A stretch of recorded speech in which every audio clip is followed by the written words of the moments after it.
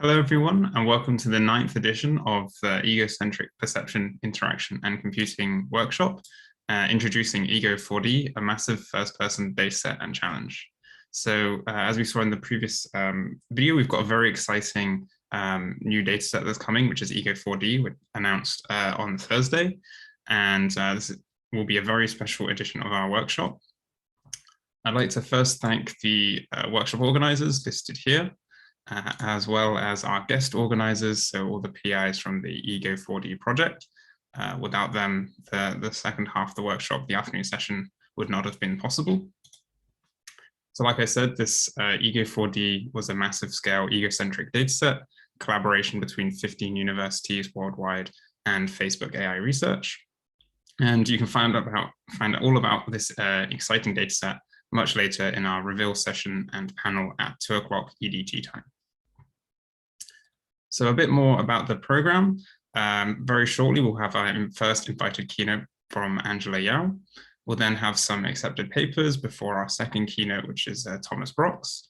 Finally, some accepted abstracts, invited talks from ICCV2021, and then the morning session we rounded off by Dima giving the EPIC Kitchens 2022 challenges. After the lunch break, like I said, we have the Ego4D reveal session. We have a panel, which will include a lot of big names in egocentric vision, which is the next steps in egocentric perception, as well as finally an open social session on Gatherly. You can find the link to Gatherly on the ICCV website. I'll have details on how to find this a bit later on, but hopefully if you stay around, you can socialize with some of the people who are working alongside us in egocentric vision. So the accepted papers, the first, these were papers that were submitted to the workshop. These will be talks given at 5 to 10 EDT time, so not too soon in the future. And we also have some extended abstracts later on, just before our lunch break. I'd like to also thank our reviewing committee. So these people, without these people, this workshop would not be possible. In the papers, they were able to review all the papers with very little time. So thanks to all of those who were able to do the reviewing. And that's all from me at the moment. I will now hand over to Giovanni, who will introduce our first speaker. Thank you, Mike. Welcome everyone to the first talk.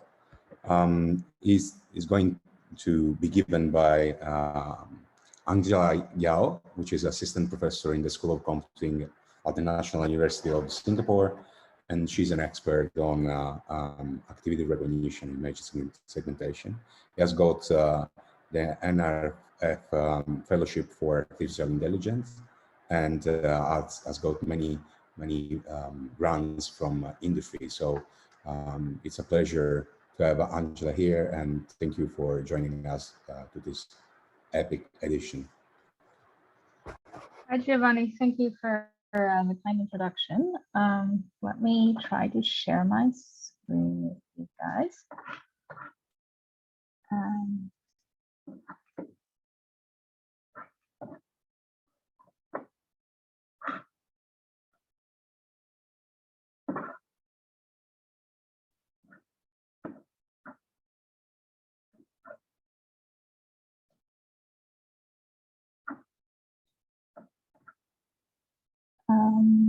Michael, so it says that the participant screen sharing is disabled at the moment. Dima, you're able to check that out? I don't have a security option on my side.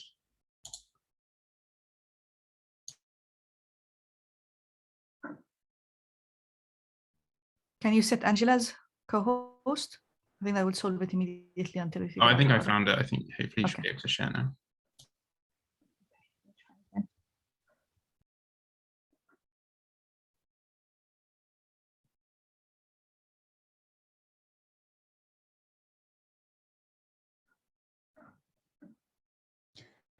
And while I would like to remind that you can have a possibility to do questions with the downside button, please write your questions and they will be handled at the end of the talk.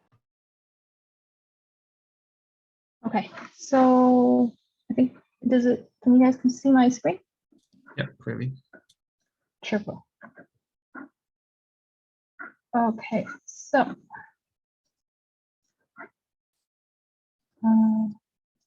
Yeah, so I like to thank all the organizers and hosts of this workshop, and also thank them for inviting me to speak. And for our audience out there, I wish you all a good morning or midday or evening, depending on where you're joining from. So it's a real pleasure to speak with you today, so from Singapore, and also to present to you some of my group's work on video understanding, especially in egocentric video. So with that, I will jump right in.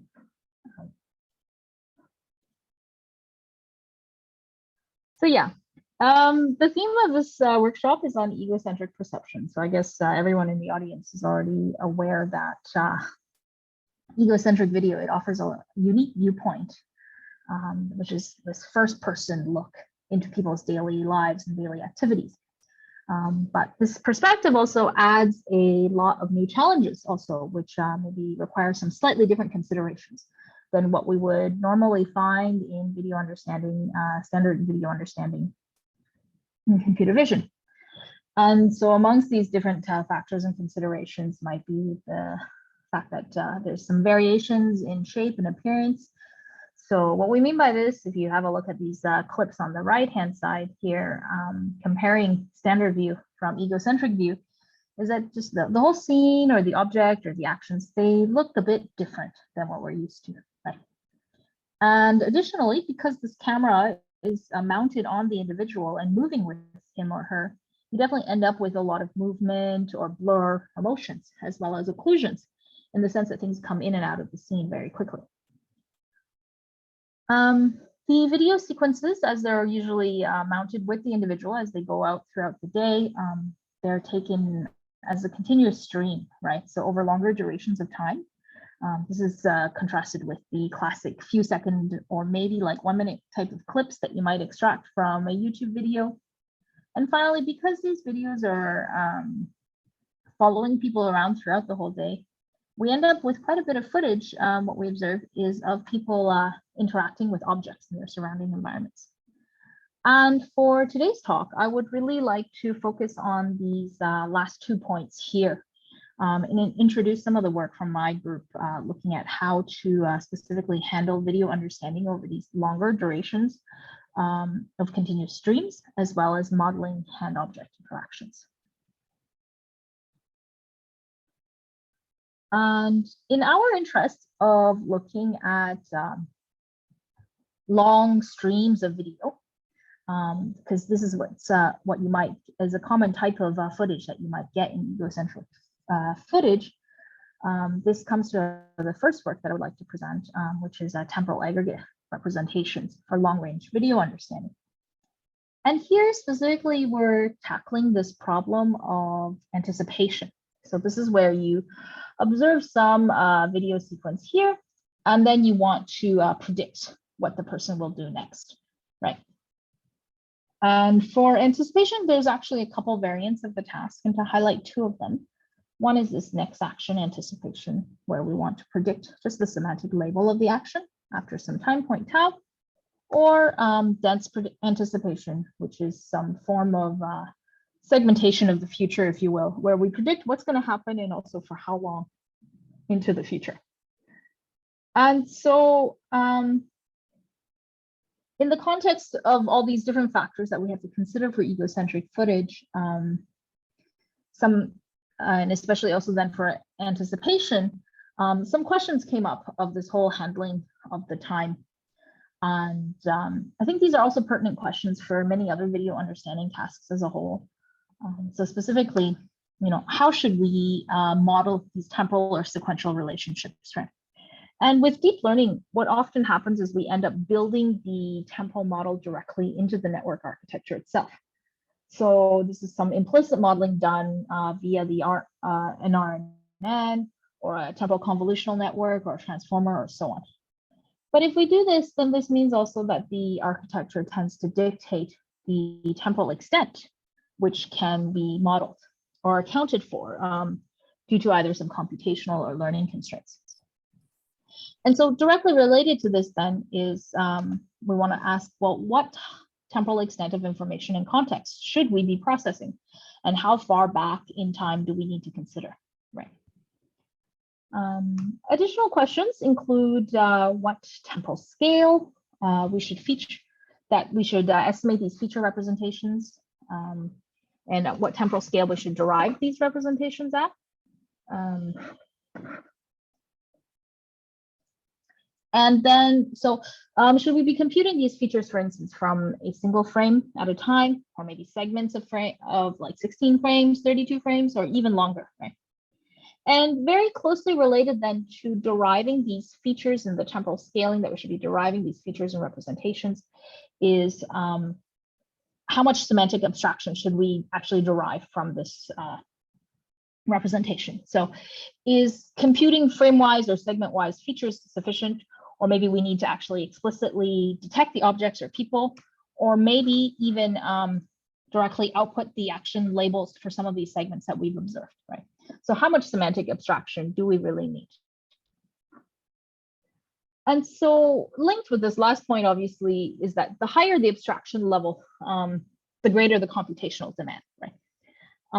There is also the strong possibility that because we're relying on these other algorithms to extract the inputs, for instance, these action segment labels, then there might be errors. And because obviously segmenting these, the previous inputs and estimating the labels is also a challenging task in itself and non-trivial. So any mistakes that we might make in this sense then ends up propagating downstream as well. So these were all of the many considerations and questions we had in mind when we were sitting down and trying to develop a new type of representation for looking at long range video. So long continuous streams of video, specifically in our aim for doing anticipation. And so keeping these things in mind then, I want to present to you what we came as, let's say, our solution to handling this. And specifically, what we were aiming for is to have flexibility in the frame input. So we wanted to be able to cover this whole range from very low level feature representations to higher level semantic labels. And then also have the ability to meaningfully integrate our recent observations with long range context, with explicit control and also done in a computationally efficient way. And so this is our interpretation of this. So what we're going to do is represent each frame here, or segment input of the video, whatever the smallest input token might be, as a single color block. That's what we're showing here. And in anticipation, in this task, we're only observing these solid colored blocks of the sequence. And then in the part that goes into the so-called future, we don't know what these, we haven't actually observed them. So here I've actually colored these blocks according to the actions that they represent, that specific frame or segment. But in practice, we don't actually know what these are. So these small units simply represent the feature itself. And so the first design choice that we made then was to take this observed part of the video stream and partition it into snippets. So each bracket or brace here is representing a snippet. And these snippets are going to be the basis of our working units. And to represent this snippet, we make the simple choice simply to max pool the frame-wise features within these snippets. And then we end up concatenating everything together to represent this whole portion of the sequence. So when we are representing this whole a fairly long extent of input, we're going to call this something called the spanning pass. Depending on the actual data set that we get, we've actually just end up using the entire sequence, whatever is given as the sequence itself. And then we want to pair this together then with observations that we have just made currently, right? So this is our so-called recent past. And we're going to represent the recent past in exactly the same way that we talked about the spanning past, but maybe with some slightly different windows, snippet sizes, and number of partitions, okay? So what do we do with these two types of features then? We have our spanning past and our recent past. What should we do? We're going to merge them in what we call this is a coupling block. So we merge these two together, and the coupling block consists internally of these two non-local blocks, which first applies self-attention to the spanning past itself to derive some intermediate feature. And then we're going to couple this with a second nonlinear block with respect to this recent feature, and merge these together to give us two additional outputs then. Again, so these are some attention reweighted representations of the spanning past and the recent past.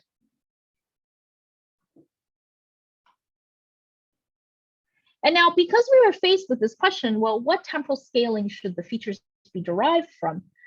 We decided to design these snippets over varying lengths to really cover different granularities of the time scale. So for the spanning past and the recent past, we end up with multi-granular representations of the sequence. And for each of these, then we're going to couple these in this coupling block, as we just mentioned before. So for each of these granularities, we have their own dedicated coupling block.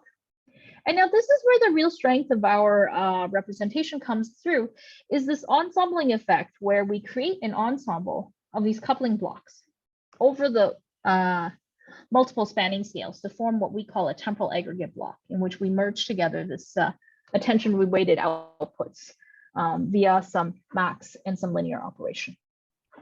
So here I'm just showing one such temporal aggregate block for this one recent scale with respect to all the different spanning scales. But we actually do this as an ensemble, so for each of these recent scales as well. So here's one and here's another. So the overall model itself is this ensemble of the temporal aggregate blocks, which in itself is yet again an ensemble of these multiple coupling blocks over the multiple scales themselves from the spanning past. And these representations, they're fairly generic. So we simply merge the feature representations together. And then depending on how we want to design this final output architecture, we can actually adjust the feature representations for various video understanding tasks. And in this case, in our work here, we were focused on these two forms of anticipation. So we use simply a linear projection layer for the next action anticipation, or we plug it in as a context vector for an LSTM to do dense anticipation progressively. But what we can do is actually make some small changes over the range that we consider as the spanning past and recent past, and adapt this whole framework also for other tasks like action recognition, or recognition of the this complex activity recognition over the whole sequence, or also for segmentation. And so this model that I've shown is actually quite simple. It's essentially an ensemble model that leverages self-attention and cross-segment attention over multiple scales and temporal extents, but we find it to be actually quite effective. So at the time that it was published, we tested against state-of-the-art on various tasks that are applied to these slightly longer range videos. So from benchmarks that are typically used for action segmentation. So for example, breakfast actions, where you might have sequences in the order of about 10 minutes or so, right? And for tasks like dense anticipation, also the recognition, this complex activity recognition, so recognizing the overall goal or task of the whole 10-minute sequence, as well as action segmentation, we observed that our results are either comparable or better, but on par, let's say.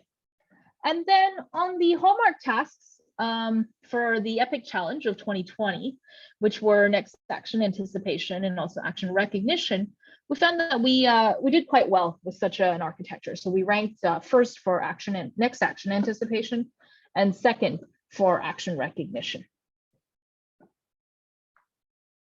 So this was just this first part on talking about how we can ensemble these features of different temporal extents and scales together, right?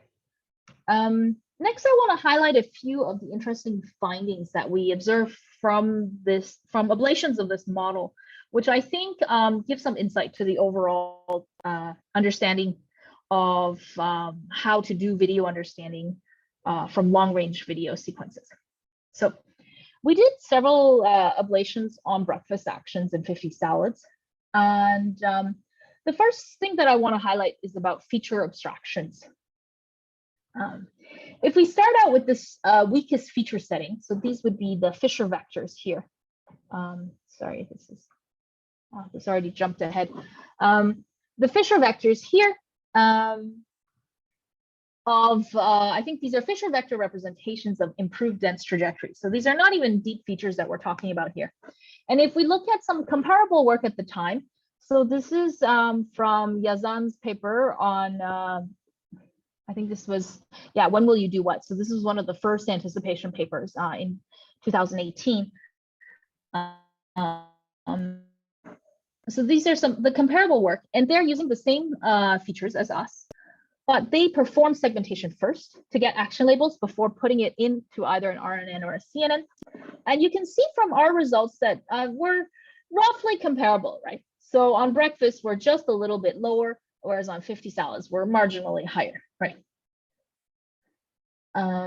So our results here is basically saying that even though we are using Fisher vectors directly as input, whereas they use segmentation results derived from the Fisher vectors, we can achieve comparable performance. But if we were to replace our these Fisher vectors of improved dense trajectories with the stronger I3D features, then we already get a nice 10% boost here, shown here. And additionally then, if we perform a segmentation first on, again, using the same architecture that we just described, and then apply the segmentation output, then we get an additional 3% boost. And merging these two gives us an additional 4% bump, right? And so we achieve the best results, unsurprisingly, when we use the ground truth action labels instead of these segmentation results as input. And so actually, there's a pretty large gap still, actually, so instead of using segmentation output, we use the ground truth action labels instead. There's still this 17% gap. This indicates to us that the quality of the segmentation really matters. And what we're taking away from all of these experiments is essentially that improvements with stronger, you can get improvements if you have stronger features. So when we transition from improved dense trajectories to I3D, we get improvements if we progressively improve the segmentation accuracy. And in general, this higher input abstraction, so if we compare from a feature to a segment label level, having this higher level of abstraction definitely helps, but this is only true if they are sufficiently accurate. So if we compare here, for instance, so I don't have the numbers here, but I think our segmentation results are slightly more accurate than the segmentation used as input here, then we can get progressively stronger results. And then, of course, when we move to the ground truth, then we do even better. A second interesting observation that we had was when we varied the past extent that we use for next action anticipation. So here I'm showing a plot of how long this spanning past is. Here's a plot for breakfast actions, and here's a plot for this for EPIC kitchens. And interestingly, what we see is here on breakfast, we see this nice trend that the longer of a pass that we incorporate, the better the accuracy on anticipation. But this is not true for EPIC, right? So on EPIC, the performance stays more or less flat, regardless of the type of feature representation that we're using as input. And so our interpretation on this behavior is that it's likely because there's very fine granularity in the labeling of EPIC, right? And also the median action duration is quite short, so it's only about 2 seconds or so. So over the course of, say, 30 seconds, or already we're observing 15 or 16 actions. And so it's quite difficult to link together the temporal relationships over so many of these actions. And secondly, because this data set is so rich in labels, I mean, we have about 2,500 action classes, right? But only 30,000 samples total, then our speculation is that maybe this model is not able to learn all the variance of the relationships over longer extents. So therefore, increasing the scope of the spanning pass beyond some value, like 5 or 6 seconds, maybe probably doesn't do too much. So our takeaway from here then is to say, well, you know, you can interpret this as both good news and bad news, in the sense that the good news is, for computational concerns, we don't need to process or retain too much of the past to help us. But this is only true under certain contexts and scenarios, depending on what it is that we're observing and the type of activities. So what I presented to you now then, this is our temporal aggregates work. It's a flexible multi-granular framework for computing generic video feature representations that are applicable to various video understanding tasks, such as anticipation, recognition, and segmentation. And what we've shown through this work is that one is actually max pooling is surprisingly effective as a way to represent video snippets. So I didn't go into detail on the experiments here, but this it's a very simple choice that we made, but we found this to be surprisingly effective in collapsing together these feature representations over multiple frames. Secondly, using attention mechanisms, as we did with these non-local blocks, they can be applied successfully to relate the current observations with something in the long-range context as well. And really where the strength of the modeling comes in is through this ensembling over multiple scales and multiple extents.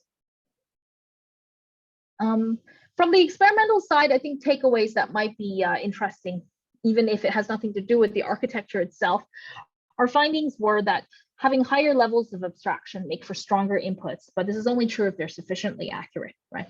So we do need to take care and trade off this computational expense. Do we want to bother computing these intermediate abstractions based on semantics, for instance, by doing segmentation of our input first? But at the same time, because there's this trade-off of computational expense, we have to ensure that it's sufficiently accurate that it doesn't hurt our downstream results. And the second part is that extending this temporal context, it can be beneficial, but really depends on the label granularity.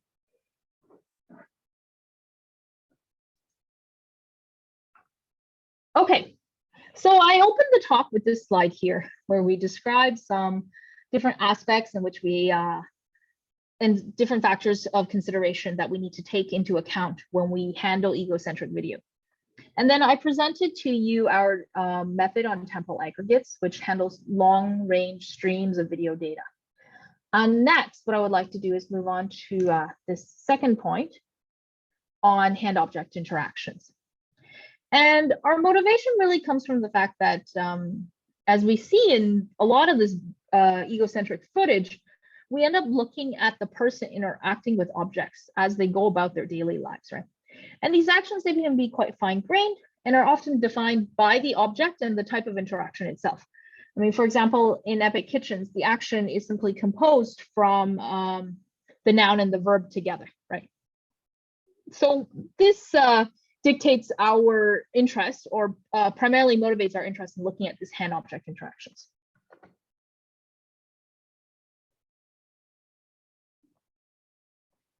And what we observe for objects in particular is that often these objects, they end up getting transformed in some way over the course of the action, either visually or physically.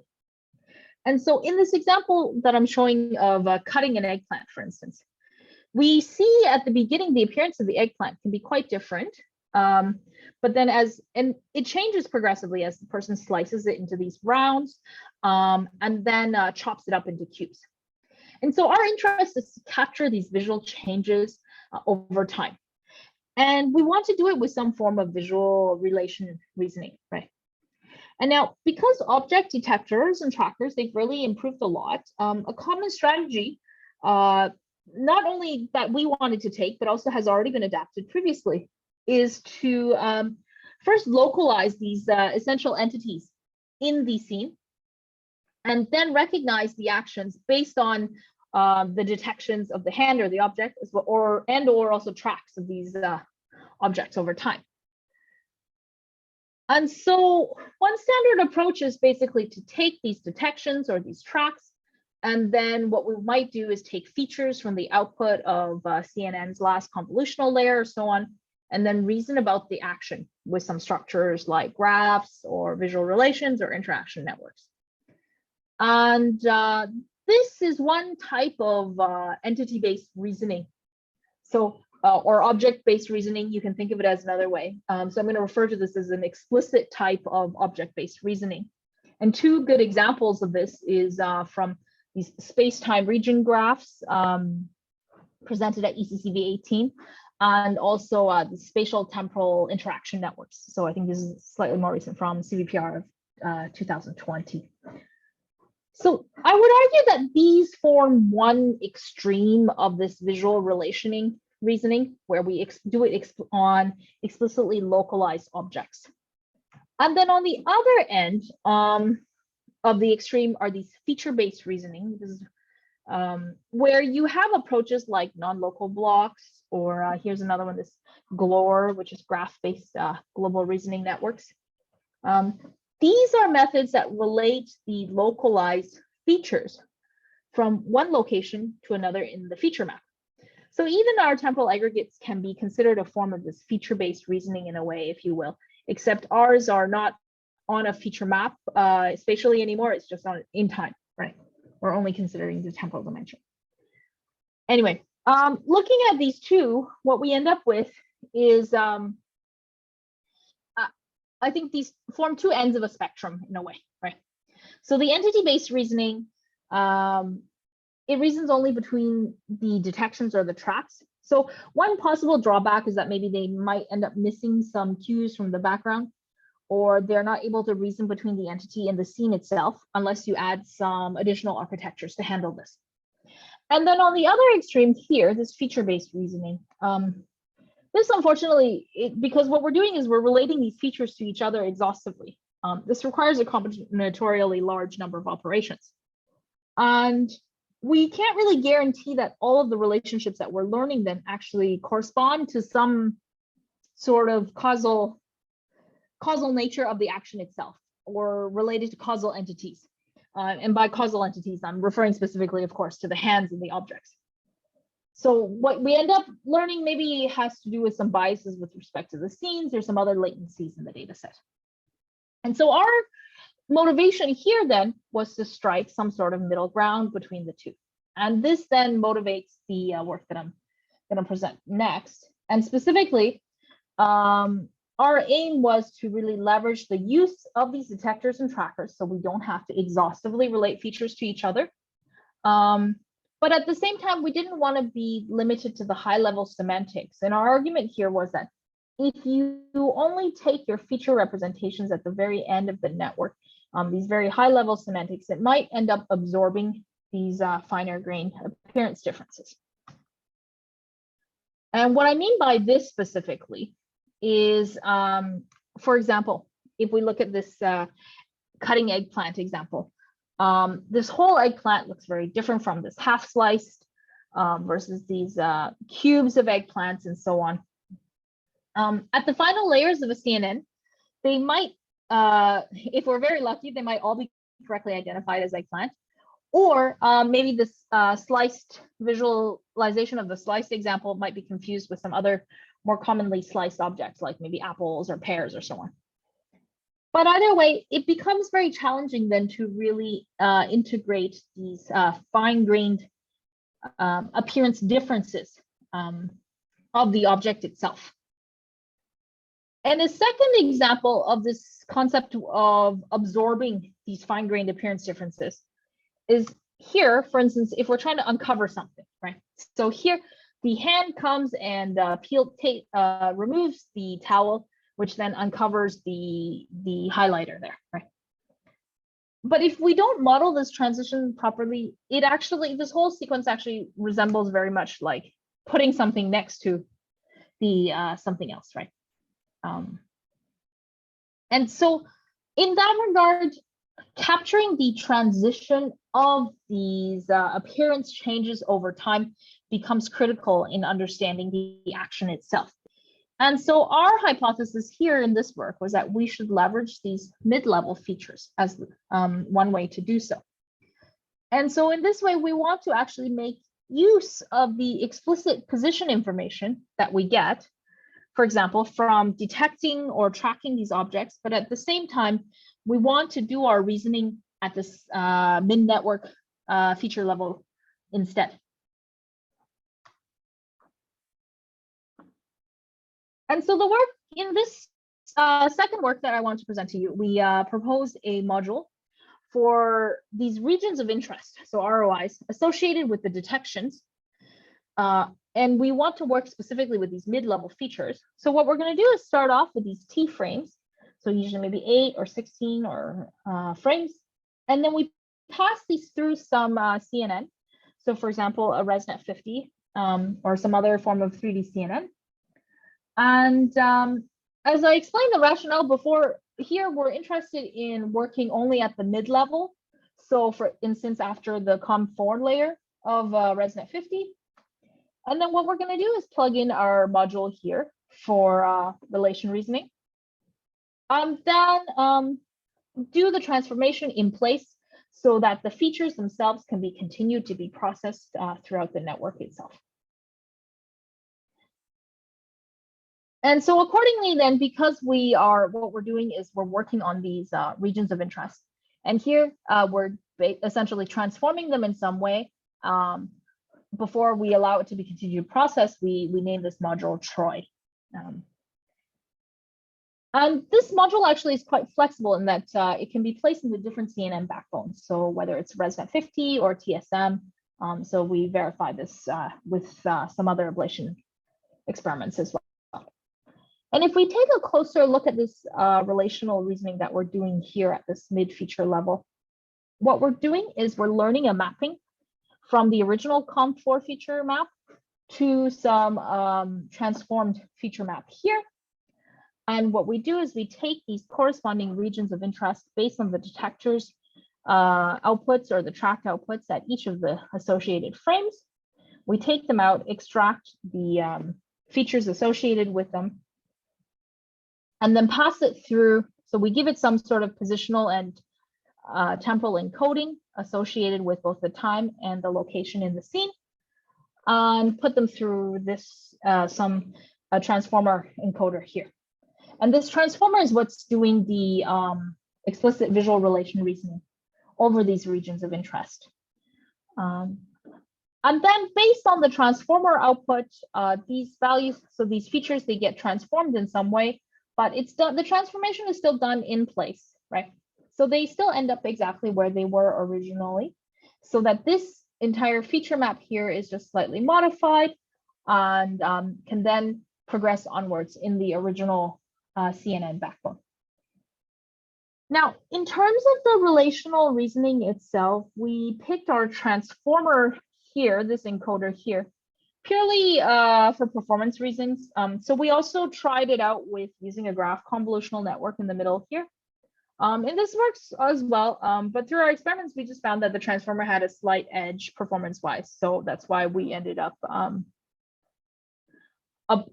using the transformer in the version that I'm showing here.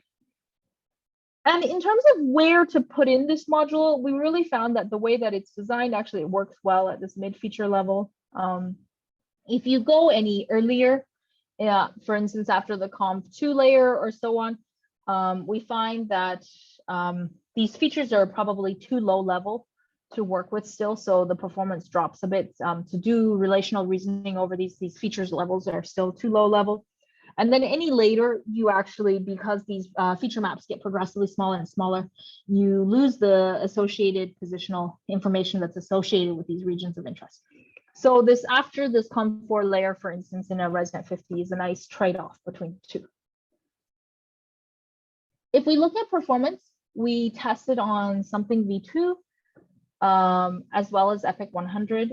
And if we start off with this experiment looking at just using the ground truth bounding boxes, and then we're comparing with this other work called STIN from CVPR 20, which is also using the ground truth, then we find that we actually significantly outperform these spatial temporal interaction networks by. So our work was state of the art at the time, at least for this given input of the ground truth bounding boxes. Unfortunately, so we do keep this performance advantage against competing methods if we use actual detections. But what was a bit disappointing was that there's still a bit of a drop in performance. So we lose about 3 to 4% if we go from the ground truth to the detection outputs. I mean, so in that sense, if we compare to other methods that are using the detection outputs instead, then the significant lead that we had previously is not so large anymore, right? And so this tells us that basically that the quality of the detection, it still matters. And so we need to basically safeguard, actively work in some kind of safeguard with respect to the robustness. If we want to do visual relation reasoning based on some detection or some tracked outputs, then we need to put in something to explicitly handle this robustness factor, because these detections or tracks are not going to be correct all the time. If we look at performance on a data set like EPIC 100, we're sitting in a similar range where we have just slightly higher performance than the baselines published previously at the time. So it's for slow, fast, and TSM. And so given that our action accuracy is on par with these two methods, we find, but our verb accuracy was actually much better, we think we're losing out a bit because of this noun accuracy here. And we can confirm this because if we merge our results from TSM, then we get quite a bit of a boost. So then we do even better on the action accuracy itself. So what is making us fail at this noun recognition then? So this leads us to take a closer look, where we tried to break down the classes where we found we were doing better, and then also we were doing worse than TSM. And what we found was that if we improve, that we end up improving over TSM on actions that involve small objects like spoon or knife, or these mid-sized objects like pan or bowl. But then when you end up with these very large objects, like what you see here, I think the way that the hand detector and object detector works for these release bounding boxes is that this is our speculation also, is that this detection algorithm has a very strong size prior. And so when it's localizing things like cupboard or fridge, it only encompasses the handle of these objects. And so we're speculating that in these cases, the region of interest for this interacting object, it doesn't give us enough visual context. And so one needs to localize the entire object or appliance to really identify the noun. So before we had hoped that this would be picked up by keeping our transformations in place and progressively still processing the entire scene in the CNN itself. But it seems like this effect is still not strong enough. So when these localizations are wrong, we tend to do quite poorly. Here are some other examples also where just this whole localized object is misleading in some way. So here we're dealing with scissors, but we actually localize the entire drawer. And similarly with the tap, the tap is over here. Or I mean, I guess you can argue that's the handle of the tap, but we only get the water that's coming out of the tap. And similarly on something V2, when we were using the tracking results, what we find again is that there's these instances of these catastrophic tracker failures, where essentially there's no overlap between the ground truth and the actual detected results. So I think here green is the tracked results, and then the blue is the ground truth. And because the model is really trained to focus on paying attention to these regions, these failures definitely degrade the model. So if I summarize here, what I've shown here is this Troy. It's a plugin module for existing CNNs to do visual relation reasoning between hand and object interactions or localized entities, as I've written here, at this mid-network feature level. And so this is a new way, I think, of thinking about visual relation reasoning, is to work with these regions of interest at this mid-network feature level. There's obvious benefits to modeling the hand and object interaction. So because we get this extra boost of semantic information at the same time without having to just, let's say, exhaustively relate all of these features at every single location to each other. And this, I think, is especially essential for egocentric video, where we are observing, a lot of the footage we are observing is exactly that. It seems, at least from our experimental results, that correct localization or robustness to these localization failures is still the key to success. And at the moment, there's still quite a gap between the ground truth and the tracked results, which suggests that, as a community working on these videos, I think we need to, one is improve our ability to do tracking in this egocentric video. And so I think when I saw the program, I think there is a presentation on this, so I'm looking forward to hearing about this as well. Then the other is how can we then improve the localization and the tracking, and also to endow in robustness to localization failures. So now I want to come to the last part of my presentation. And given this context that we've seen now, where we say, we want to model hand interaction with objects, but we're still struggling a bit with the tracking and the localization. This motivates the last part of my presentation. I'm really excited to present this to you guys because it's really hot off the annotation pipelines, I guess you could say. We're motivated by the development of a smart assistant, so some sort of situated AI assistant or agent, which maybe sits inside some smart glasses and communicates with the wearer as he or she is doing some complex task. And so AI assistants are actually slowly popping up in our everyday lives, whether it's following some recipe to cook, or when we assemble IKEA furniture, maybe when we rewire some short-circuit electric switch, all the way to training mechanics or surgeons or nurses for learning some new operating procedures and so on. And so egocentric vision, I think, is really well designed for this type of setting, where you have this task laid out in front of you, and you can now imagine you have the smart assistant can recognize what you're doing, anticipate what you're going to do next, but also provide you support at the time. Provide support live about what tools you might need, what parts you need to fetch, what actions you should take, maybe give you feedback, whether you've done something correctly. And these are exactly the tasks that myself and also my group were interested in going after as the next step for video understanding, human action understanding. And so to help us do this, what we've done is we've designed this new task of toy assembly and disassembly.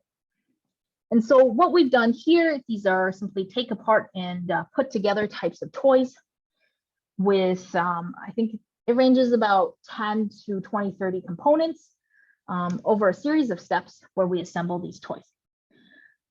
And we're really interested in targeting this type of multi-step setting that you might find in instructional videos or cooking videos that span over longer periods of time. And we also want to work with these non-strict sequences, because this is where having this assistant becomes interesting, right? Where you might not even have to follow a rigid order of steps. And so if we look at this toy example, for instance, we might be, the toy can be assembled in varying orders, maybe starting first with the chassis or the arm or the wheel, and then we take them apart. When we take them apart again, we can actually pretty much be in anywhere. So of course, we're not the first to come up with such a task. There's plenty of data sets out there with similar criteria. One thing we found out, or rather the reviewers so very politely point out to us all the time, is that these data sets are too limited to the cooking or kitchen domain.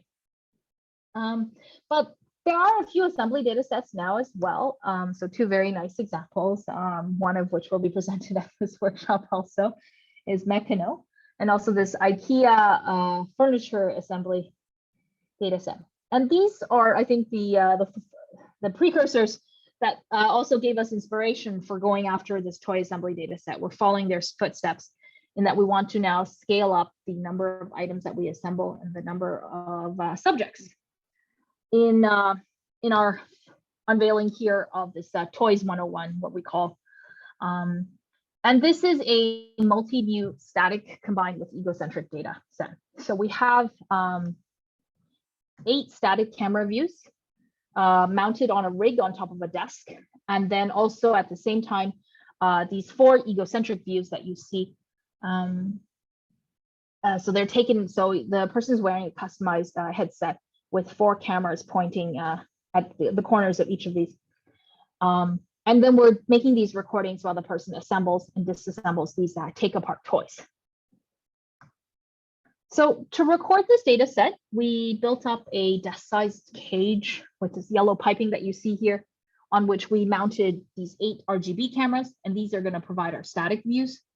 While the head mount has 4 monochrome cameras, one on each corner of the head mount there. And based on this setup, then we recorded, oh, sorry, let me try to play this. We record the person assembling and also disassembling the toy. In the end, we ended up with 362 sequences of people assembling and disassembling the toys. And from all the views combined, we have about 4,300 videos or 500 hours of footage, working on about 101 different toys. Right. We have 15 categories of vehicles, and we chose these toys specifically to have variation in the individual categories in terms of their color, size, and shape. And also what you can see is that the categories, they share unique and they have both unique and shared components. So for instance, in these 3 categories of construction vehicles here, they have these, so the whole body is the same, but the arm is just a little bit different, right? And then at the same time, we have some richness in the variety as well of the toys and vehicles. Let me speed up a bit here. I see I'm running a bit close to time here. So we defined actions on 2 granularities, fine level actions based on some interaction with only 1 or 2 single objects, starting with this pre-contact where the hand approaches the object, and then the interaction itself, and then the post-contact. And at the coarse level, we string together multiple of these fine level actions that deal with only assembling 1 component into a coarse action. So here, this person is detaching the bumper. This consists of these 5 different fine level actions. And then when we were recording this data set, because we were interested in finding this problem setting where we want to tackle this temporal sequencing problem, which encapsulates the need to follow some loose ordering of steps, but still allow variation without being entirely random, we find that we indeed have this. So for different participants working with the same toy, they might assemble it and disassemble it in very different ways. Angela, you have a couple of minutes. Yeah. The other nice part here, what was really neat is that we actually have several instances where people make assembly mistakes and then they go back and correct themselves. And this I found super interesting also. So we're hoping that maybe this provides some opportunity for us to study this goal-oriented actions and so on. Let me wrap up. So I'll skip over the results. So these are some preliminary results. Our takeaway from these different feature sets that we use was basically that there's just this large domain gap between what we have in the existing benchmarks, which we see as a nice opportunity for study as well. And actually, our main motivation for using this desk rig, which you might think is pretty restrictive for an egocentric setting, is that we wanted to have these multi-static, multi-views, static multi-views to consider the 3D geometry of everything. So we already have the hand poses for all of the sequences, and what we're working on now is to try to scan all the toys to get the 3D geometry of them as well. And this starts to then merge video understanding and geometry as a whole. So let me conclude here then. So this is some first look at our large scale data set where we're trying to bridge egocentric video understanding and the 3D geometry associated with hand object interactions. We're targeting several vision tasks, so action recognition, detection, also this procedural or goal-oriented activity understanding.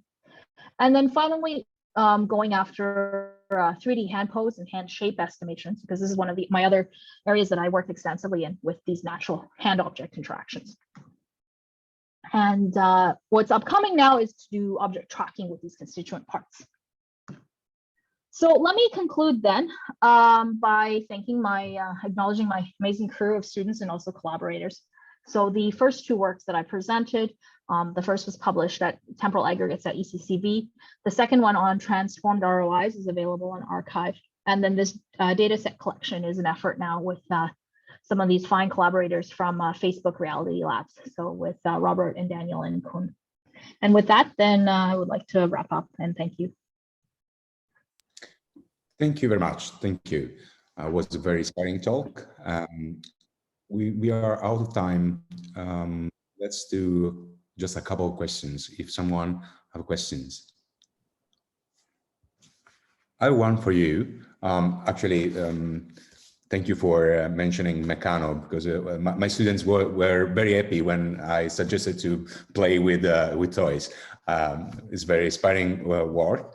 And about streaming anticipation, about the anticipation of actions. Do you think we need to look at the time complexity of our models? Because when we do anticipation, we should complete our inference before the action starts.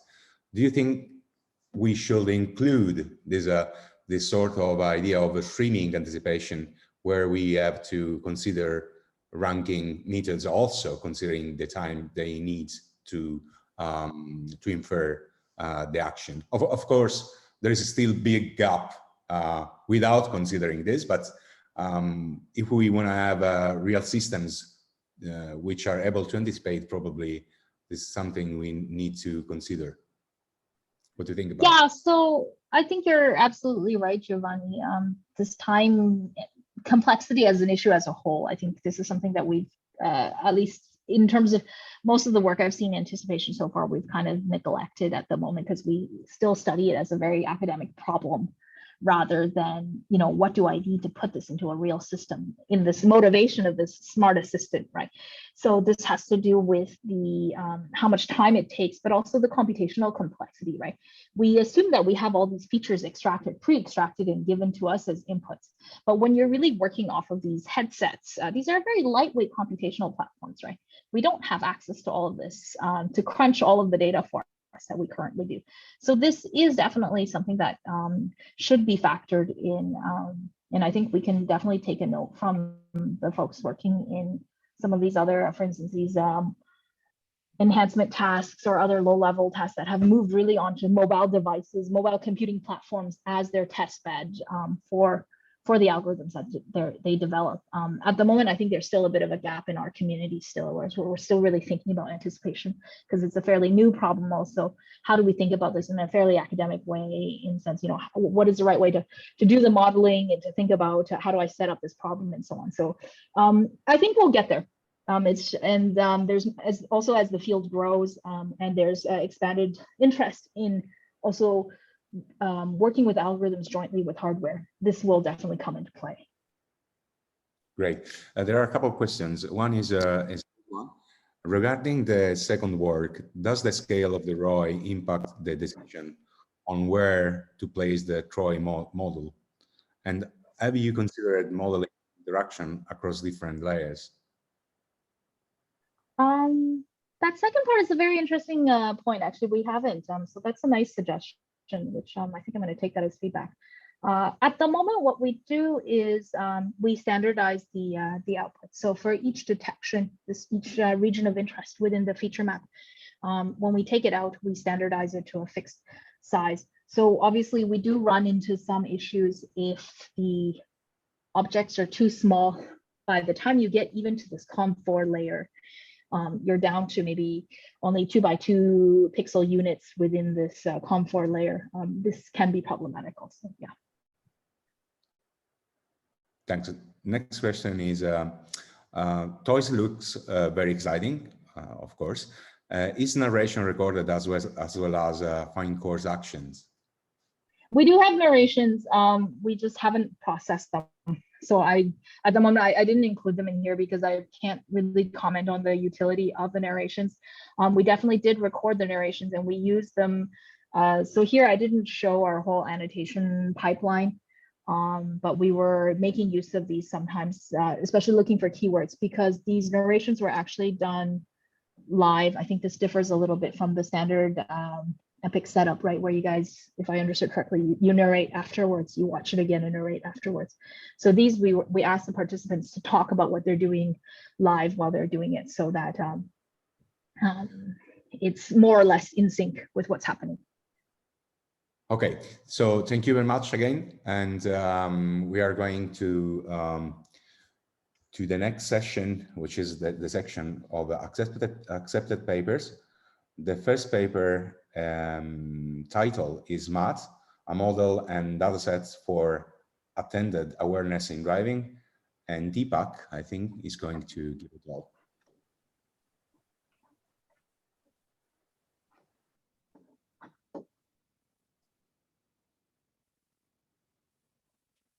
Yeah. Hello. Can you all see me and hear me? Yeah, we can see you and hear you. Perfect, great. Okay, so let me just share my screen. Okay. All right, thank you. Thanks for the introduction. So my name is Deepak Gopinath, and I'm going to be talking about our project MAD, which is a model and data set for attended awareness in driving. So just a little backstory about the title. So we had submitted this work to the main conference, got some reviewers mad, and hence the title. So anyway, so I'm going to get started. So what you're seeing here, so as a part of the data collection process, we had multiple subjects come into our lab and watch videos such as this under different conditions.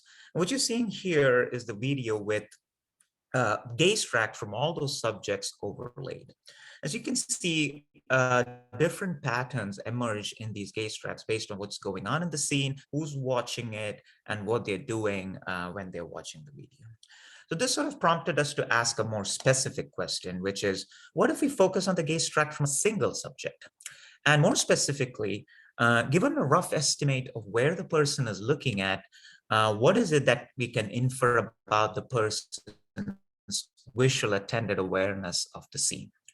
If you think about this, this is something that humans are generally good at doing. And a particular example of that is that of a driving instructor helping a student driver. So a driving instructor typically knows what's important in the scene when it comes to the task of driving. A good driving instructor also monitors where the student is looking at and can potentially leverage this information of what's important in the scene to estimate the student's gaze better. And most importantly, they can use that estimate, the gaze estimate, to infer what the student is or is not aware of, and thereby provide appropriate interventions or instructions in a session. So our overarching goal here is to build a data-driven computational model that has such capabilities. So the contributions are twofold. Firstly, we built a computational model that can estimate a subject's visual attended awareness based on scene information as well as a noisy gaze signal.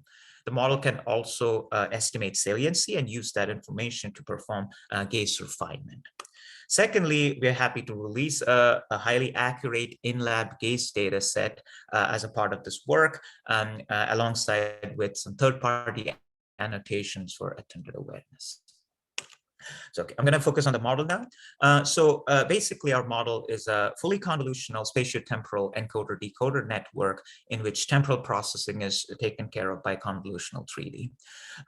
In the interest of time, I'm just going to be focusing on the inputs and the outputs. More details about the architecture and training, etc., are in the paper and the supplementary material. So let me focus on the input.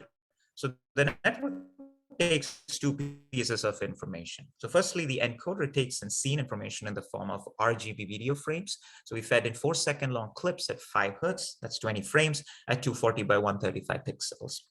The second piece of information is the frame level gaze signal as well as optic flow, which we fed in as side channel input to the decoder here. At the output end of things, we have two output heads. So the first output head on top emits a 2D gaze probability map, which could be thought of as a probabilistic form of saliency in the absence of the side channel information. If you feed in the noisy gaze as side channel information, then this map could be thought of as a refined estimate of the noisy gaze. And the other heat map that gets emitted is an estimate of the subject's attended awareness. Okay, so what is the main supervision? So of course, the main supervision comes from the gaze signal itself. So we want our model to be able to assign high probabilities and high awareness at those pixels that correspond to the ground truth gaze. For the awareness map, we also rely on the annotation labels as an additional supervision cue. And lastly, we also have some regularization terms to enforce some spatial and temporal smoothness, as well as to control the temporal decay of these maps. So again, more details about the loss function design and specifics are in the paper. I'm just going to talk about the data set now. Okay, so our main data set is an in-lab data set in which we recruited 23 subjects who came into our lab and watched videos from the original drive gaze data set. And the subjects were instructed to perform a supervisory task just as how a safety operator might do in an autonomous vehicle. The gaze was recorded using the iLink gaze tracker, which was operating at 1000 hertz. And because this was an in-lab gaze data set, we thought we could sort of explore other dimensions, and therefore we had the subjects watch these videos under different cognitive task modifiers, which I'll talk about next. So what are these cognitive task modifiers? So these are essentially nuisance factors that we introduce to artificially alter the participants' visual patterns. And we did this by changing the visual search or by changing the scene appearance. We thought this was important because examples here. So on the left is a condition called reading text, in which we superimposed blocks of text on the video, which would then pull the gaze towards it as the subject reads it and thereby affect the gaze signal. So on the right, we have a condition where we change the scene appearance by blurring it, thereby making scene parsing a lot more difficult. We have two more conditions. The first one on the other one is called road only. So here we instructed the subjects to specifically focus on the road, as you can see. And on the last one, it's sort of the extreme case where we sort of flip the video upside down, which made scene parsing a lot more counterintuitive. And all of these have an effect on how the gaze signal is going to look like. Another main feature about our data set is that we're also providing third-party annotations for almost 54,000 clips, where each clip is almost 10 seconds long. So what we had is the annotators watched video clips of length approximately 10 seconds. And then at the end, in the last frame, a random location was chosen, and the annotators were asked whether they believed if the person was aware of the object or the area that was marked by this crosshair. More details about the protocol and the statistics of the data set, again in the paper. I'm just going to move on to the evaluation now. So relating back to the driving instructor example, we wanted to evaluate our model on 3 tasks. So first, we estimated how well the model is doing on the basic task of video saliency, and we found that our model has comparable performances to the benchmarks reported in the original drive data. Secondly, we wanted to leverage the salience information and see how well it can do gaze refinement. And we did 2 experiments. One is that of the gaze denoising experiments, where we tried to filter out process noise. And other one was a gaze recalibration experiments, where we wanted to see how well the model could correct for miscalibrations, say for in a DMS signal. And lastly, we wanted to see how it could estimate attended awareness. Yeah, I'm going to focus on the last one. Details are again in the paper in the interest of time. Okay, so the annotation labels that we have were in the range 0 to 1, where 0 corresponds to no, definitely not aware, and 1 corresponding to yes, definitely aware. So we essentially compared the model's predictions at these red crosshair, these pixels, to the annotation labels, and we used the MSC metric. And as a baseline, we relied on a spatiotemporal Gaussian smoothing of the gaze signal, in which we used the optic flow to temporally propagate the signal across frames. So spatial smoothing helps in sort of robustness to uncertainty, and the temporal smoothing with optic flow helps to capture sort of the object permanence that we associate with awareness. So our results showed that across different noise levels, our model was able to have the lower mean squared error compared to the baseline, and the errors were also robust to the different noise levels. So here's an example of what this looks like. So on the left, you have the gaze maps. So initially, the subject is looking straight ahead at the car, and then a block of text pops up at the bottom right, which makes them divert the text eye gaze towards it. They continue to read it as the scene in front changes as well. But if you look at what's happening in the awareness map, you can see that even after the gaze gets diverted, the awareness map exhibits spatial and temporal persistence. And more importantly, as the scene in front changes, the awareness also decays, sort of reflecting the fact that the subject is unaware of what's going on. And all of this is sort of happening because of how the regularization terms and the annotations, they all interact. So to conclude, we have presenting a highly accurate in-lab gaze data set and a third-party annotations for attended awareness. We think this would be useful for the community to explore other aspects of visual attention. And we also built a computational model using the data set for saliency estimation, gaze refinement, and estimation of attended awareness estimation. So thank you very much. Here's a fun video of this model in action. Thank you very much. Are there questions? Yeah.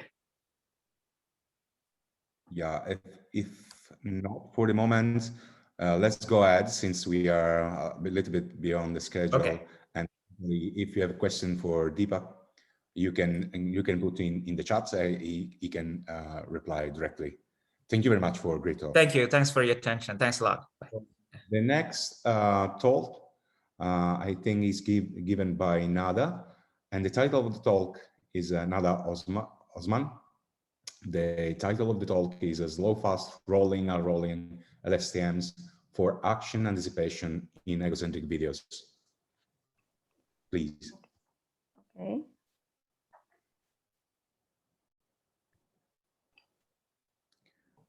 We see your slides. Yeah, you can see my slides. Fine. Okay, hello everyone. I am Nada Osman. I am a PhD student in the University of Padova, Italy.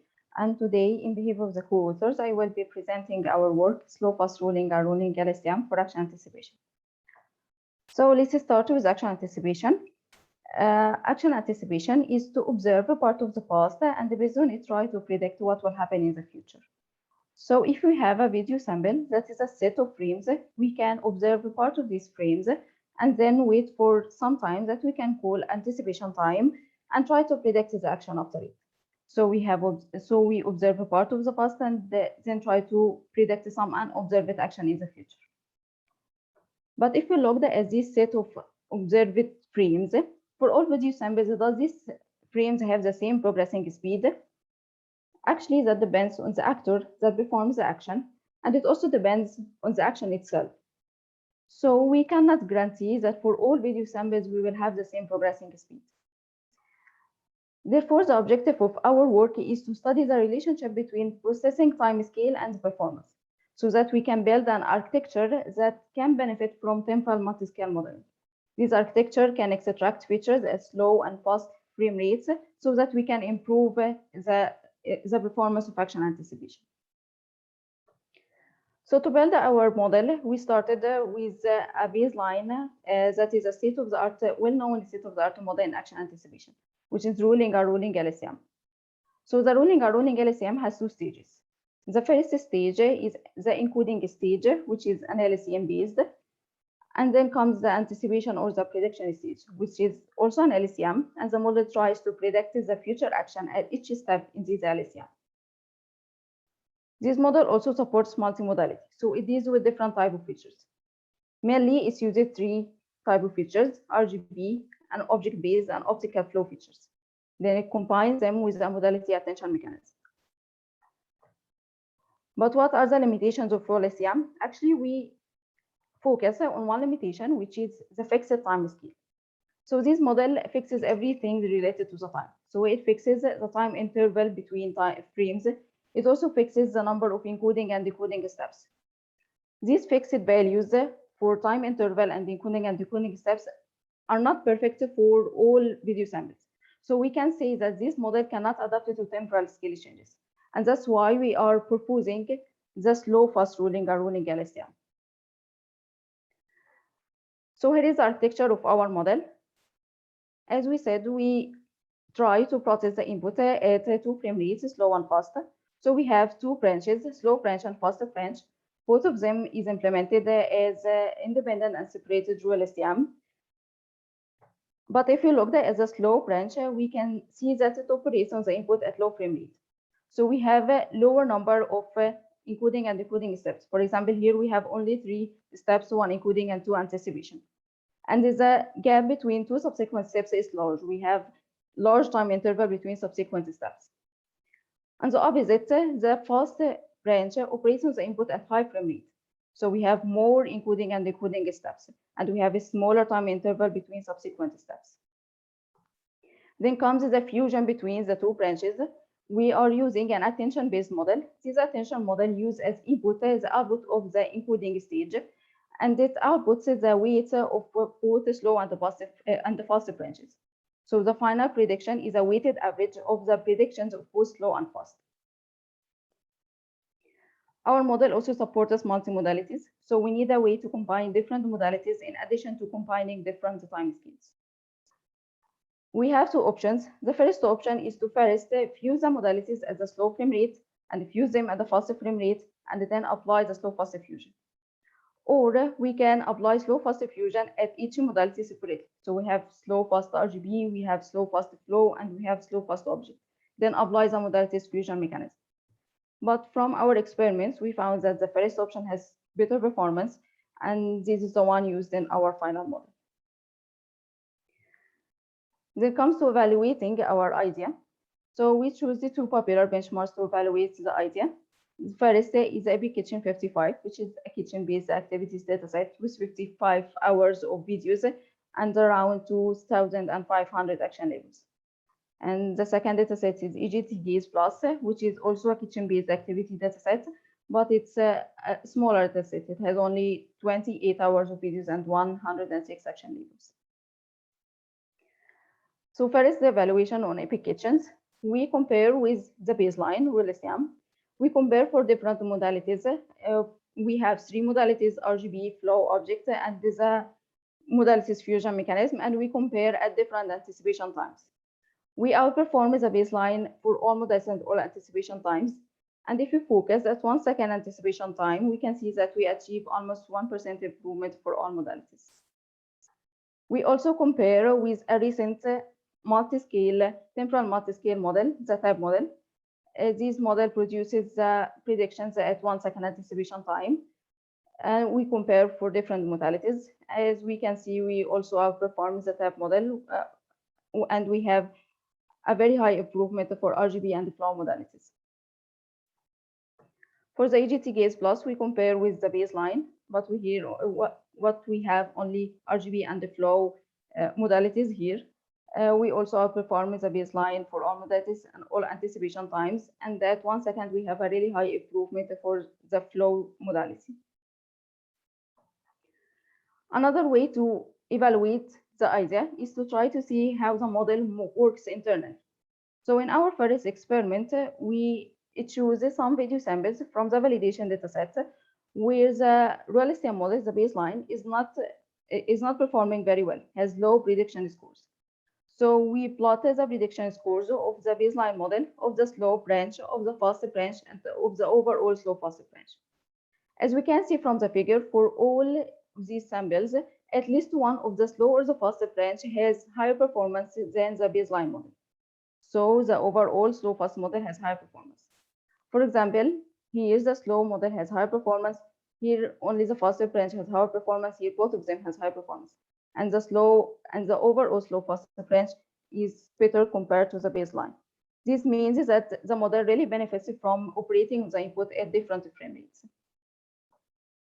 In the second experiment, we try to see how the attention model gives weight throughout time.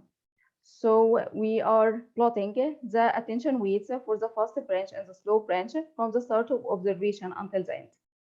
As we can see at the start, the model, the frames has slow changes, and that's why the model gives more weight to the slow branch. But as time evolves, the frames start to have more changes, rapid changes.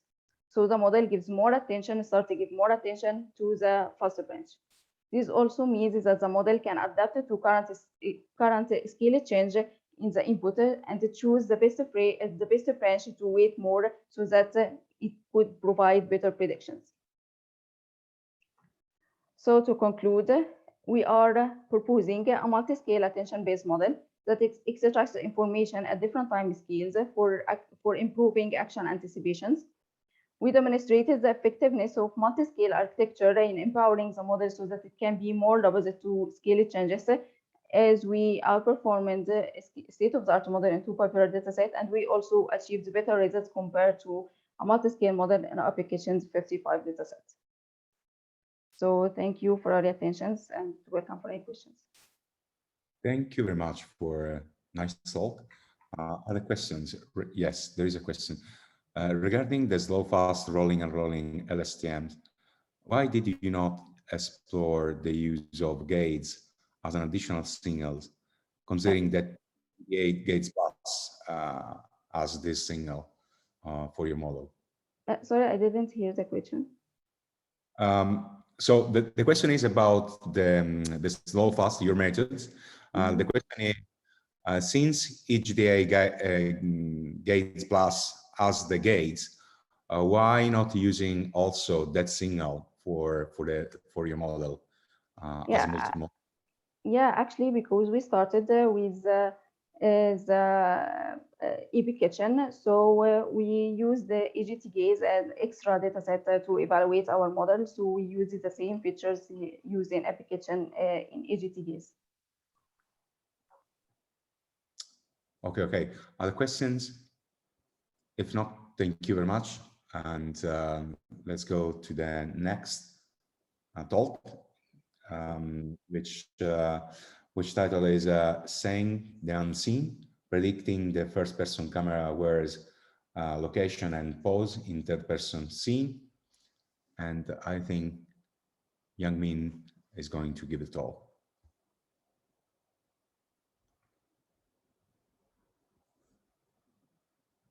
We cannot hear you. You are muted. Hi, can you see my screen and hear me? Great. Okay, thank you. Perfect.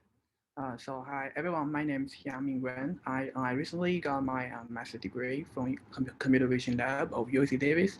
So today I will introduce our paper, Seeing the Unseen, predicting the first-person camera's wearer's location and pose in third-person scenes. For current AR, VR robotics application, then we can know the understanding humans' location and action based on the cameras wear is important for AR VR robotics application. Especially recently, we might have some AR glasses or like GoPro with ours for popular usage. So for the traditional way, if we want to localize this person, then we might use the same kind of approach to predict the camera's parameter. So finally, we can know where of this person location it is. So so based on that, we are thinking one question. Given an empty scenes frame here, if we also provide a sequence of the first person's frame, for example, if you are just use the GoPro, then you can get a sequence of the first frame. Then can you predict the camera wheel's actions? For example, whether you are standing or you are sitting, and its location.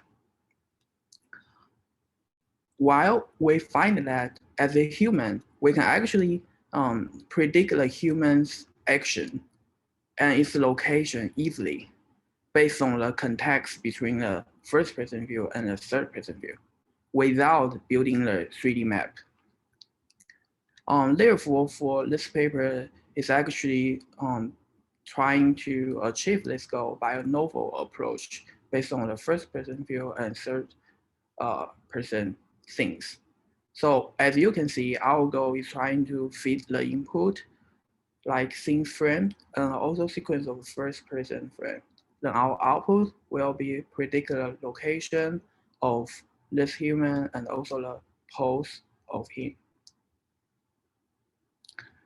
So first we created a data set and we collect 162 scripts based on the Chandler's ego, and each set is actually one of the 6 types of indoor things. So which include bedroom, kitchen, laundry room, living room, home, office, and dining room. In total, we got 235 video with 80 different environments across first and third person view. Now, I'm going to introduce our approach. as the previous slide says, we will feed the things image, and we will also give a sequence of the first person frame.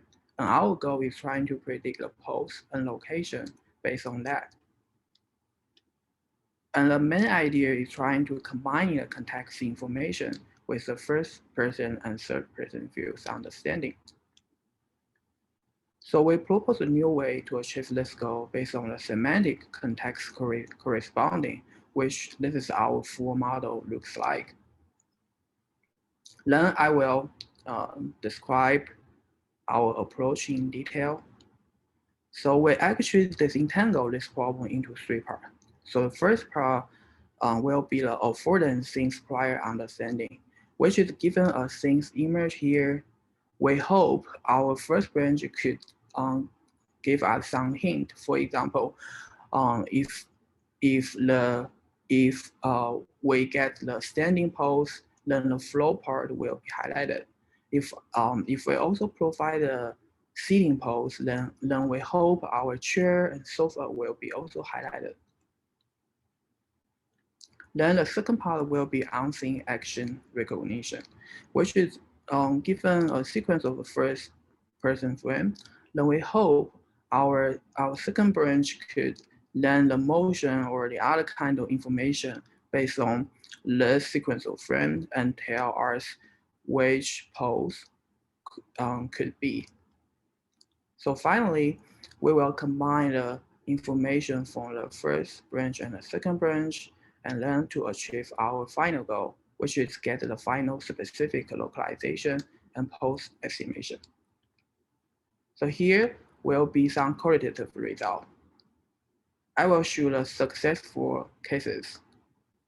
First, I will provide the things, and then a sequence of the first person frame.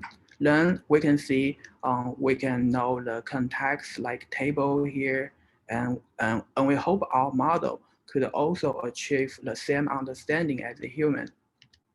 Then this is our prediction. You can see we can find the right pose and find the localization of this person. I will show more detail about the other cases. If you also look at the right corner, you can see if we provide these things, then a sequence of the first person frame, then based on the context of this information, and this is our prediction. Here will be more example. And then I will show the failure cases. Given a things image like this one, and also a sequence of the first person frames, then this is our prediction. So we can actually, based on the context of the part of the things and predict the location. But the ground truth is actually on the other orientation.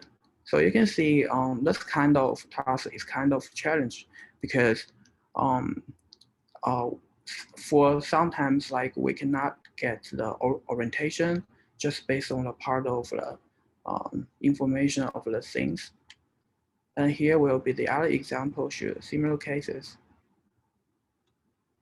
And finally, there will be a very, very challenging case because this person, she's actually looking out of the things. So we cannot find any part of related information based on the first person view. So here will be the prediction of our model.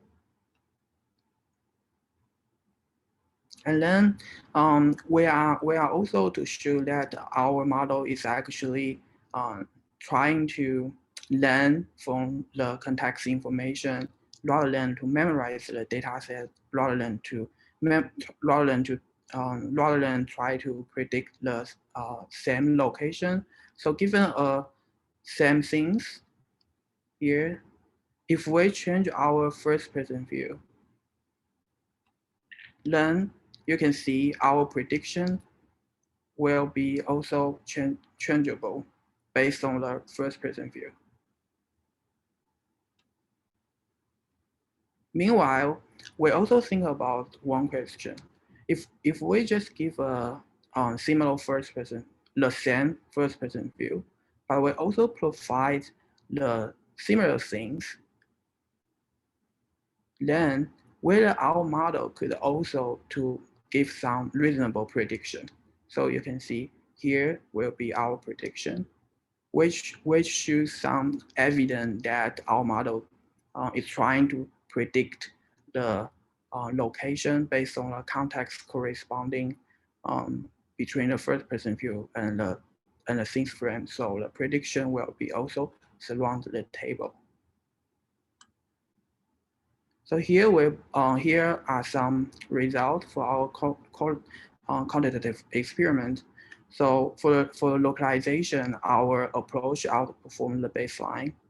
And also for the joint pose and localization prediction, we also show that combine the first branch like on things prior and the second branch on thing action recognition could definitely help us to get our final result. So our full approach produce the best result. So our contribution will be different. In conclusion will be two parts. So first part, we pose a new problem of prediction location and pose simultaneously of the camera, whereas in third-person things. And we also propose a novel deep network architecture to learn semantic correspondence to perform this task. So finally, our quantitative result and qualitative result should have better performance compared to the meaningful baseline. So for more detail, please see our paper. And thank you. Any questions? Thank you very much. Are there questions? I have one short one. Probably I missed something. Can you name a little bit more on annotation of these data sets? Sure. Last one. Okay. How do you annotate the pose of the person? So we actually we don't know the person's location and action based on the things image and first person frame, but we can get the ground truth. Like during training, our model cannot see that, but when we create this data set, we will do some synchronize to for the first person view and the third person view. But actually we can get a frame which know the location of that person and also the pose. For example, you can refer to the here. So this is actually our ground truth when we capture the data set. Okay, clear. Thank you. Are there other questions? Sure. It seems there are no other questions. So thank you again for the talk. And the next speaker is going to talk about egocentric indoor localization from room layouts and image outer corners. Shall we? Yeah, here. Can anyone see my screenshot? Perfect. Okay. Hello, everyone. This is Xiaowei Chen from Oklahoma State University. Today, I want to share our research about egocentric indoor localization from room layout and indoor image outer corners. We all know egocentric room level indoor localization is very important for an indoor first-person vision application. It is not difficult to imagine that if an assistive tool wants to assist people to do some task, he must know where the people is. Then he can do the following things. Therefore, this is a very fundamental step. During the past decade, indoor layout estimation has emerged as an interesting and fast-evolving topic, especially with deep learning development. Those deep learning-based methods proposed that show great promise and potential. You can see most deep learning method just estimate the layout of the key points of the layout. Then he connects the key points to generate the final layouts. There is one deep learning method called RoomNet. You can see the result is quite reliable compared with the ground truth. Based on the majority house dataset, these 11 room layout tabs are especially common in our rooms. If you observe in your office or your room, you can easily get these 11 tabs, room layout tabs. The indoor localization can be realized by camera pose estimation. We know camera pose camera pose estimation can be done by using the correspondences between 3D references, features, and their 2D projections. With the features, when the features are lines, the problem will become PL problem, also called the perspective N-line problem. You can see, if we know one line correspondences, according to the orthogonal constraints, we can get two equations, and then from these equations, we can estimate the rotation matrix and the translation vector. We all know for the rotation matrix there are 3 unknowns, and for the translation vector there are also 3 unknowns. It means at least 3 line correspondences we need to know to get the rotation matrix and the translation vector. Actually, for most existing PL studies, they focus on the cases where the number line correspondences greater than 3, which can ensure the unique and accurate result. You can see there is a one PL method. You can see the more line correspondences given and the more accurate result we can get. And actually, in our research, we mainly focus on those 6 tabs. Like I mentioned before, at least 3 line correspondences need to know, and we can use the PL method. So you can see the left ones, they only have 2 lines or just 1 line. Actually, for our contributions, there are 2 main points. The first one is we estimate camera pose from room layouts via PL method. We combine them together and to get a better result. And the second one, we introduce image outer corners. You can see if we know a room, if we get the room image and based on the room layout estimation, we can get the room layout, and then we use point detection can easily detect the 2D points coordinates for the image inner corners and image outer corners. And if we know the room dimension information, actually the image inner corner, the 3D correspondence for the image corner is very easy to define. But the 3D correspondences for the image outer corners is difficult to unless you marry it manually. But it's very difficult, complicated. So we propose a method to estimate image outer 3 correspondences of the image outer corners to improve our improve PL optimization, and how we will talk about it. This is our proposed approach, PL-LC.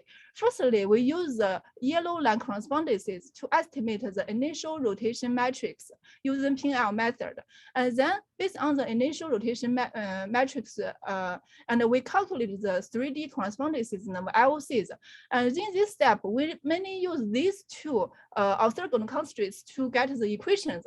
And then from the equations, we use SVD method to get the 3D correspondence of LC. After we get the initial 3D correspondence of LCs, we use the Gaussian-Newton method to do the camera pose optimization via LC refinement. And after this step, we can get the purple point, which is 3D correspondence of LCs.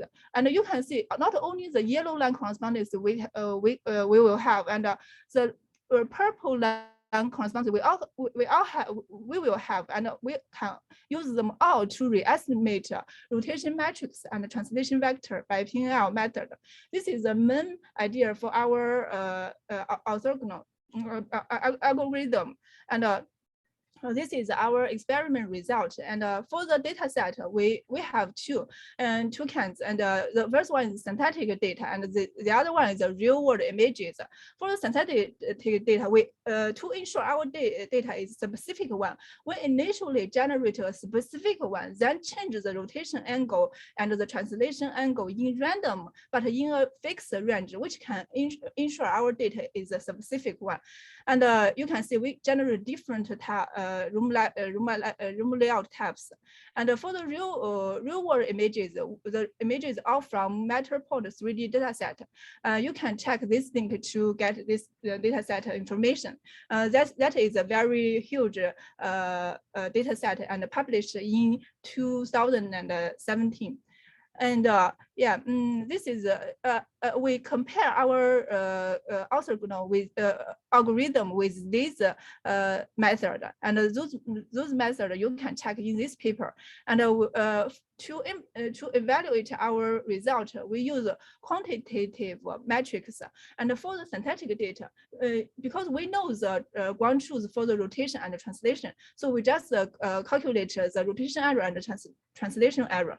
And for the real images, because we don't know the ground truth for the rotation and the translation, so we just calculate the reprojection error. And here is just one tab, and you can you can check in our paper, and you can see for almost all the tabs, we have the better result than the other method. And this is the computational efficiency. You can see even our method is not the best, but it's quite competitive. And this is the result for the real images. And yeah, you can see the performance of our result is always better than other method. So we formulate egocentric indoor localization by PNL-based camera pose estimation from room layouts. And then we introduce LOCs to facilitate the PNL optimization by adding additional 2D, 3D line correspondences. And the proposed PNL LOC method significantly outperforms existing PNL algorithm on both synthetic data and the real images. Thanks for your time. Any questions? Thank you very much. Other questions? Okay. Is there any question? Did you evaluate results with respect to complexity of the scene? Do you observe some drop, or if the scene is more complex, or is it stable with respect to the complexity? You mean we use robots thing? When? Can you repeat your question?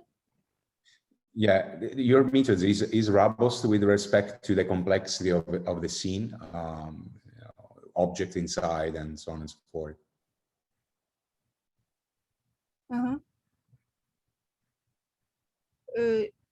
Sorry, I didn't catch your answer. Question. Okay, the data sets could be useful, and the evaluation with respect to the complexity of the scene gives you impress that more complexity the scene, more difficult is the task. Or okay. I got actually from the room layout. We based on this work, and we get the room layout, and then we based on the room layout to do all the estimation. That would be very that's like the previous work for us. Okay, thank you very much. Thank you. So let's go to the next speaker. And the next talk will be 1,000 pupil segmentations in a second using applied features and statistical learning. And Wolfgang Gang is going to. Thank you. Can you see my screen? Yes. Yes. Perfect. So hello, my name is Wolfgang Fuhl from the University Tübingen. And I will present a pupil detection algorithm, which is more or less part of the beginning of the eye tracking pipeline. So the algorithm itself, the idea behind the algorithm is that, for example, when we have a fixation, the eye is more or less still, so we can detect those pupils very, very easily and do not have to spend a lot of resources, which we, for example, do with CNNs on a GPU. And how does this algorithm work? So here you see some half features, the black and the white area. And we can easily compare them by a differentiation. So we subtract the black and the white area for those 8 pairs. And then we have a pattern like this. So it's negative, positive, or whatever. We can, of course, have this for different locations and different shapes of the pupil here in blue, green, and red. And based on this information, we compute conditional distributions with confidence intervals. And this way we can easily say, okay, there is a pupil or not. Of course, because we have to downscale the image to make a pixel comparison instead of computing those areas, we lose a bit of accuracy. But the main part of this method is, of course, resource saving and speed. So here you see, if we just train our approach and compare it to the state of the art on tons of images with data augmentation. Here you see 2 cumulative plots, which means here, for example, is the pupil center. So this would be the allowed error, and the y-axis is the percentage we detected. Here, for example, for Else, we would have for no error at all. Of course, the value is rounded. We would have around 60%. And as you can see, if you look at our approach, they can compare with tiny CNNs. For example, if we retrain them on the data for the pupil center detection, but due to the downscaling, we of course lose for mean intersection over union. Mean intersection over union means we compare the extracted area with the ground truth area, and one would here be the best value, so it's identical, and if we are lower, it's worse. So here you see a little bit a different evaluation based on an area. Here, for example, the supervised descent method, which is also used for landmark detection, for example. It heavily relies on the initially learned shape, which is why here the white area, there are no detections. If you look at the proposed approach, we detect the pupil center correctly nearly everywhere, while the CNNs are a little bit better. For the mean intersection over union, if it's very dark, it's worse. Here you see SDM, of course, it has a huge bias based on the mean location it has learned. And our methods compensate for this. So if we now look at the execution time, all are very fast. For our approach, we are the fastest here with or below 1 millisecond. And we only have to train approximately 1 hour because we just meet the statistics and then we are done. For the GPUs or for the CNNs, of course, this takes a little bit longer. And this is why you cannot train a CNN online. You can try to adapt it, but usually it overfits and does not work. But this is the cool thing about our approach. We can train it online. And this is what we've done here. We have combined it with 3 different ResNets and 3 mobile nets. And of course, due to the downscaling, we lose a bit in accuracy. And also as for the pupil center and for the mean intersection over union, of course, too. But we can use those ResNets if they detect something. We learn it, then we use our approach. And if we do not find a pupil, we use the ResNet or the mobile net again. The execution time based on this online learning is far below 1 millisecond. So for this data set, I also showed the results for another data set at the end. For the 500,000 images closer, it has 500,000 images segmented from simulated data, which we use for training. And I think approximately 300,000 from real-world driving. And here you can see the learning rate. And it's more or less constant and very fast. Since we have the location, we just learn it, we update our probability distributions, and we are done. Here you see the entire, the combined execution time. These are the ResNets, of course, the mobile nets, and our proposed approach, of course, is below 1 millisecond. So on this scale, you do not see much of a difference. So what is about the amount of consecutive detections? For this data set, for example, it was quite easy because the simulator recordings or the real world driving were larger recordings, for example, about half an hour. So it was possible to detect large amount. Here you see the distribution. The wide is how often it occurred. We could easily, for example, 1 to 200 consecutive images, we could easily track. The eye tracker was 25 Hertz eye tracker.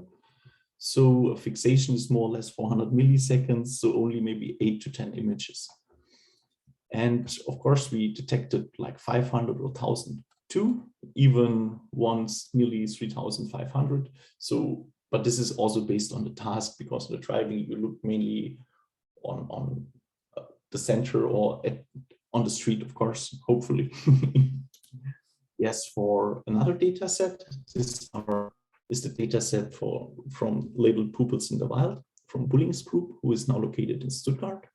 We segmented this with cycle GANs in a paper, and we tried it there too. Here it's a little bit more difficult because those videos, there are a lot of videos, I think 3 times 22 or something like that, and those only have 2,000 images. But again, in combination with the REST nets or mobile nets, our approach works. Of course, we slightly reduce the accuracy, same for the mean intersection over union, but our approach still works very well together with the CNNs.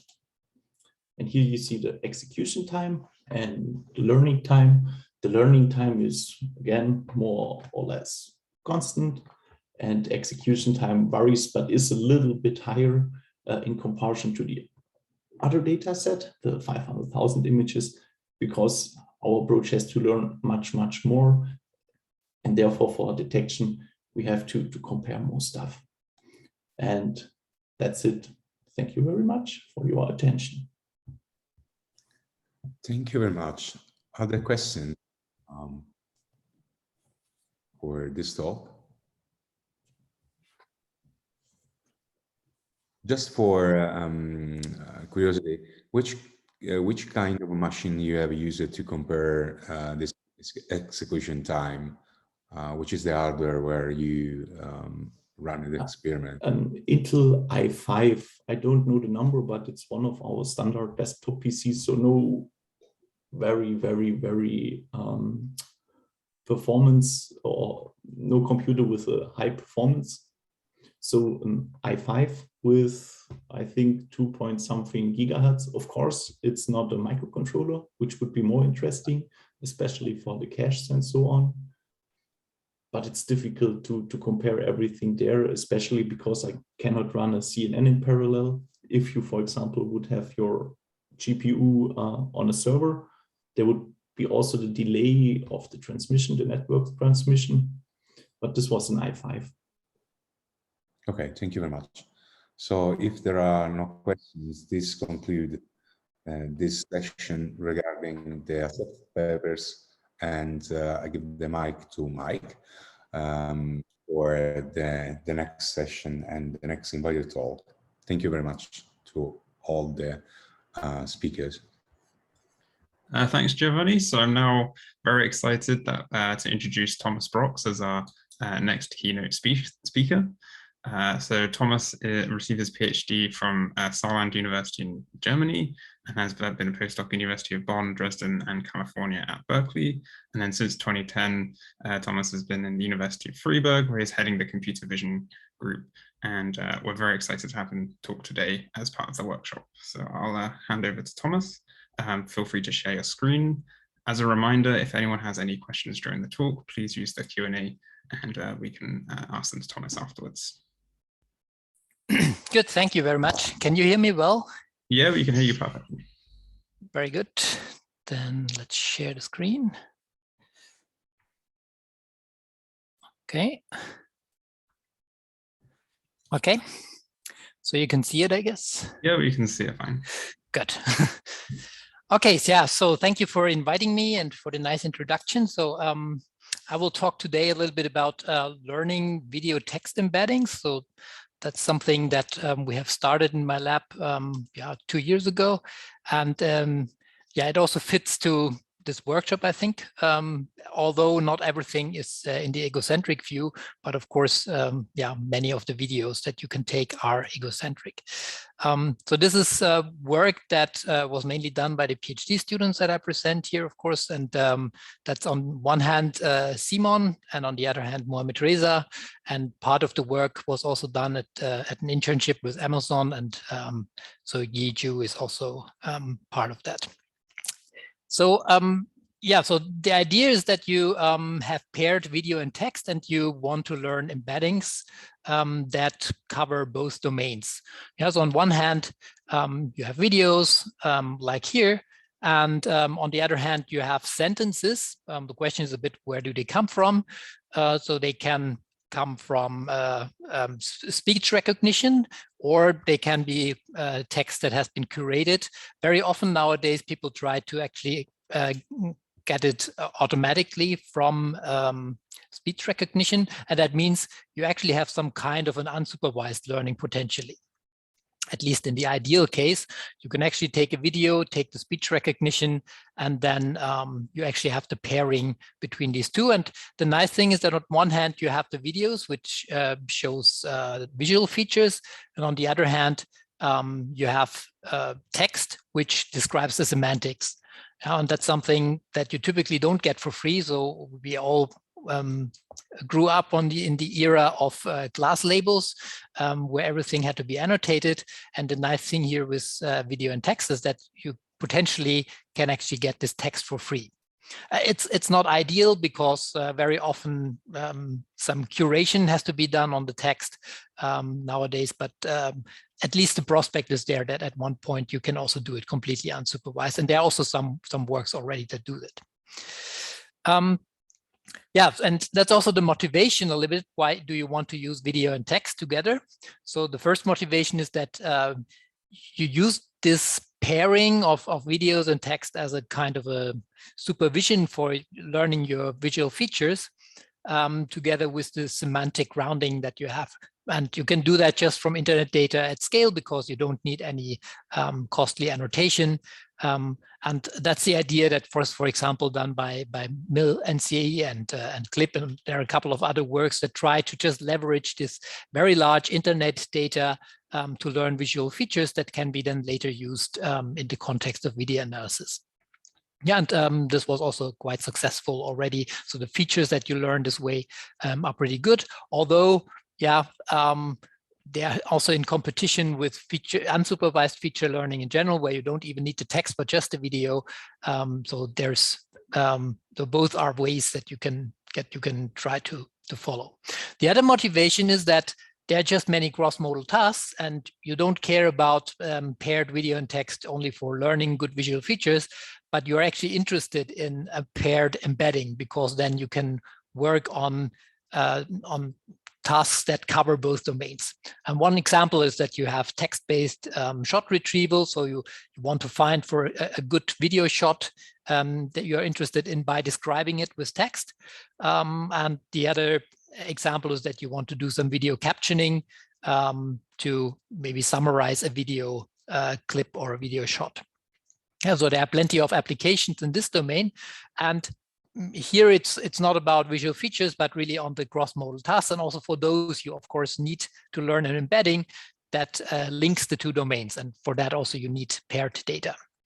And what the approaches I will talk about will also cover more this second motivation, that you already have maybe some visual features, and you already maybe have some text features that are already good for themselves.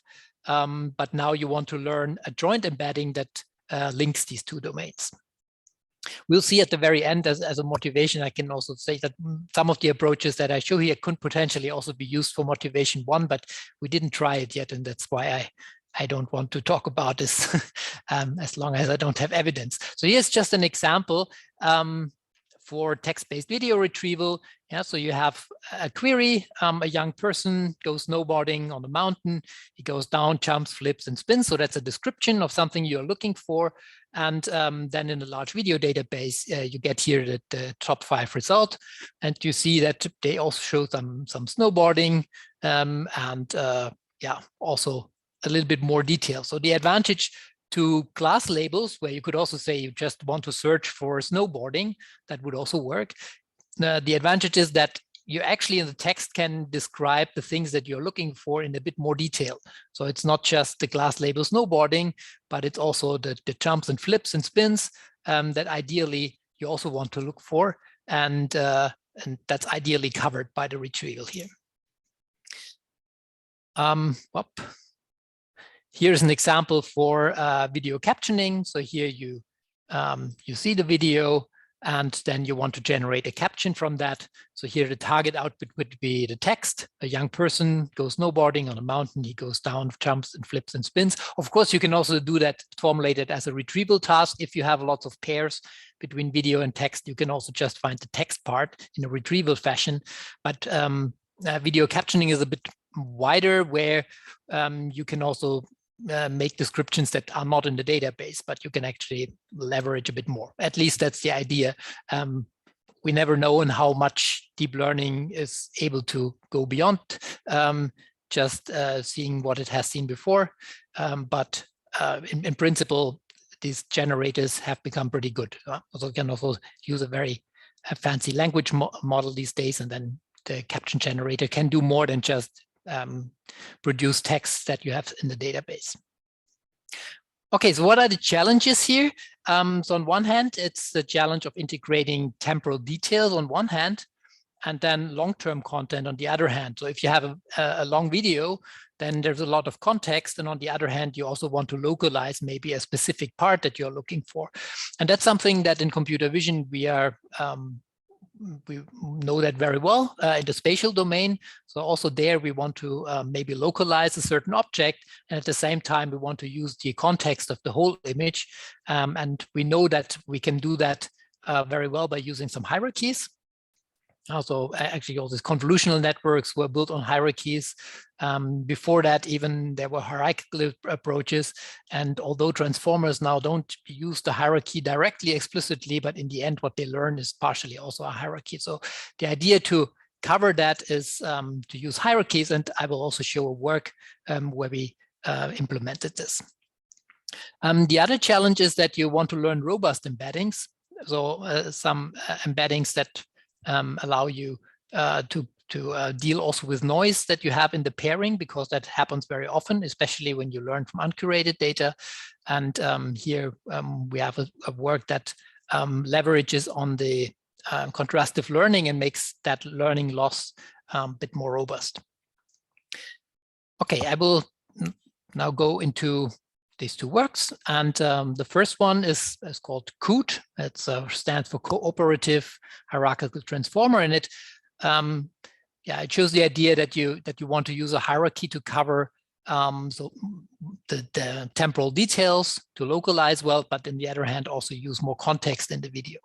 Now, so if you just have this video and you treat it as one piece, and then you have on the other hand the text paragraph, and you also treat it as one piece, then yeah, they both map with their features into an embedding space at one point, and now you have to bring these two points together.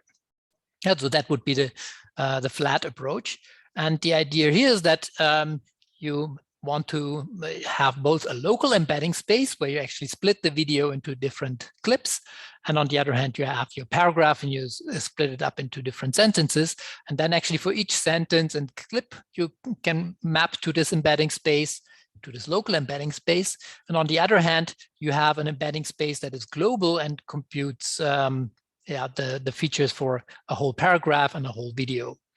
And then you can actually try to link these two spaces, and that means you can actually use the context of the global embedding space to help the localization of the local embedding space. This idea is not completely new, so that exists already since 2018 in this context of cross-modal learning. That time it was still done with LSTMs, So the principle was already there. We did that with a bit more modern techniques like transformers and so on.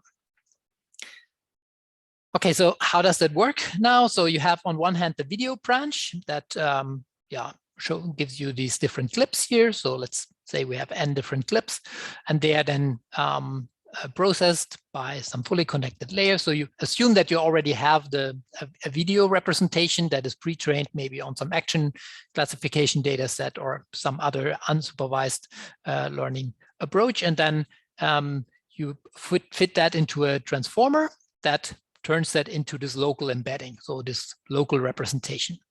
And you do that independently for every clip. And then these results here, these embeddings go then in another transformer that combines this, this local information into a global embedding. And that's what you then have here. And you have the same thing for the text branch. So also here you assume you have some text embeddings for sentences. They go into a transformer. And then you get an embedding, a local representation, and these local representations then again go into a transformer that again gives you a global representation. Okay, so here is the local part, here is the global part. For the global part, we also use the whole video as a whole and put that into a transformer that just gives us another input here, and the same for the text. And then, of course, very important, you also need to link these two representations, because so far they are just independent for videos and for text, and that's the cross-modal thing. You want to connect them, and for that you do some alignment with a contrastive loss. So you align both the local representation and the global representation. There was one detail here, that's this AFA pool layer here. That's just an attention-aware feature aggregation. Of course, you need to aggregate the information from the different frames, and for that we just introduced a new pooling that highlights those components that have more local relationships. So you have here actually this input sequence with the different frames, and you then have here some attention matrix, and that builds then the aggregation sum. So that's a weighted sum. So it's a small detail. Okay, so the advantage of this local global linkage is that you can now link also the local entities via the global context. So for example, here you have a woman speaking about how to mix ingredients to make chocolate cookies, and there are here these different parts here, and you have this typical problem that you have the word woman, and of course in the next clip it could be another woman, but it's actually the same woman, and also the cookies are connected here. So you can actually connect all these reappearing things here via the global context. And that's a big advantage of having this local global approach. And here's a bit more detail about how this works. So this is this interlevel cooperation between the global context and the local one. So you have here as input your local context, here your global context. They both go into a transformer, and then the transformer for the global context also gets the local context or the result from the local transformer as input. Now, so that's what I showed already in the bigger graph. That you have here the whole video, for example, and then you have the output of your local transformer. And in the end, you connect the two, and then you get your final output. Another small detail that we did in Qt is that we added, apart from this a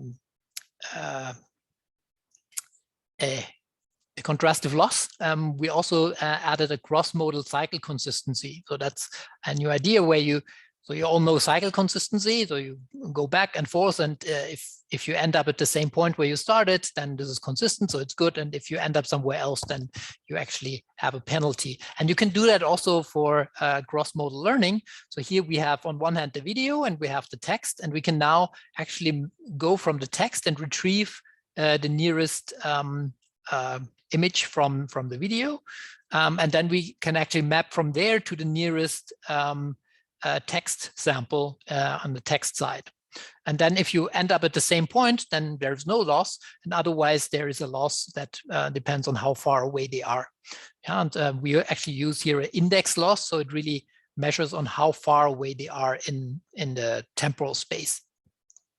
And so that means if you actually map up to the same entity back and forth, then that's good. And if you actually end up somewhere else, then that's bad. So that means it learns embeddings that are consistent when you jump back and forth between video and text.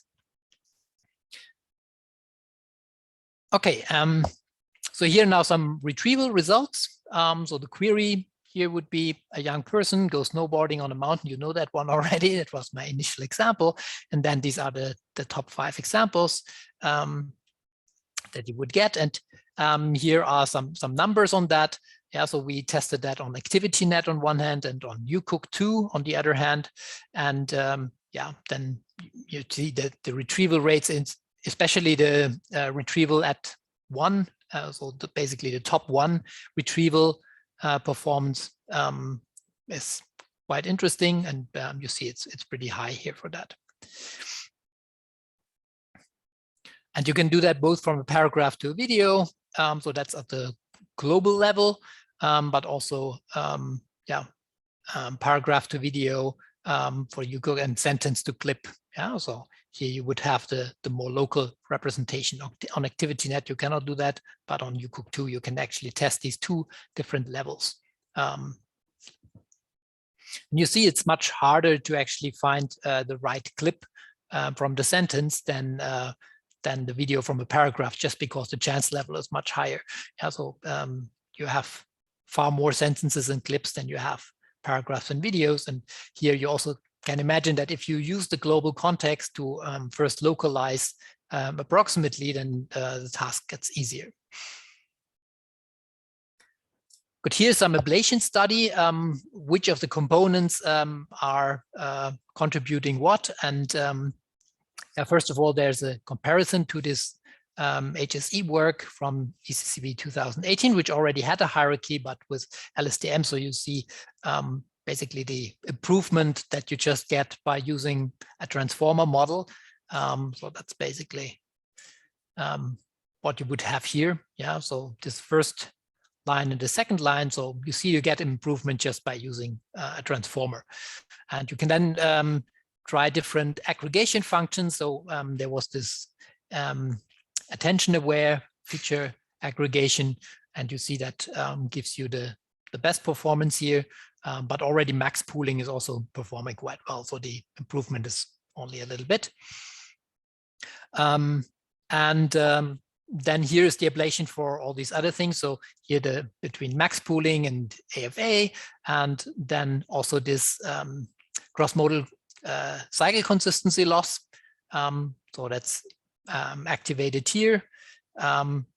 You see it gives you a little bit of an improvement. Let's say what, here's the comparison. Yeah, so this one and this one, you see it doesn't improve, each individual measure doesn't improve a lot, but if you aggregate them together, then they help and you get quite a bigger jump. So that's how it is nowadays very often, that there is not this big bang when you implement something, but you actually have to aggregate and have to do a few things right to get a larger improvement. Okay, and then here's the cooperative transformer. So that's this cooperation between local and global context, and also that helps a little bit. Yeah, but you see that in total the jump here is quite large. Good, here are some qualitative results. So for text retrieval here, so here we show a video clip and then you get the top ranked text, and here you see it picks the right one. So a woman is resting next to crashing water. She's smoking a pipe. She blows out a plume of smoke, and that has the highest score. And the next one is actually not that good anymore. So a close-up of a man's chin is shown. Yeah, so that's pretty wrong.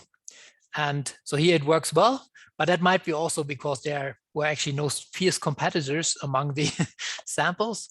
Here's another query video, so with some dancing. And yeah, here it doesn't pick the best example.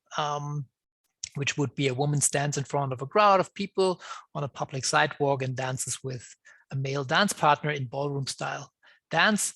And yeah, you see actually that all the top results have something to do with dance. So this dancing has been picked up in the visual features, but the details about what's going on in the background or what exact type of dance it is, that has not been picked up. And that's why the top result or the top result that is split out by the method is actually only rank 16. So it's not, and you also see the score is actually not ideal. Yeah, so you see all these works, although they produce good numbers, relatively good numbers on benchmarks, there's still a lot of to make them perfect, and there's a lot of failure as well. Here's an example for video retrieval on this other data set on UCOOP2. And yeah, here it's the query melt butter in the pan. And yeah, of course, there are multiple examples where you melt the butter in the pan. And yeah, the top results all show butter being melted in a pan. And that's quite good. So also the scores are relatively comparable. Here's a failure case: slice the bamboo shoots into strips, and then, well, again, so the slicing has been somehow picked up as a word that you use some knife or something to get something into strips, but the question is what you slice there or what you chop, and actually it finds that chopping a bundle of parsley is the right one for here, although it has nothing to do with bamboo shoots. And the right answer is actually here on rank 168, so quite far away. Yeah, so you see the details are not really captured well by the features yet. Okay, here is some more results on video captioning. We also implemented a captioning model up on top of that. We based that on MART. That's a transformer-based captioning module. And then we just replaced the appearance and flow features that MART has with these COOT embedding that we learned. And yeah, that we trained that actually with 100 times less video data than the original MART model. And you see it gives good results here also on video captioning. Also, that shows just that the embedding is relatively good, this cross-modal linkage. But what we didn't do is actually change the visual features or the language features before that. On that, we don't have any influence. Here again, a qualitative example for video captioning. So that the ground truth would be chop celery, apple, red grapes, and roasted walnuts, whisk mayonnaise, lemon juice, and pepper, and combine with the fruits and nuts. Place the salad on lettuce. So that's what the video shows. And here's what MART and COOT produce. Actually, MART is pretty wrong. They think you chop red onion and garlic and add the beef to a bowl. So all the objects actually don't fit. Yeah, that's probably just because the visual features are not good for this video. On COOT, it's a little bit better. So the celery root has been detected, and also the lemon juice, but it hallucinates some olive oil and salt and pepper. Pepper is good, but not the salt.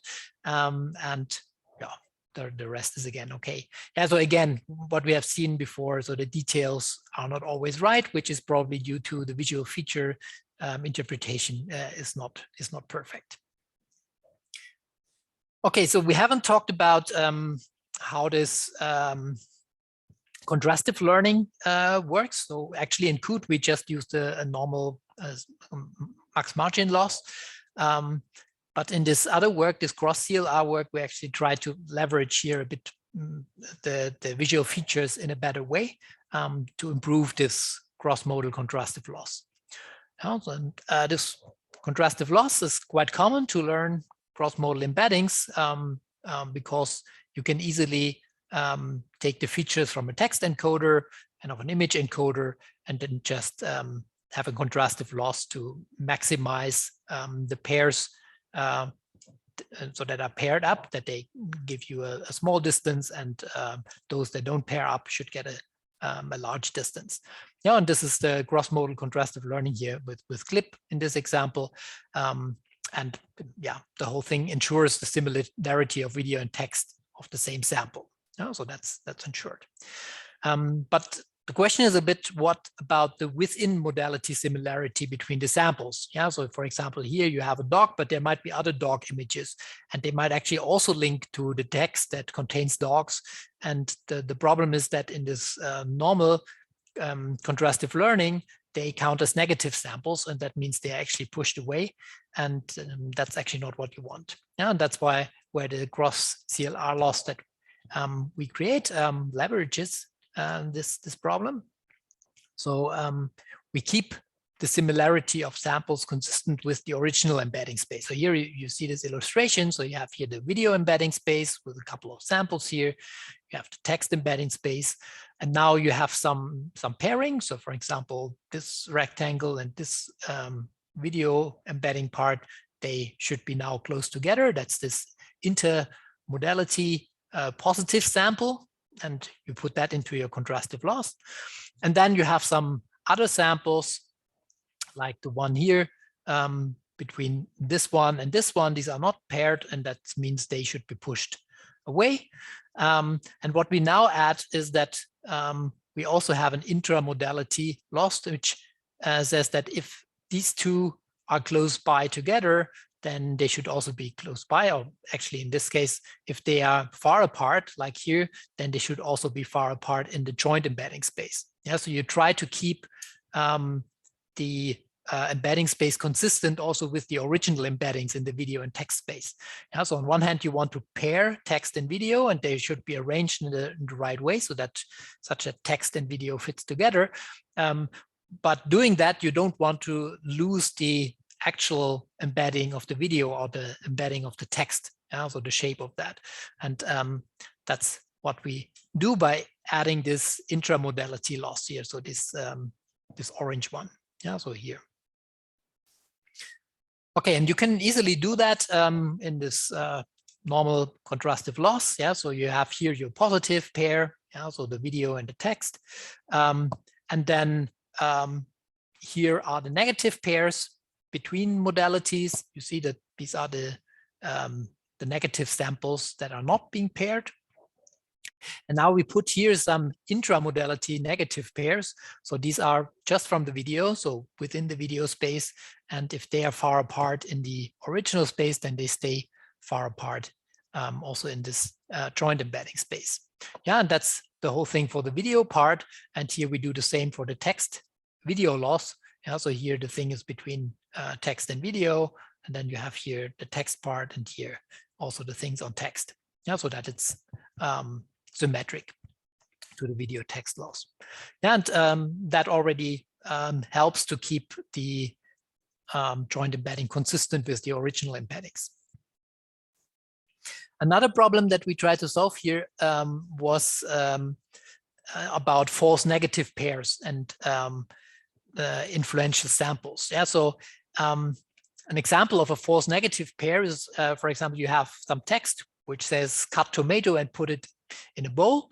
And then you have another example like cut tomatoes and mix with the herbs. And there are two different samples.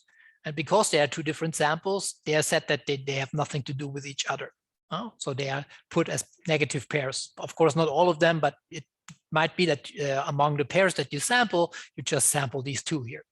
Yeah, and that's actually bad because you would like to connect actually the semantic meaning of tomato with the other tomato, and the cutting of tomato, it even fits together. Yeah, so these are actually things that are pretty similar. And yeah, if we say that these should actually not have nothing to do with each other, then this hampers the linkage of semantic content. And the question is, how can you now reduce this effect? And the idea that we have here is that we remove so-called influential samples from the negative set. And we just say that samples that have many connections to other samples, so that in the original embedding space of video or text are strongly connected with other samples, that they actually have some semantic meaning that links very often to other similar content. And we measure that just by sample connectivity, and then we exclude those from the negative pairs. Yeah, so if we have one of these influential samples, we don't put them as negative pair into the contrastive loss. Okay, and we can now compare this gross CLR loss to the normal contrastive losses. There are a couple of flavors of that. And you see that here for the UCOOC2 data set, and also this LSMDC data set, which is on videos from movies. And yeah, you see that you consistently get quite some improvement over the other losses here when you use this gross CLR loss. Just because you keep it consistent with the original embedding, and you take into account these influential samples. And here are some retrieval results on UCOOC2 and again on LSMDC for the full model. So the previous one was just an ablation study to compare directly the loss. And also here you see when you compare that to a couple of methods that were state of the art at that time, then you see, yeah, it gives you quite some boost, both from text to video on UCOOC2 and also on LSMDC. So it's compatible with the state-of-the-art models. And actually, since we used COOT as the base model, yeah, here you actually see that's just the improvement here that's coming from this gross CLR loss. So that's has quite some influence. So as a summary, I showed some hierarchical transformer so that links the clip and video level embeddings. So it uses a temporal hierarchy as we are used to build up spatial hierarchies to analyze our images. And the same works also in the video text domain. And then I showed the gross CLR loss, which keeps the joint embedding consistent with the original embeddings, and also avoids false negative pairs via influential samples. So that was this example with cutting tomatoes. What's next? So I mentioned at the beginning that you very often also want to use video and text pairings to do self-supervised learning, and there have been already a couple of works doing that. It's quite some computational effort because you want to leverage very large data sets and you need a lot of compute. So that's also why we have not done it yet. But in principle, that's a very good direction. And this gross CLR loss that I showed, although we assumed that we are given some embeddings that are pre-trained, you can of course still refine these embeddings by running this gross CLR loss. Yeah, so you would have a consistent embedding in the original space, also consistent in the joint embedding, and then you could refine actually all these three embeddings in one round. We haven't done that yet, but that might be a direction that's worth exploring if one has to compute for doing so. And the other idea or the other challenge that still has to be done, we have seen that from the results also, that the higher level understanding is still missing in all these approaches. Yeah, so the retrieval typically works pretty well because yeah, the features know about some keywords that they probably picked up from some original classification pre-training tasks.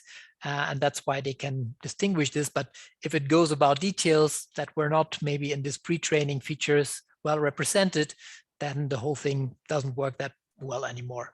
And also the long-term context of a video is typically not understood by these approaches. And there is a lot to do.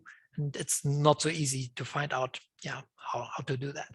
Yeah, so yeah, I think this whole video text embedding learning is a quite promising field. And yeah, I guess also others see that. Thank you very much. And yeah, I'm open to answer also some questions. Okay, thanks, Thomas, for the very interesting talk there. Yeah, if anyone has any questions, please put them in the Q&A. I have a couple myself. So For the first work where you're talking about the local and global alignment, I might have missed it, but did you try, do you just do like pairwise alignment between, say, like the local portions of the video and the caption or the paragraph, or did you try like increasing the context further?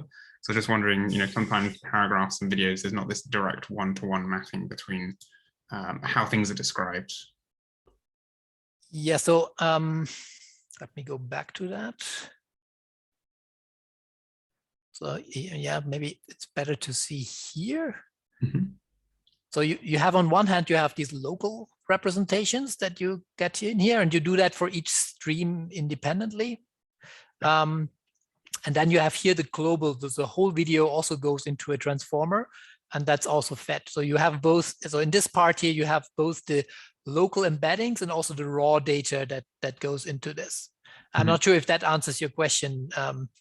So you have a loss, right, which brings together the global representations, but you also have a loss which brings together the local representations, right? Or did I miss? Yeah, so that's this contrastive loss. Yeah, exactly. Yeah. So here you have between the local representations, you have a contrastive loss that makes sure that the local representations match between the pairs, so between the clip and the sentence.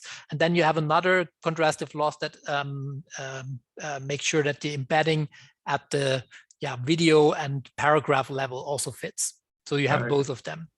Yeah, so I think my question was, so for example, in like clip 1, is that only the loss only applies to like clip 1 and sentence 1, or have you tried that with, say, like clip 1 and sentence 2, because they might be like close enough? That's what you mean, because if the alignment is not perfect, that's what you mean, right? We haven't done that. So actually in this middle NCE, that's the idea, that you actually use a couple of neighbors, and you also say they one of them might be the correct one. Here we actually assume that it's the correct one, but you're right. The point is we worked here mainly with curated data where the alignment is pretty good. Then that doesn't make sense to look at the broader video, but you're completely right. If you learn from how to 100 million, for example, then it's very important that you allow for some alignment mistake. Yeah. Okay, thanks. And I have another question regarding the like the false negatives and how you constructed the loss, which added the within modal or the intramodal aspects. And I was thinking that, so that requires like good visual features or good video and good caption features to start with. And I was just wondering how, so on, for example, on stuff like EPIC, I've done video text retrieval, and I found that the starting features, even from like quite a well trained model, even if the actions can be quite different semantically, but because they lie close temporally, they have like quite a close video representation. And did you find that when you were doing that work, or have you found that with a kind of a coarse-grained data sets, you don't run into that issue as much? Yeah, well, you're right. So that's definitely an issue. And I think also in the qualitative results, we have seen a few mistakes, which I actually attribute to the pre-trained features that you have for video and text. And we don't actually modify them anymore. We just try to fix things in the joint embedding. And I think clearly, that's also what I mentioned as a next step. You actually should also change these initial embeddings. That's of course a bit more costly. It's not a quick test, but that's definitely the right direction to iteratively go over the let's say single modal embeddings and the joint embeddings and learn them jointly. Okay, thanks. Does anyone have any other questions? Are those on the panel? Feel free to unmute if you have any.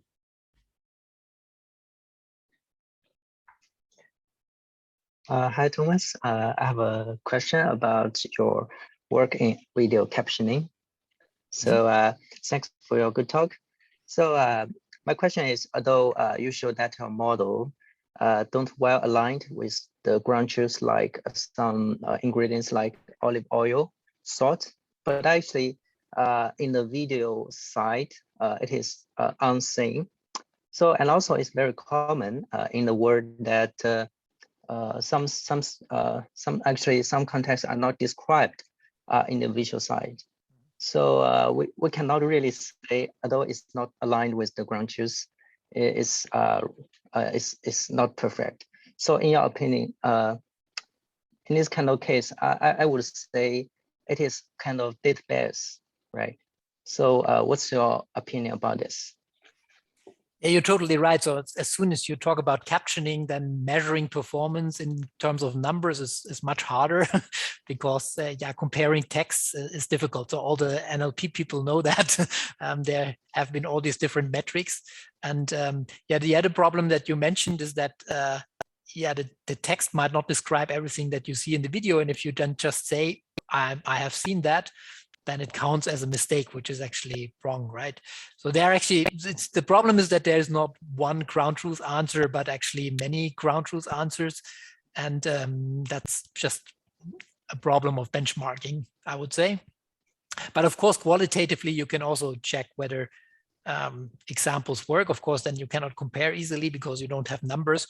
But yeah, anyway, I'm always a friend. I also tell my students that they should always look at the results and not just look at numbers. When I grew up as a PhD student, you were actually only looking at 10 examples. And if you were happy with the 10 examples, then you wrote a paper. And then we went to all this benchmarking where you could actually do that all more large scale and so on. I think nowadays we have to go a bit back to maybe also looking at the examples again. And then, of course, you see whether the things make sense or not. And you can have your internal statistics if you look at enough samples, if the things are doing what they should or not. I'm not sure, but I think in this, I know, where was it? This example with the olive oil, I think there was no olive oil, was there? But that's just a detail. I think there was none, so it was hallucinating the olive oil. But of course, you're right. There could be also some olive oil and not be in the caption. Yeah, thank you for your answer. I really appreciate your idea that not just to focus on numbers, but look at the real problem. Yeah, thank you. Okay, thank you. Any other questions? I can't see any. Okay, well, thanks again to Thomas for the very interesting presentation. I think we're a few minutes early, but I think all of our presenters for the next session are here. So thanks again, Thomas, and we'll move on to our accepted abstracts. So I think the first presenter will be Francesco Risguza, presenting the Meccano dataset, Understanding Human Object Interactions from Egocentric Videos in an Industrial-like Domain. And just as a reminder for everyone, these talks will be 5 minutes long, and we'll have a 5-minute Q&A session once all the talks have concluded. So please write your questions in the Q&A, and we will spend some time discussing with the authors of all 3 presentations at the end. Thank you. Okay, can you hear me? Yeah, we can hear you fine. Okay.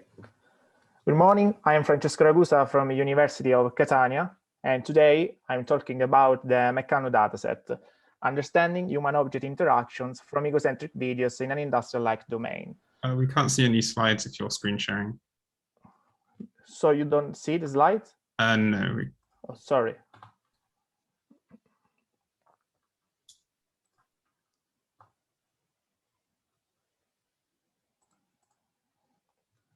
Now you can see? Yeah, we can see them now. Perfect. Go ahead.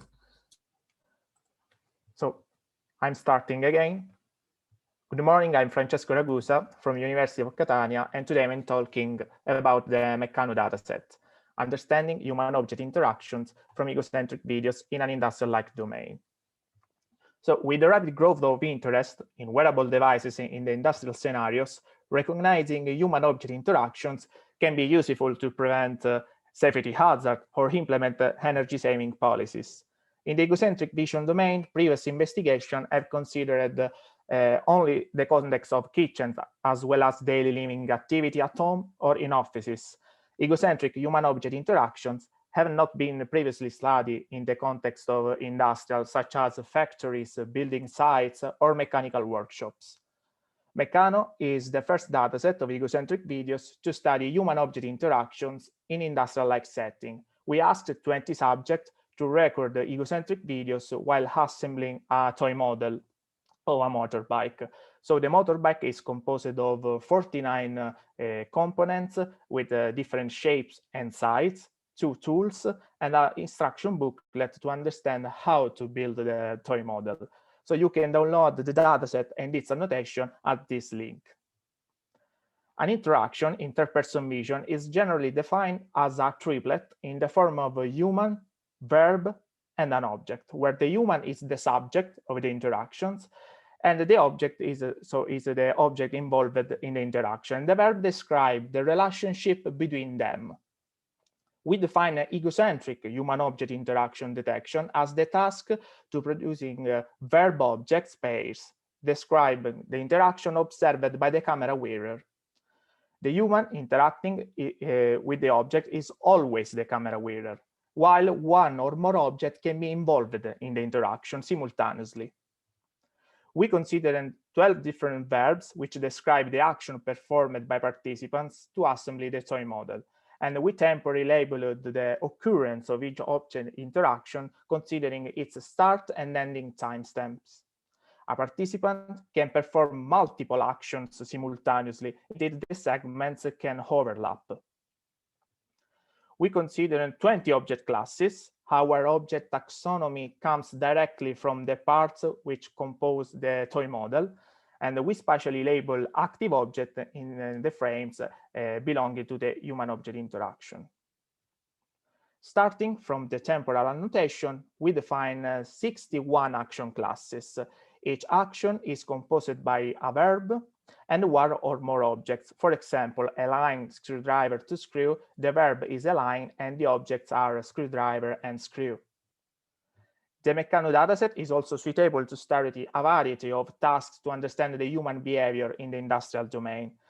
So the first task is action recognition, which consists in determining the action performed by the camera wearer from the egocentric video. The results suggest that action recognition with the Meccano dataset is challenging and offers a new scenario to compare action recognition algorithms. The aim of the active object detection task is to detect all the active objects involved in the interaction, regardless of each object class. Training the object detector to detect only active objects in the scene allows to obtain reasonable results, while there's still space for improvement. In the active object recognition task, we want to detect in the scene all the active objects, but in this case, we want to predict also the class of the detected object. Performance suggests that the proposed dataset is challenging due to the presence of small objects. In the egocentric human-object interaction detection task, the goal is to determine the egocentric human-object interaction from each image. The proposed task needs more investigation due to the challenging nature of the industrial domain. What's next? We will release Meccano multimodal, which comprises the RGB stream acquired with GoPro Hero 4, which has a larger field of view respect to the released RealSense stream, the depth signal acquired with the RealSense camera, and the gate signal acquired through the pupil score device. GoPro stream depth and gate signal are temporarily synchronized with the RGB stream already released. So we labeled all the active objects and the ends in the past frames related to the egocentric object interaction to study tasks like as next active object prediction. In summary, so we present Meccano, a new challenging egocentric dataset to study human-object interaction in an industrial-like domain. We instantiate the human-object interaction definition in the context of egocentric vision. And we show that the current state-of-the-art approaches achieve limited performance, which open new opportunities for more research. Thanks for the attention. Thank you for the talk. Next, we'll have how you move your head tells what you do, self-supervised video representation learning with egocentric cameras and IMU sensors. As a reminder, we will take questions for all of these 3 talks at the end of the session. So Satoshi, are you here? Can you share your screen? Can I interrupt? I thought if somebody shares, I can't. Oh, I'm trying. Can you see the blank desktop? We can see a desktop, yeah. Okay, great. Yeah, now I showed. All right, great. I'm Satoshi from Indiana University, who's going to be a postdoc at National University of Singapore very soon. And then this is a joint work with Ruta and Carl, both are from Facebook, and I did this in Facebook internship. So without a doubt, understanding people's activities from egocentric view is a fundamental task for AR/VR applications. And typical way to approach this problem is that train classifiers in a supervised manner, but the limitations are, well, first we need to annotate, which is very costly. And also, they are Facebook, but even Facebook has, unlimited money, they can't annotate all of the actions that humans can do, right? So which means we have a limited to the closed coverage of predefined actions. And one of the promising way to solve that issues are like, we can do self-supervised learning, which kind of use a supervised learning, but don't require any human labeling because it uses some intrinsic information inside the data. And then later learned representation can be used for some downstream task. And our interest is head motion signals because it is very easy to correct, just equip IMU sensors in the camera. And also we believe it's a very valuable source of information for human activity understanding, which I'm going to show by examples. So here's the video that I visualized the IMU signals captured synchronously with egocentric video. And then you can see that, let's see,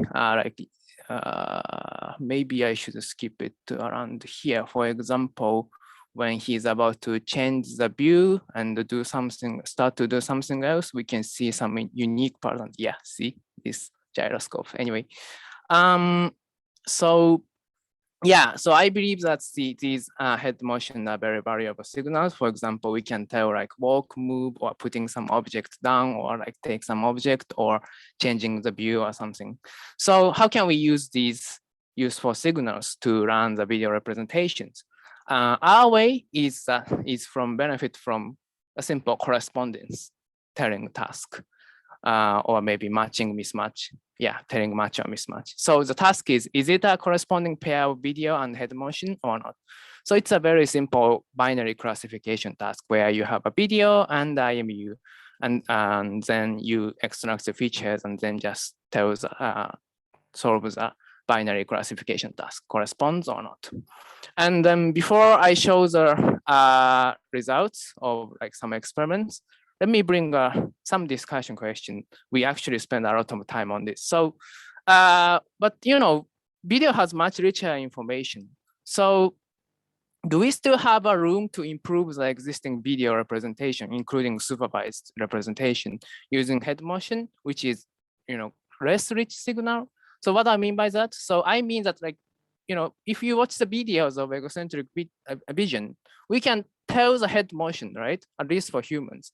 So if the round representations of existing round representation for video has all the head motion information, whatever we do, we can't add any new values to that representation because that existing one without head motion already has all the head motion. So we wanted to make sure that we still have some room to improve.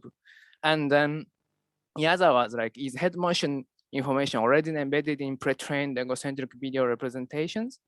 And then, well, our answer is not all. So unfortunately, I don't have time to go through all the experiment, but so please check the paper. But we actually spend a lot of time to verify this question. All right. So that being said, I'm happy to introduce the results section. So yeah, we did that corresponding telling task to train the video representation, and then we use these random video representation for some other downstream task. In our case, action recognition. So for EPIC kitchen dataset, which we also do the training, we found that our representation is better than kinetics, which is kind of the a de facto standard representation for video classification, but unfortunately it was not as good as fully supervised one, which kind of makes sense because it has much more information to use and it's anyway fully supervised. So we actually tried other data set, which is very different domain, which is dog-centric actions. And this one is a very small data set, so we can't do the fully supervised learning on the action of their classes. So what we did is that we compare with the kinetics representation and our self-supervised representation, and we show that our representation has more values in this data set. All right, so that being said, here's a summary. So we did some self-supervised learning with head motion and the egocentric video. And we made sure that even though video has much richer information, we still have some room to use the head motion. And then we experimentally showed that these representations are helpful for action recognition. Yeah, that's it. Thank you. Thanks for your talk. We'll move on to the final talk of the session. Is first-person vision challenging for object tracking, given by Matteo Dunhofer? Hello, can you see the slides? Yeah, we can see them. Okay, hello, my name is Matteo and welcome to the presentation of our paper, which aims to provide a first answer to the question, is first-person vision challenging for object tracking? In first-person vision, it is fundamental to understand what the person that is wearing the camera is doing. This means understanding which action is performing and how the person is interacting with the objects of the surrounding environment.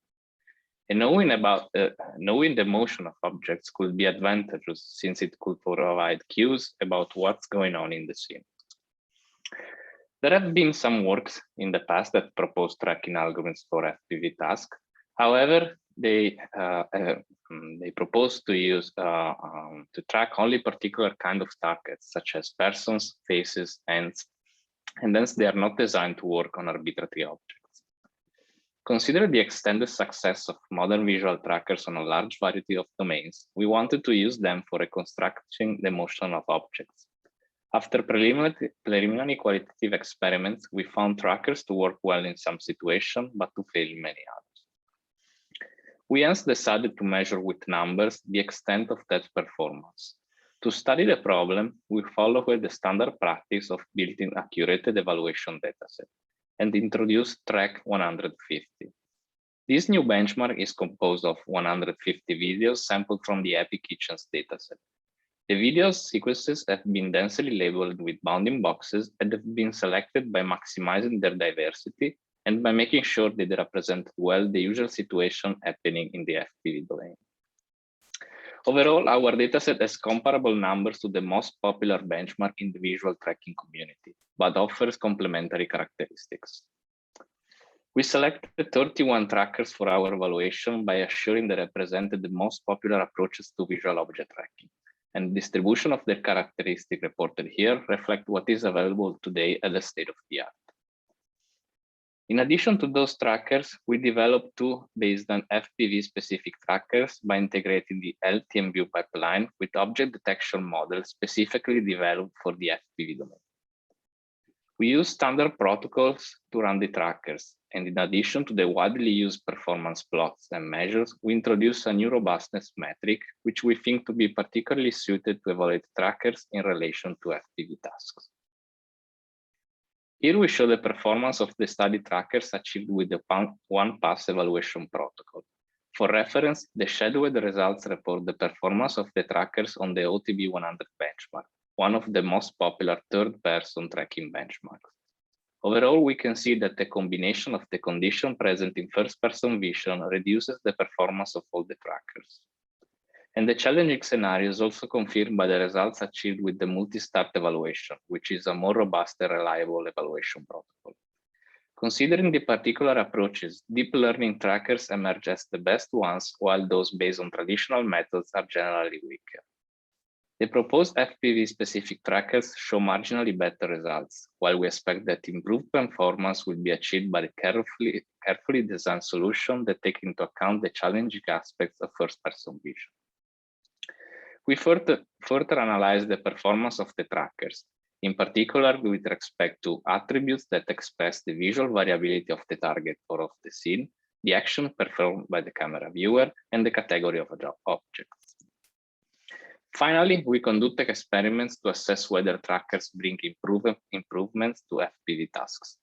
Even though we demonstrated they have some difficulties in this domain, most of the trackers are better in determining the localization of a target object than an object detection strategy based on faster RCNN, which is a popular approach in many FPV tasks.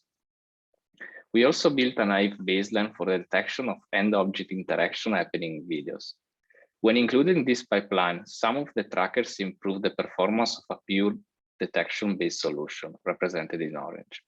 Overall, given these results, we believe there is potential in the exploitation of tracking in first-person vision. For more insights about our study, please refer to our paper.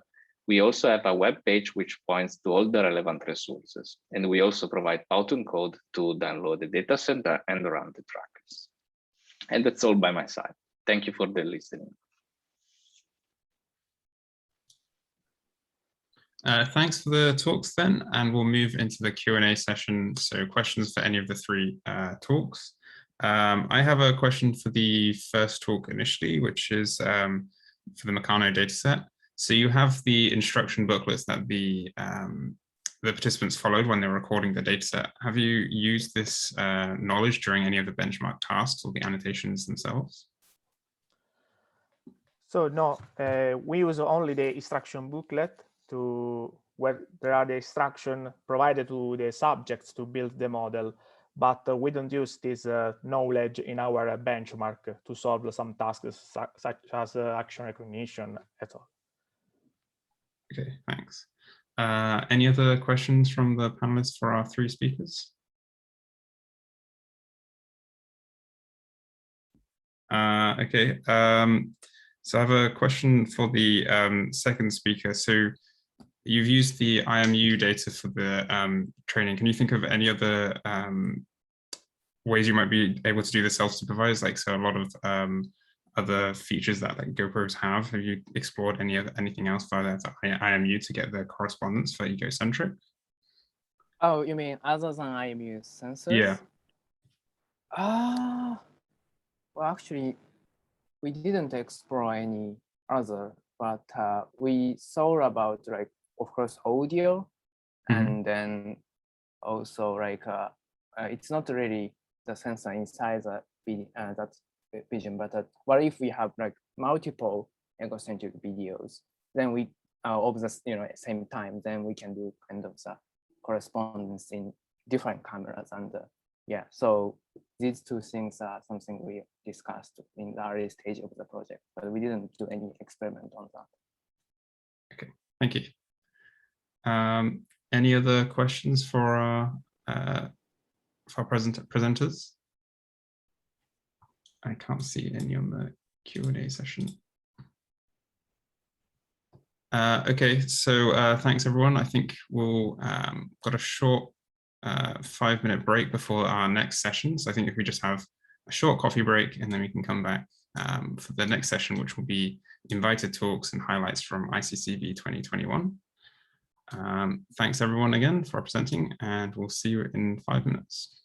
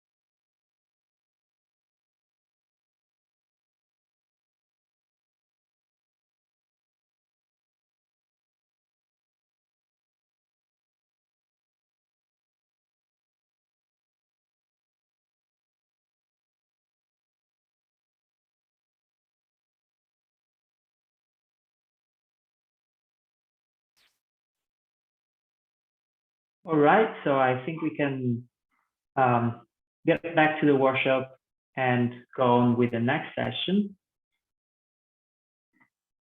So these will be invited talks, highlights from ICCV 2021.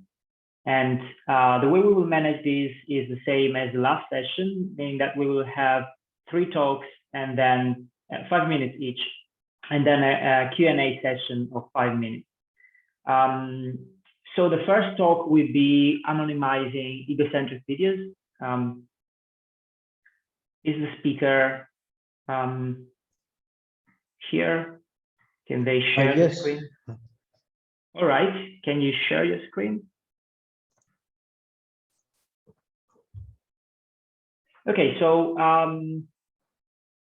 the first talk would be again anonymizing egocentric videos. You can go ahead. Okay, yeah. So hello all. So I'm going to present our work anonymizing egocentric videos. It has been published in ICCV 2021. Now, we all know that first-person videos are getting more and more famous. We're getting very huge data sets, the EPIC Kitchen data sets, FPSI. Even right now, we are seeing Ego4D data set, which is again a wonderful, very large-scale data set that's coming online by the panelists and the authors of the paper. And the reason that these data sets are getting more and more famous is because many reasons. One of is the affordability of the egocentric cameras and other aspects related to the application, such as in robotics and other tasks also. However, there's one issue that has been very recently found out in egocentric videos, is that despite the camera wearer is not visible, still there are some state-of-the-art systems which have shown that they can recognize the camera wearer. So in the case on the left video, we can recognize, those systems can recognize the camera wearer based on the hand gestures and head movements. And in the right video, the gait-based features or the walking features of a person can be used to recognize the camera wearer. Now, this is because the way we move our head and way we move our body, all that information is actually embedded into the camera, and the camera moves according to our head movements. And since these are behavioral features, one can actually recognize a person. So these are some examples that such a recognition can happen via optical flow. We are given such a small aspects of videos. We can say that the 2 videos were coming from same wearer or whether they were coming from different wearer. Similarly, we can also use hand gestures to say that even despite performing different activities, these works were able to say that the videos they belong to the same wearer or to the different wearer. Now, so we tried to solve this problem so that we can actually anonymize the egocentric videos so that such works related to egocentric videos, they are not hindered and people's privacy is preserved. So the task is we need to remove the identity of the camera wearer. However, we need to maintain the utility of the egocentric videos because there are a lot of tasks like summarization, segmentation, object action, and activity recognitions that happen in egocentric videos, and we need to maintain the utility. Moreover, the visual integrity of the video should also be maintained.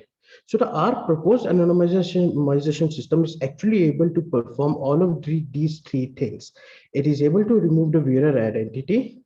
It maintains the utility by performing the performance over activity recognition systems. And since the contributions are very subtle, we are able to maintain the visual integrity of the videos. Now, this is nothing but simple a white box attack, which happens over the systems made on egocentric videos. Okay, now these white box attacks, however, we are not attacking on base of noise. What we are doing is we are attacking on base of camera rotation.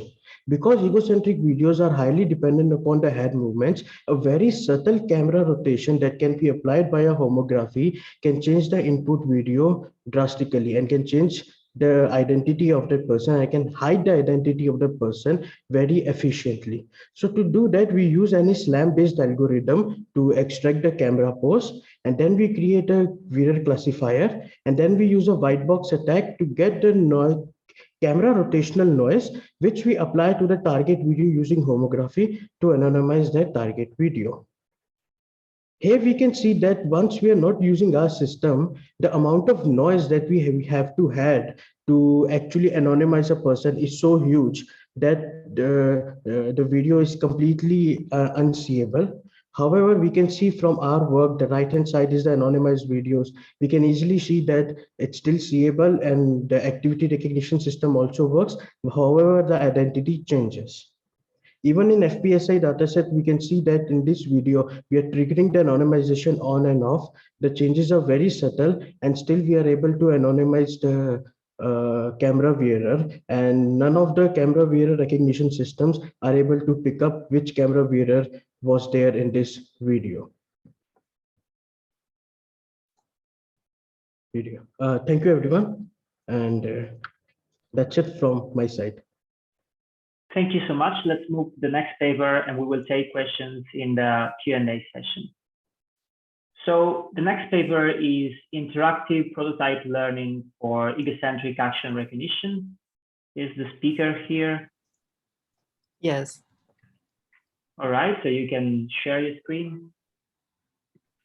Okay. Good, and you can go ahead. Thank you. Thanks. Hi, everyone. I'm Xiaohan Wang from Zhejiang University. Today, I'd like to introduce our paper, Interactive Prototype Learning for Egocentric Action Recognition. This is a joint work with Lin Chao, Hen, and Yi. Different from the third-person action recognition, egocentric videos in EPIC ICCV2021 dataset always object-centric, scene irrelevant, and fine-grained.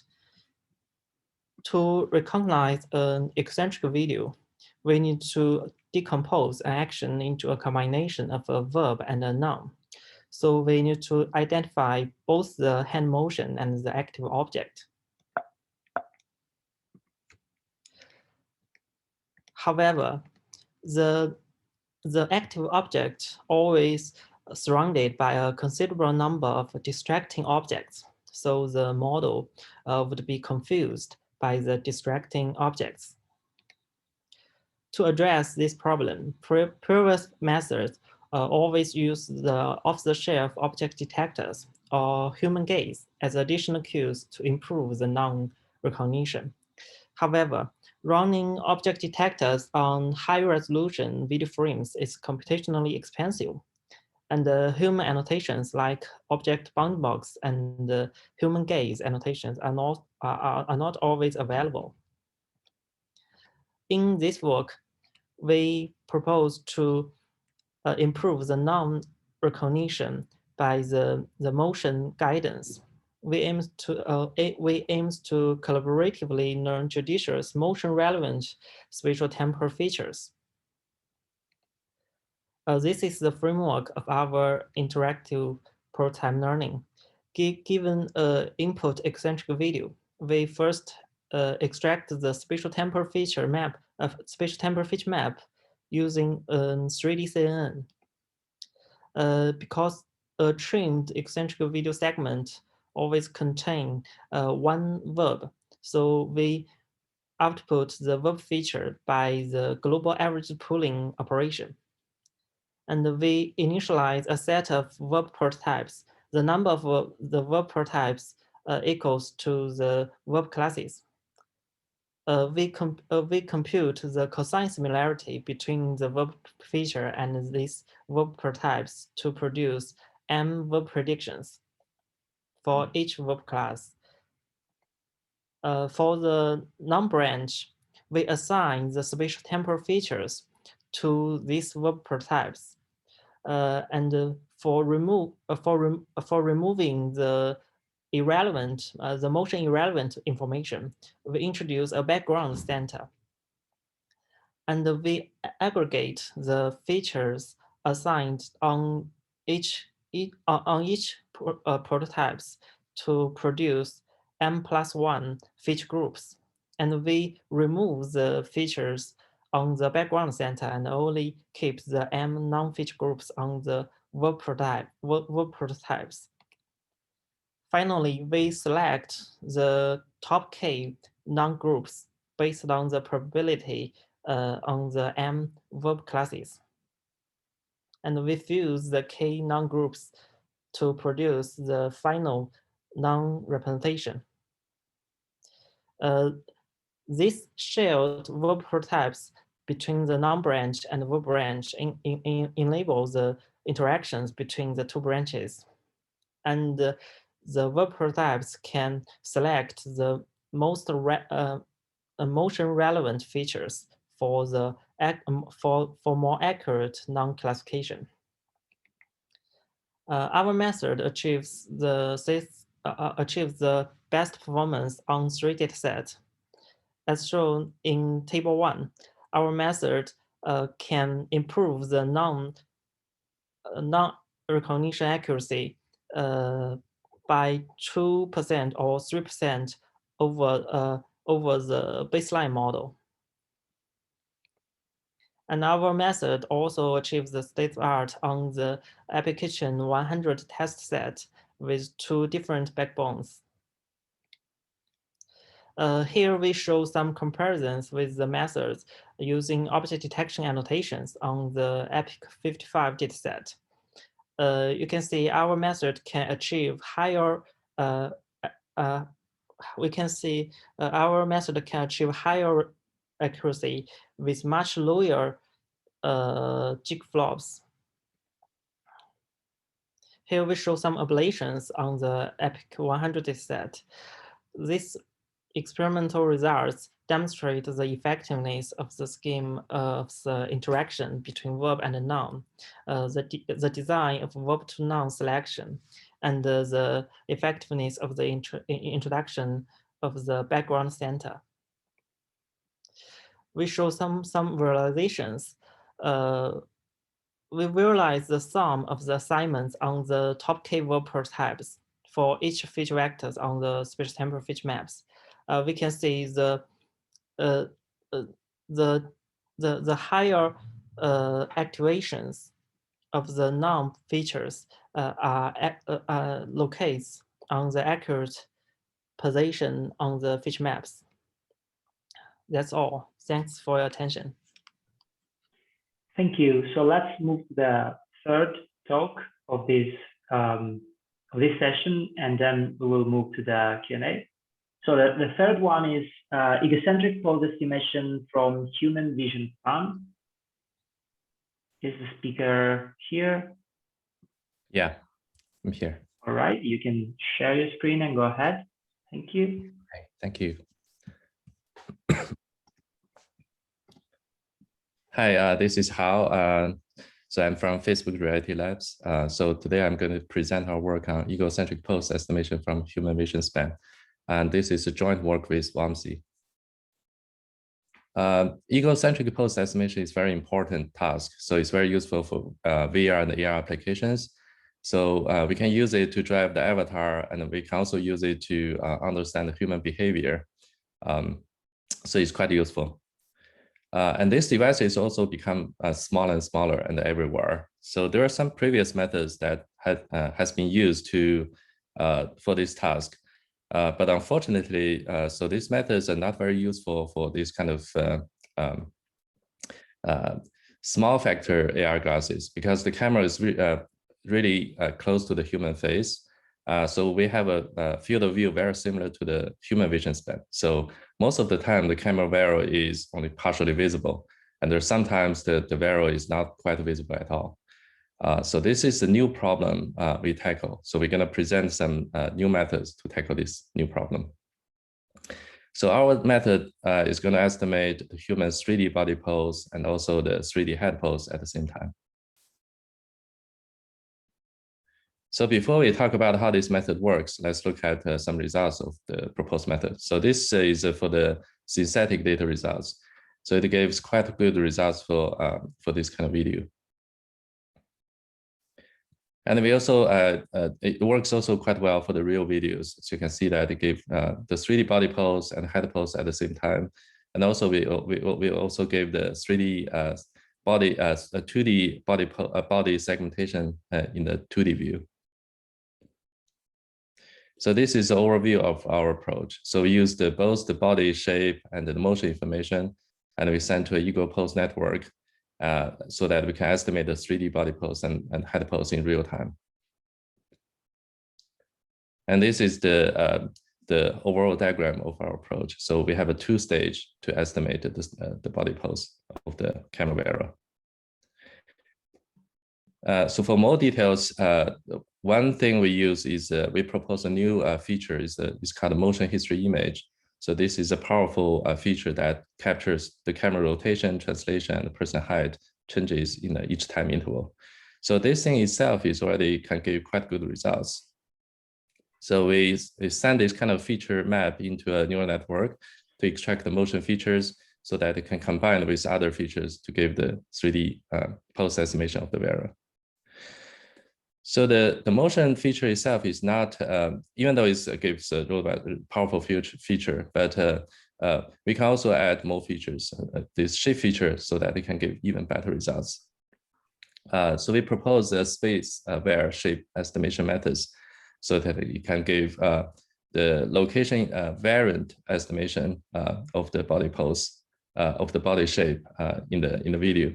So as you can see, our method in the red boxes gives better results than the previous methods. So by combining these two features, the motion feature and the body shape feature, and in the first stage, we can give quite reliable body pose and head pose estimation. So we can add another stage to do the pose refinement. So in this stage, we use the estimation, the body segmentation estimation from the first stage, combined with the head pose estimation, so we can reconstruct a 3D envelope of the body pose. So combined with the motion and the previous stage 3D pose estimation, we can refine the results so that it can has better spatial geometry consistency. So this is these are the norms and the different kind of loss functions we use. And another feature we use in this method is that we use a lot of synthetic data to train our models. The reason we do this is that it's hard to get real data because we have to get this synchronized video and the body pose ground truth. But the synthetic data in the previous, captured in the previous like 10 or 20 years, so these are very useful data we can use to train. So our method not only can render the color foreground images, but also it can render the motion maps so that we can use this kind of synthetic data to train really high quality models, which can generalize to real videos. So for the experimentation, so we use both synthetic data and the real data for the experiments. So this shows the synthetic data comparison results. Comparing with different other methods, our methods gives the lowest key point and also the head pose estimation errors. So this shows more videos about the synthetic data results. And as you can see that our method can give not only quite accurate pose estimation, it also can reflect some subtle style of the movement. So for the real videos, our method also gives quite the best result comparing with other different approaches. They show some visual qualitative results of the proposed method, comparing with two state-of-the-art approaches. And some more videos about the real video test.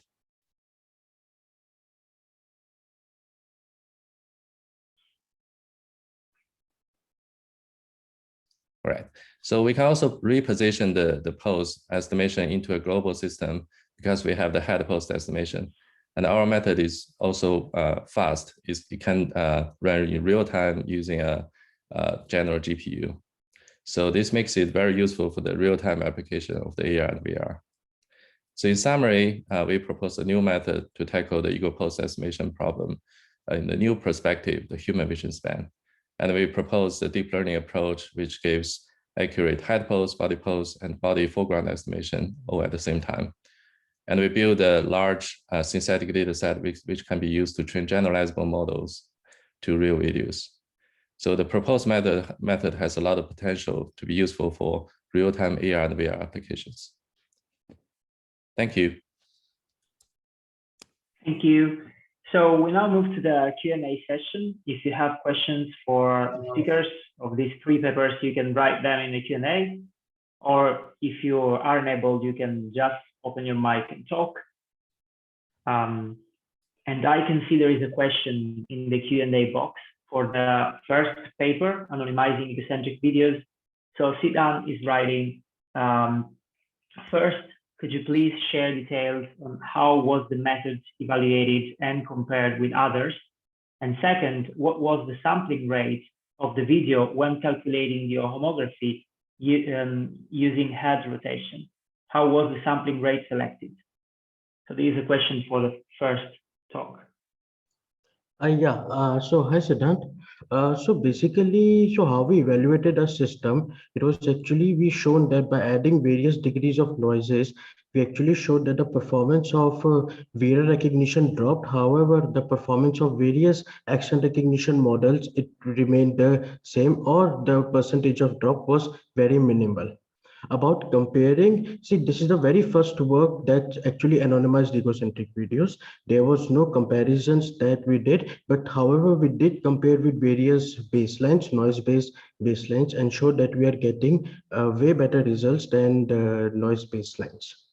Now the sampling rate was actually selected as 15 frames per second. The reason we just selected the 15 frames per second is because selecting a higher sampling rate can actually create more fine videos, but it also requires a lot of computation applying homography at every frame.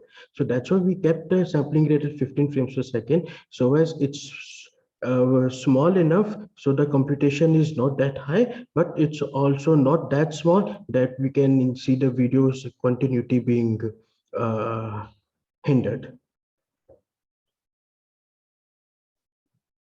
All right, thank you. Is there any other questions for the speakers? Actually, I have a question for Haojiang. I'm very interested in how you prepare your synthetic data, how you make sure it is the same as the real data. Okay, so for the synthetic data, we use the CMU mocap data, and we use the some human models, the mesh models.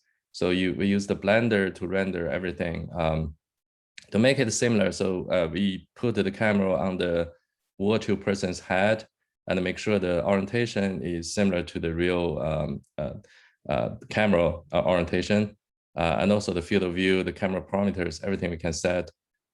So that basically can give you some like good approximation to the real videos. So that's basically how we do. Oh, okay, thank you. Thank you. Okay, so is there any other question?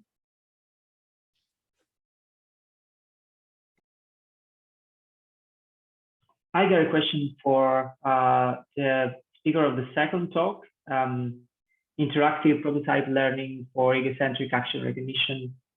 So as far as I understood from the presentation, the main idea is to have some kind of prior on, well, to identify where the object of interest for the action is located. Did you compare your method with using a simple, I don't know, center prior, like the object in the center is the most relevant one? And how does this work compared to your method?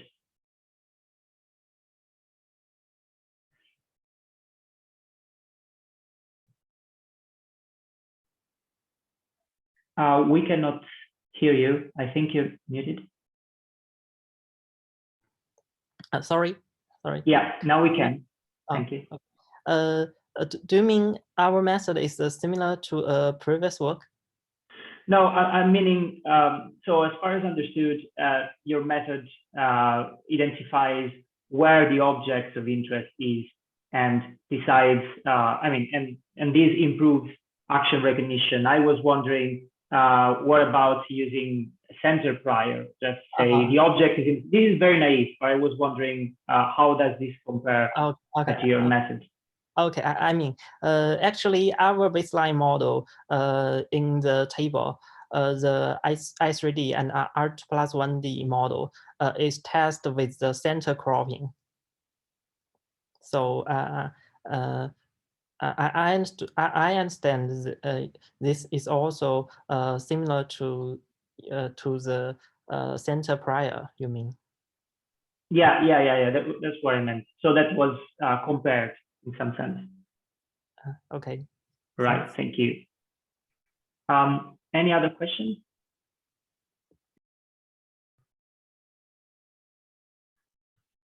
I got another quick question for the third talk.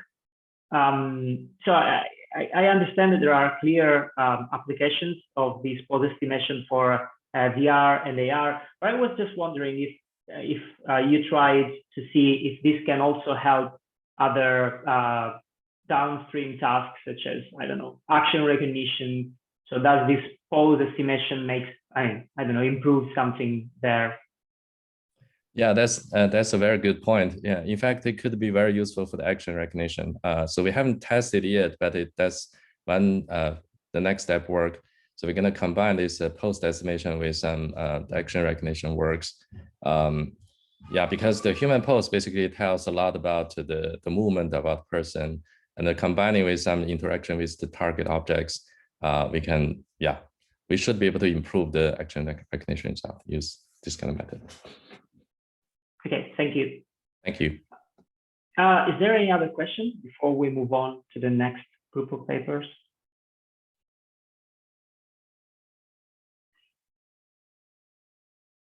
All right, so I think there is no other question. So I'd like to thank the speakers of the first three papers, and then I'll move to the next group of papers. So the next talk will be estimating egocentric 3D human pose in global space. Hello? Yes, we can hear you and we can see your screen. Yeah, right, so you can go ahead. Okay, so hello everyone, I'm Jian from MPI Informatics. Here I present our ICCV2021 paper, Estimating Egocentric 3D Human Pose in Global Space.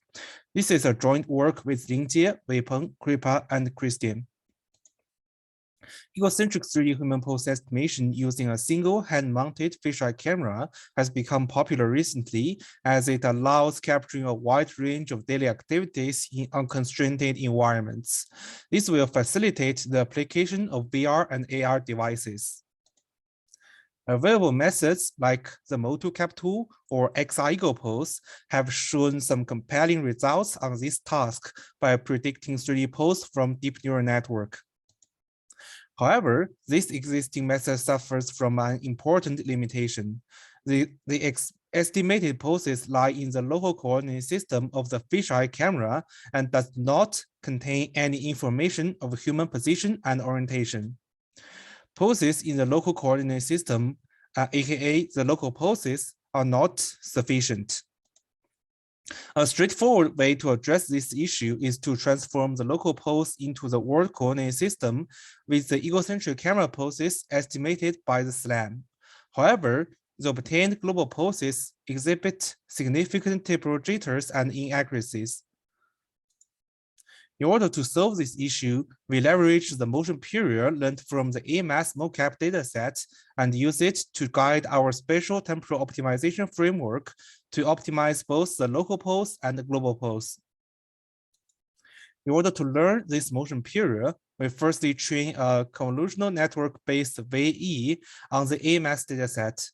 The encoder of the VE takes the egocentric pose sequence as the input and gives the latent vector Z, while the decoder tries to reconstruct the pose sequence from the latent vector Z.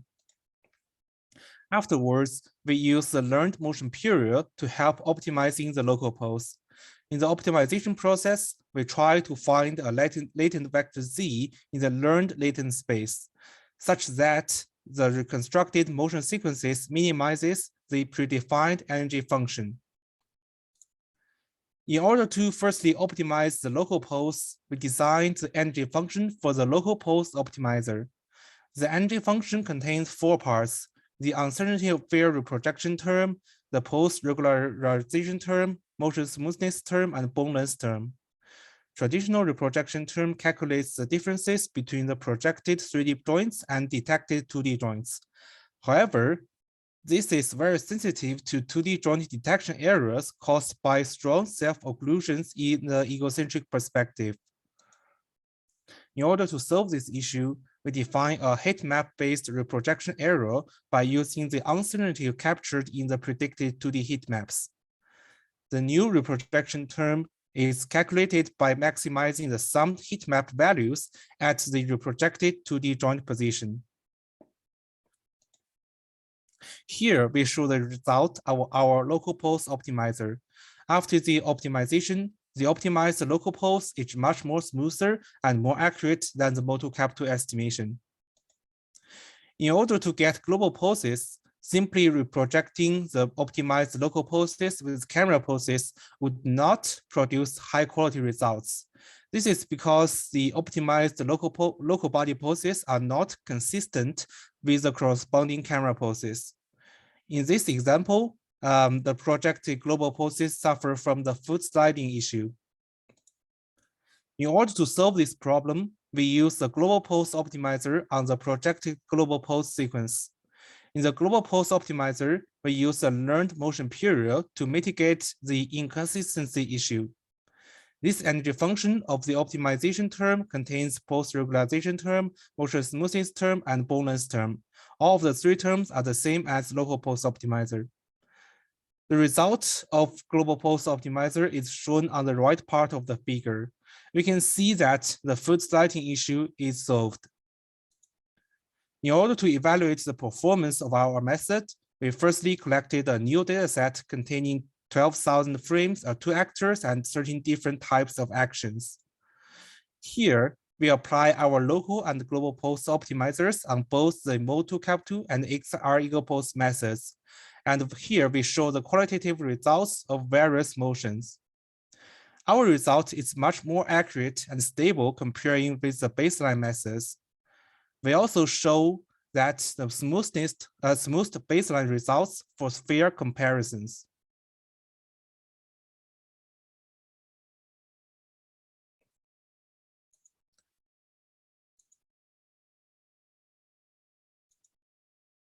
Here, we also show results of our optimization method for the in the wild sequences. Our method can also predict high-quality global poses in everyday scenes.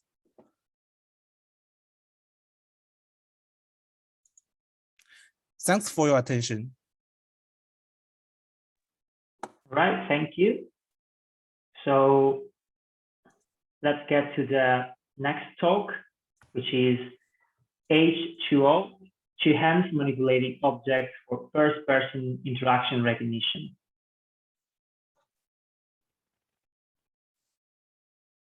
All right. Is the speaker here? Yes, I'm here. Can you hear me? All right. Yes, and we can see your screen, so you can go ahead. Thank you. Great. Hi, my name is Tae-Kwon. We introduced a comprehensive framework for egocentric interaction recognition using Markov 3D annotations of two hands manipulating objects. This is joint work with Bula, Jan, Federica, and Mark. Hand pose and object pose are important to understand first-person interaction. However, collecting a data set with 3D hand poses and 60 object poses is not only expensive, but also difficult. Therefore, we collected a new data set called H2O. Our data set provides synchronized multi-view RGBD images, action labels, object classes, ground truth 3D poses for left and right hands, 60 object poses, camera poses, object meshes, and scene point clouds. In order to collect the ground truth labels for both hands and object, we used multiple cameras and jointly optimized the pose of the hands and object. The existing image-based dataset with 3D annotations for hands interaction either have markers in the region of interest or are purely synthetic or capture only one hand without an egocentric view and action labels. Our dataset, H2O, has a large size compared to other image-based datasets with 3D annotations for hands interactions. H2O provides a total of 571,000 frames captured from 5 different views.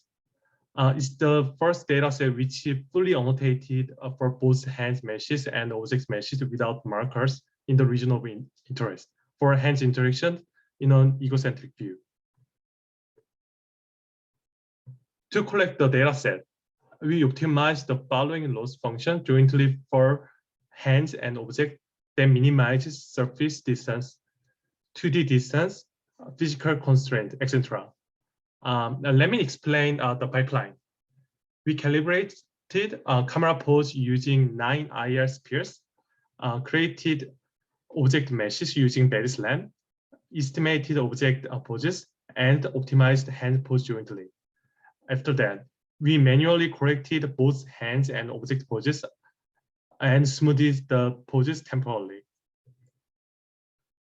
With the fully annotated dataset, we further proposed a method to predict hand labels by estimating the 3D pose of 2 hands and the 60 pose of the manipulated object jointly from RGB images. Our method, a topology-aware graph convolution network, in short TAGCN, models both inter and intra dependencies between both hands and object by learning the topology of a graph convolution network that predict interactions. We parameterized both hands and object poses as individual graphs and combined them in a single multi-graph architecture. We then learned the interdependencies and connections between different graph entities with an adaptive architecture and compute the topology of the multi-graph structure for recognizing 3D hand-object interactions. The result of TAGCN outperforms other image-based methods, which demonstrate the effectiveness of our method and the importance of a 3D pose prediction facilitated by our dataset.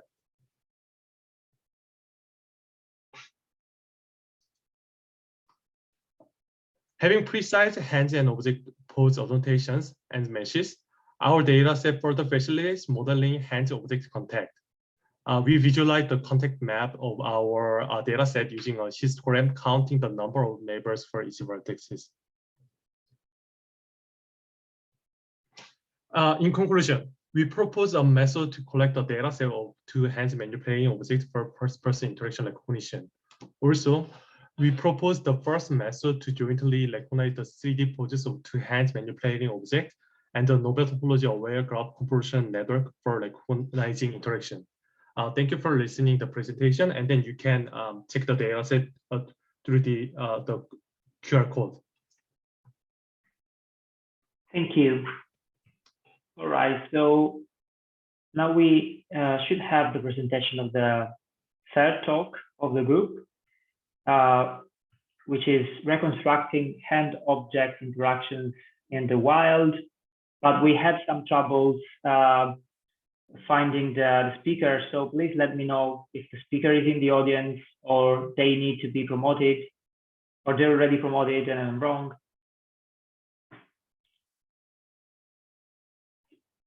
So maybe something that we can do is that we go to the Q&A session, and if the speaker became available in the meantime, they can contact us and be promoted so that they can present the talk at the end of the Q&A session.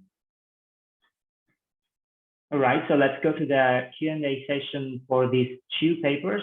Are there any questions from the audience?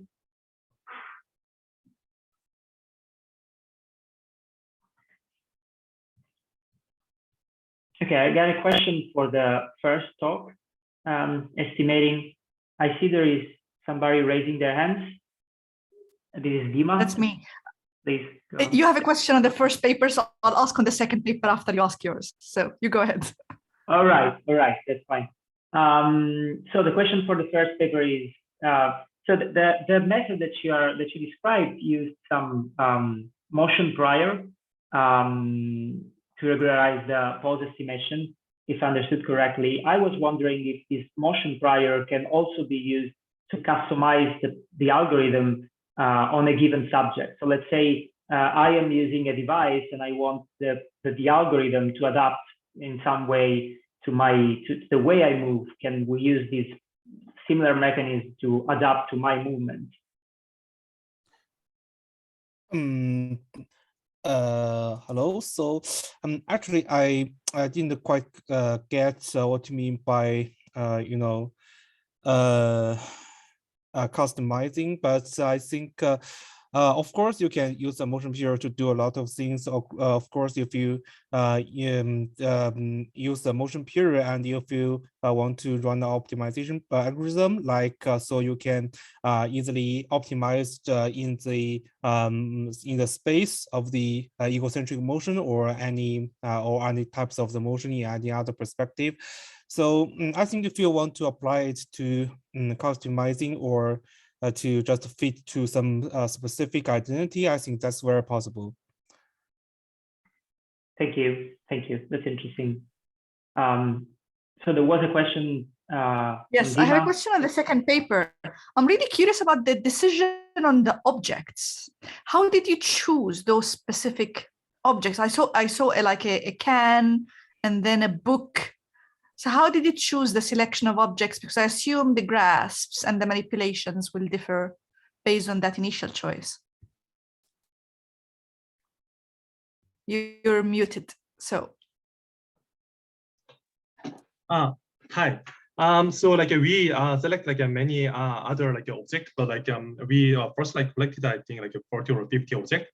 But the thing is like we also need to 3D reconstruct further like the object. So among them, and order this like 40 to 50 object at the first moment, like that we can just like find like nearby our our like daily life, like for example like a milk bottle or some like a tea, etc. And then like we are selected like we can like reconstruct like in 3D well, and then we used those objects in the end.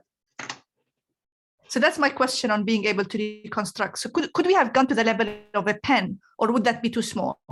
Yeah, and pen is like too small to reconstruct using only like a depth image and then like RGB camera. So like in that case, we select the object like a size between bit like a smaller than like a hands to like 5 times bigger than like a hands. That like in that range. Right. So between the hand size and 5 times the hand size. Yes. I see. Thank you. Okay, so is there any other question for the two speakers that have presented so far?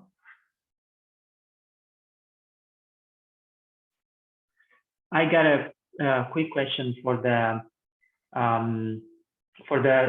second paper as well, reconstructing head of what was H2O, right? So I intuitively understand that having two hands, I mean, being able to model two hands plus one object is better than modeling just one hand plus one object. But I'm wondering if the earlier representation, so one hand plus one object, I mean, I can figure this being useful already for some interaction. So I was wondering, can you name some examples of cases in which having two hands is much more important and we need that kind of representation? So yeah, that's actually like that we had the occasion that we had. So usually we are like many people are like right-handed, or even for only like a left-handed person, like they mostly use like one hand. But like by calculating the number of how we interact with the object at hand, actually like many people also use like both hands for certain jobs. Like for example, let's say like opening the like a milk bottle, and then like when you open it, we need to hold one hand like for the milk bottle, and then like open with the other, and then sometimes people also switch their hands. So in the end, like in our observation study, we also proved that like using two hands is like better than like one hand for the action recognition. I see, because for example, in that case, you could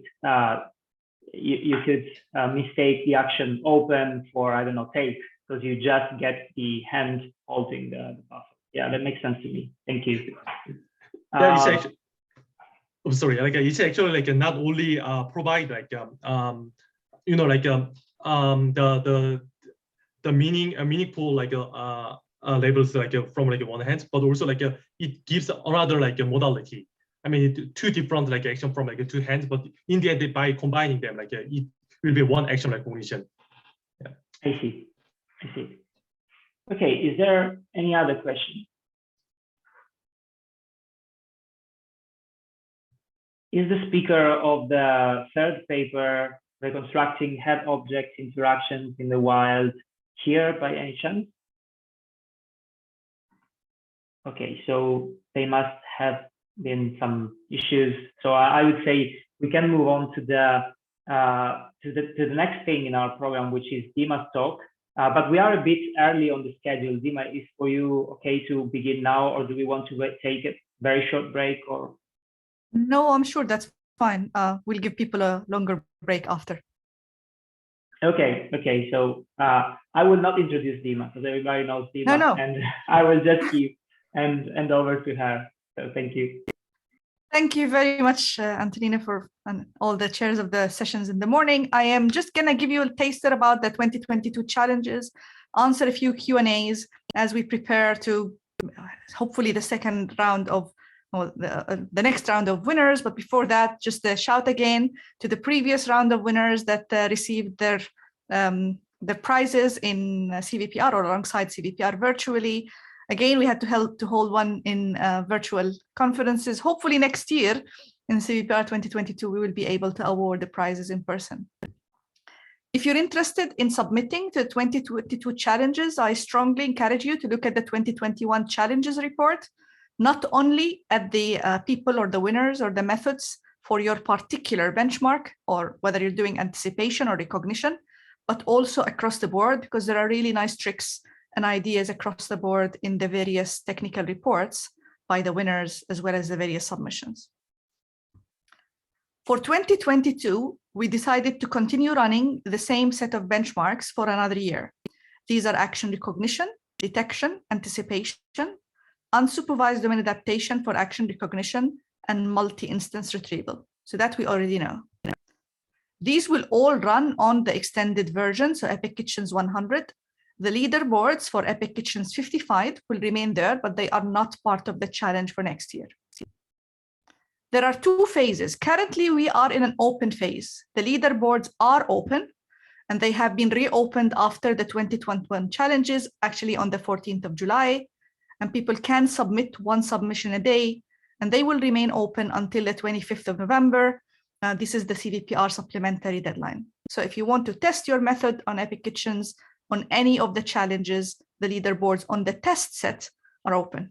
And I'm emphasizing that because we still get papers to review as reviewers in CVPR that says the test set is not available. The test set is available and the leaderboards are open outside the challenges. However, the leaderboards will then close for the remaining of November, December, and early January in preparation for the official phase. This is the phase where we assess the winners for the challenges. We expect to open the leaderboards around mid-January. The decision on the metrics to decide the winners is ongoing and might not likely be exactly the same as last year in light of what we have decided on last year. So we might change how the decision on the winners is made, but the metrics themselves will remain there. So you know what the metrics are. It's just the decision on the winners will become a clear beginning of 2022 and will remain hidden until then. As with last year, these will close late May 2022, exact date to be specified, and we will continue around the same approach, one submission per day and a total of 50 submissions per team. There are forms that we've introduced for new entries, and these resolve some of the issues we faced last year related to two different email addresses that end up being actually in the same team. We had to ask one team to withdraw their submission because eventually they ended up being the same team as someone else. So to avoid that, and Antonina was a lead in kind of making this change, we have a form now for the EPIC Kitchens challenges where you specify your login email, the challenge you're applying for, and we request a different form if you're applying to multiple challenges. We apologize for any inconvenience this might cause. We expect information about the person, where they are, and their affiliations, as well as the name of their team lead, could be themselves, and any of the collaborators they are working with. Again, the main intention is to keep the intention, the whole idea of the fact that we are allowing one submission per team to the challenges. So again, if you have any concerns, please ask any of us, but these are the changes towards 2022. There are a few important questions that I thought to share early, also in light with the afternoon session on the reveal of Ego4D. Question 1 is, can I use Ego4D data to pre-train my models on the 2021 EPIC Kitchens challenges? The answer is yes. Just not to kind of make a big change in people's minds. Ego4D is not yet out. The dataset itself will be out towards the end of November, but this is in preparation. You can use Ego4D to pre-train models and submit to the EPIC Kitchens challenges, but to avoid any biases, this needs to be specified in the SLS scores. For those who are familiar with the challenges, they know what they are. For those who are not, I'm going to make a quick reminder. Second, can I use Ego4D with labels in addition to EPIC Kitchens? And the answer is also yes, but you need to specify that clearly in the SLS scores. Can I use IMU modality, which is available in EPIC, in the test set? I had that question asked recently, and the decision on this is yes. But please specify that in the technical report. Unfortunately, it's not something we have explicitly posed the modalities in the SLS, something we're considering, but you can use the IMU modalities which are available in the test set during testing. So we expect all the modalities, RGB and audio and IMU, to be available both in training and in testing. And finally, will there be any monetary prizes for the 2022 challenges? We do have sponsors for the challenges, but in line with our beliefs and previous years, we are not putting monetary prizes for 2022 either.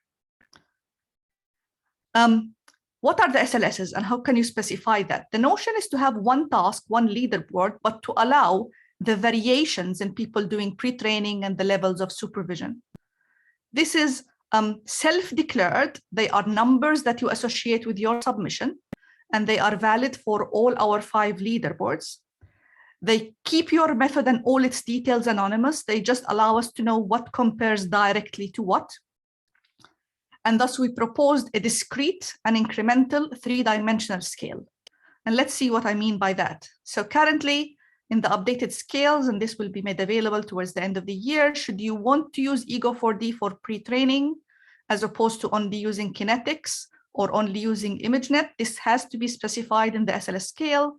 If you're using both Ego4D and EPIC Kitchens to pre-train, this also has to be specified in the SLS scale. And if you have access to another private data, this needs to be specified.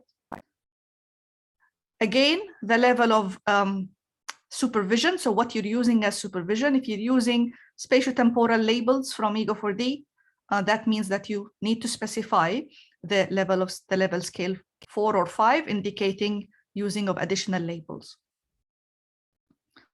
And finally, if you're training on EPIC and Ego4D, this is not the pre-training. This is the training with the labels. This also needs to be specified. So it's allowed. We really want to see the potential of the methods. Once the submissions are there, we will decide how to give the winners. We might actually give a different set of winners for those who use or don't use Ego4D. We don't want to specify that in advance, simply because we don't know whether people will use it. But we are open to really giving different winning teams depending on the various SLS scores. There is another announcement, kind of a secret we've been keeping for a while, and some of the people on board know of that, not everybody. Also coming in 2022, in collaboration with the University of Michigan and the University of Toronto, and sponsored by Procter & Gamble, we believe this is a game changer on the intersection between actions, scene, and semantic segmentation. Coming in 2022, so this is not immediately applicable. If you're interested in making this effort bigger, contact us for sponsorship. We were already in talk with a couple of sponsors. At the end of the line nearly is DeepMind, but because we haven't yet used the resource, we prefer to just thank Procter & Gamble because they've really put the effort in play, and we've been working on this for nearly a year. Thanks to David Fauhi from Michigan for preparing the next short video.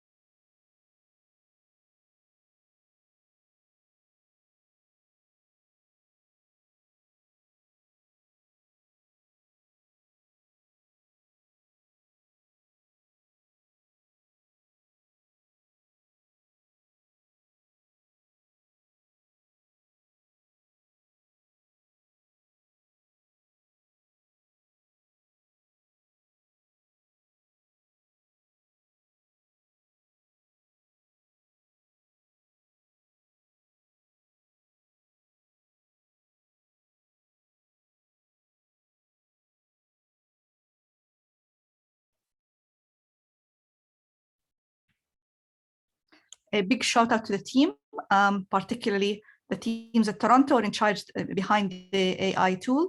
Sania, Marco, Amlan, and Song. Also the new team at Bristol, Ahmed, Jin, and Bin, and of course, David, Richard, and Dan.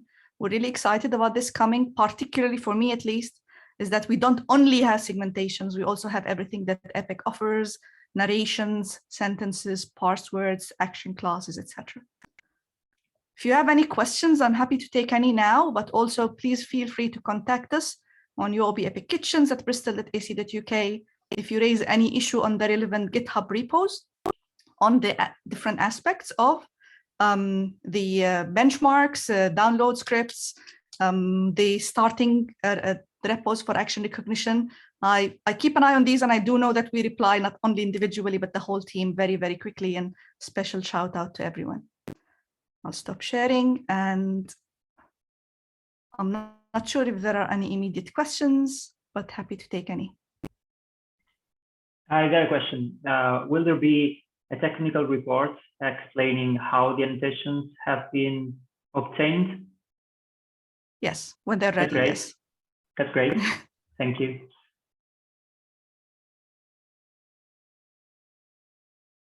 Again, don't hesitate. Well, we thought a lot about whether to share this. The data set isn't yet ready, but this is an early insight into something that we've been working on, and we always like to share things early. Very nice, Dima. And can you say something about the amount of data, the size of the data? Frankly, the amount will depend on how much sponsorship we're getting, right? So we're spending every penny. These are expensive annotations. We do believe we will be able to cover a good amount of the training set, maybe up to 50 to 60% of the training set will be annotated at the scale of as dense as you've been seeing it, right? We're sampling at 2 frames per action. So that means we're sampling denser shorter actions, more than longer actions. And for people using EPIC, they know that there is a plus there because there are very, very many short actions. A lot ongoing. We're still fixing lots of errors, and we're grateful again to the generous sponsorships of Procter & Gamble. We have a hand from one of the attendees. Yes, I will enable Victor so that he can.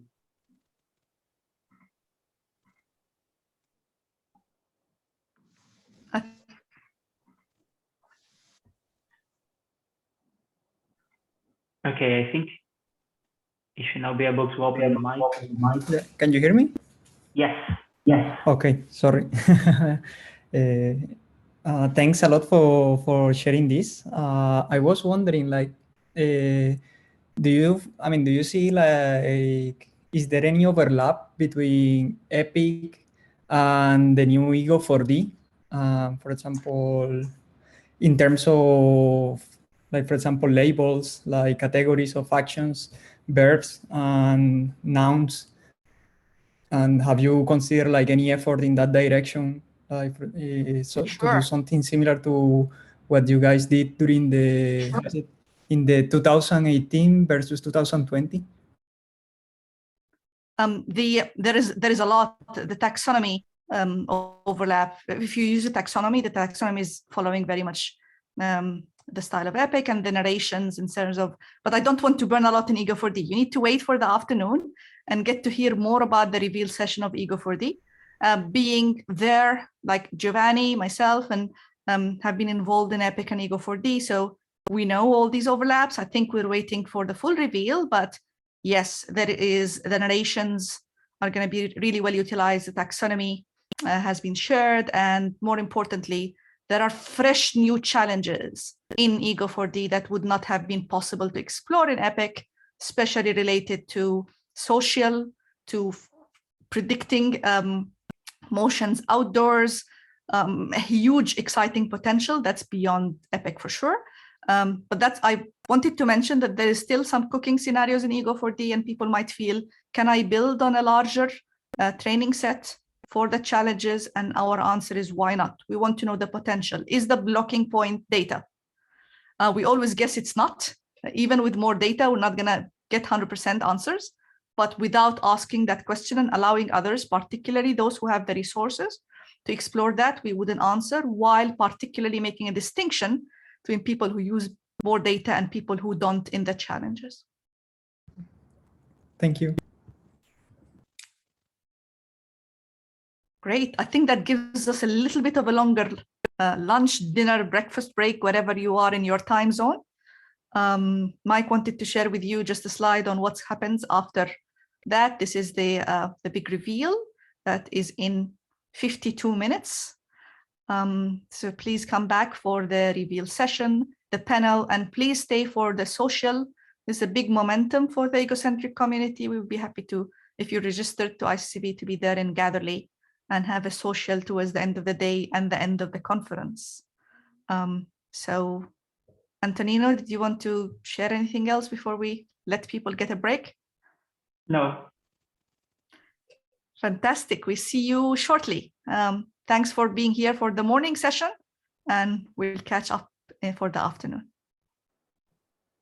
See you later. Ciao. See you later.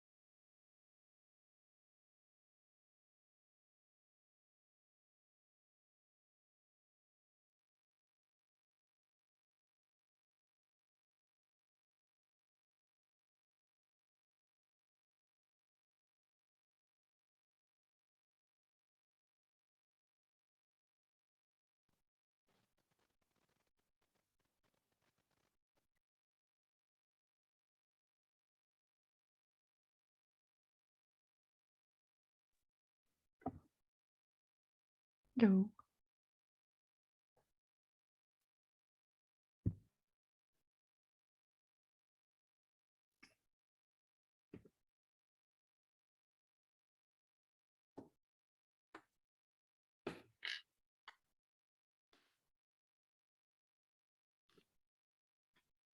Kristen, you can share your screen whenever you want.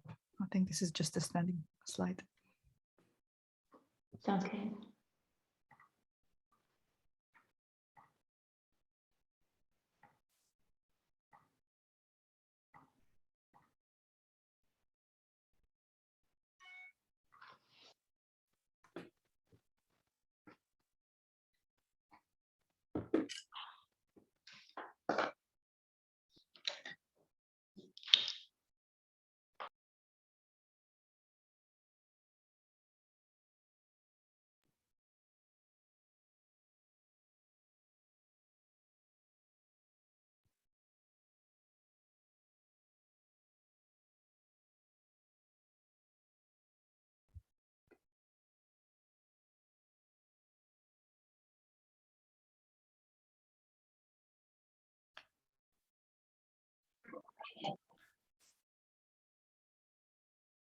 Right, so welcome everyone to the afternoon session.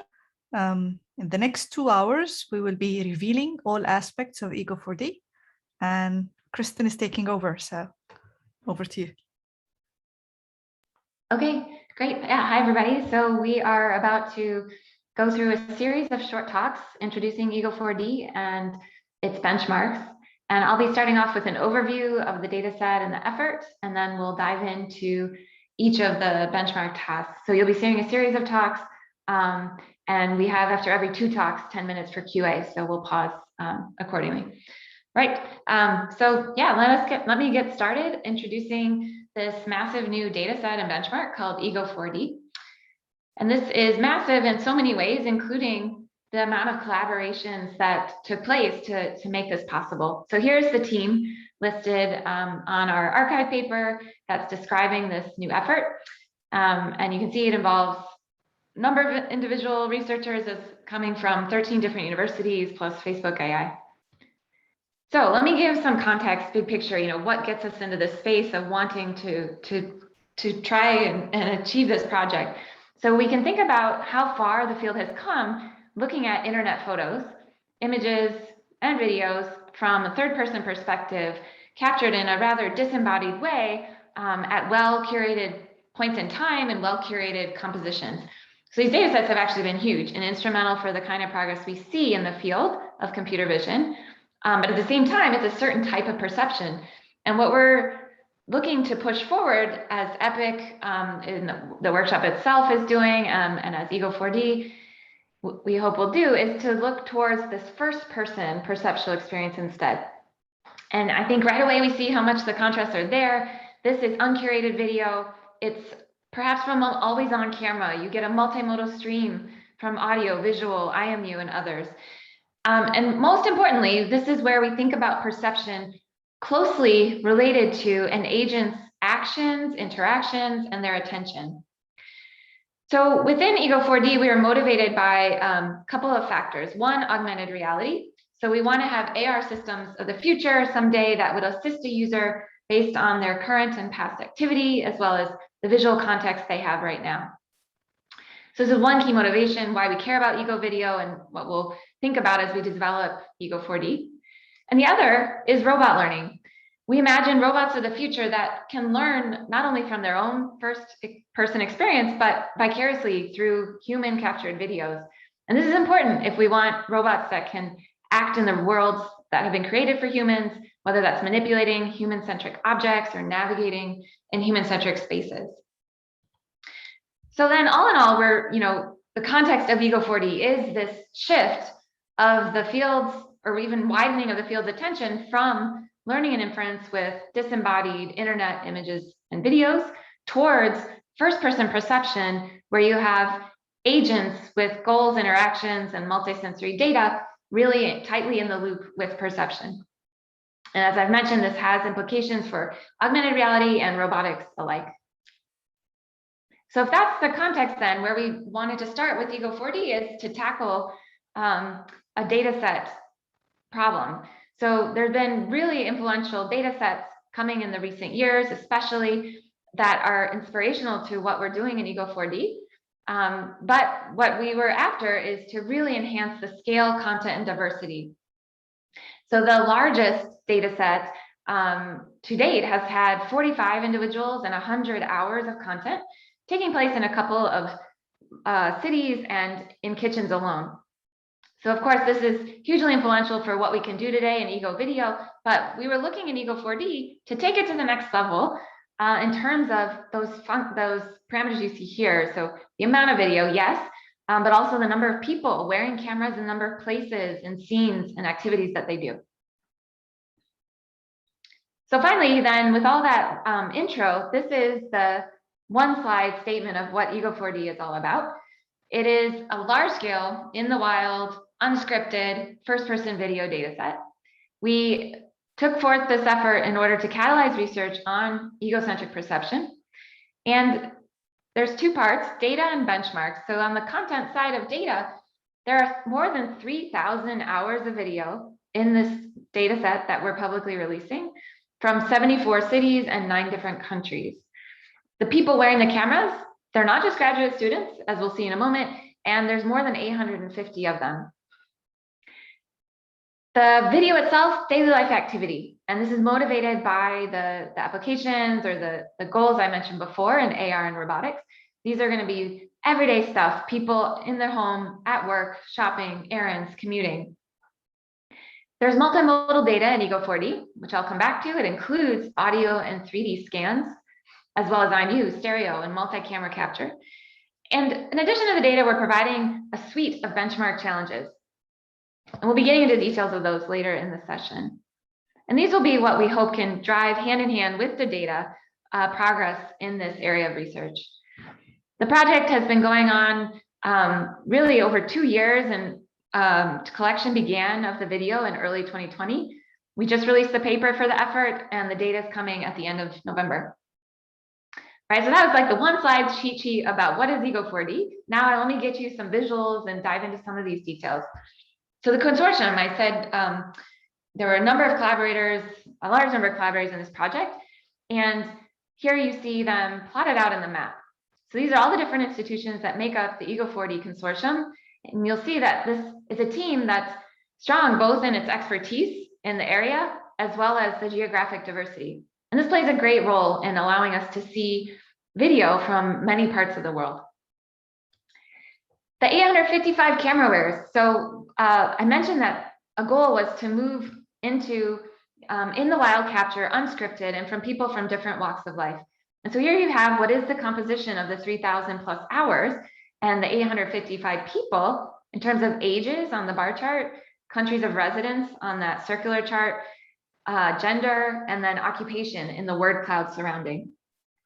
And this is very exciting because you can see, there are people coming into this data from 9 different countries, including 5 different states within the US, about an even mix of male, female, people ranging in age from 18 years old to more than 80 years old, and all the occupations that you see represented here.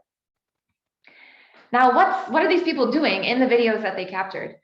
So our goal in Ego4D was to think about, again, that daily life scenario kind of activity. So for that, we started by looking at this list from the US Bureau of Labor Statistics that indicates how many of us spend the bulk of our time. And these are things like in the home, cleaning, cooking, eating, doing chores, also entertainment time, exercise, commuting, things in the workplace, running errands. And so we didn't ask anyone to script out doing these activities, but we did manage to arrange so that cameras would go to people that would be doing various pockets of these activities in their daily life. And so a key tenet for Ego4D is to capture unscripted daily life activity. And by doing this, here's where we arrived for this first release of more than 3,000 hours of content. There's a wide variety of activity. It's indoor, it's outdoor, and you can see the breakdown here on this circular chart of the different chunks of the data and some of the bigger chunks. And then about a third of it on the right-hand side is broken out into a long distribution, long tail of other activities. Just give you a sense of magnitude here, cooking comprises 11% only of the data, but that's already more than 300 hours of content. We'll look at for some samples in a moment. Now, the cameras that were used to do this capture are, many of them are shown here. So there's the GoPro, that's a lot of the camera video, but there's also the Vuzix Blade, Pupil Lab, Z-Shade, WeView.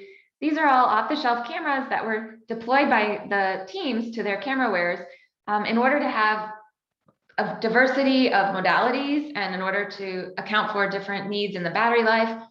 Furthermore, at Ego4D at large, we wanted to not overfit the whole data set to a single capture device.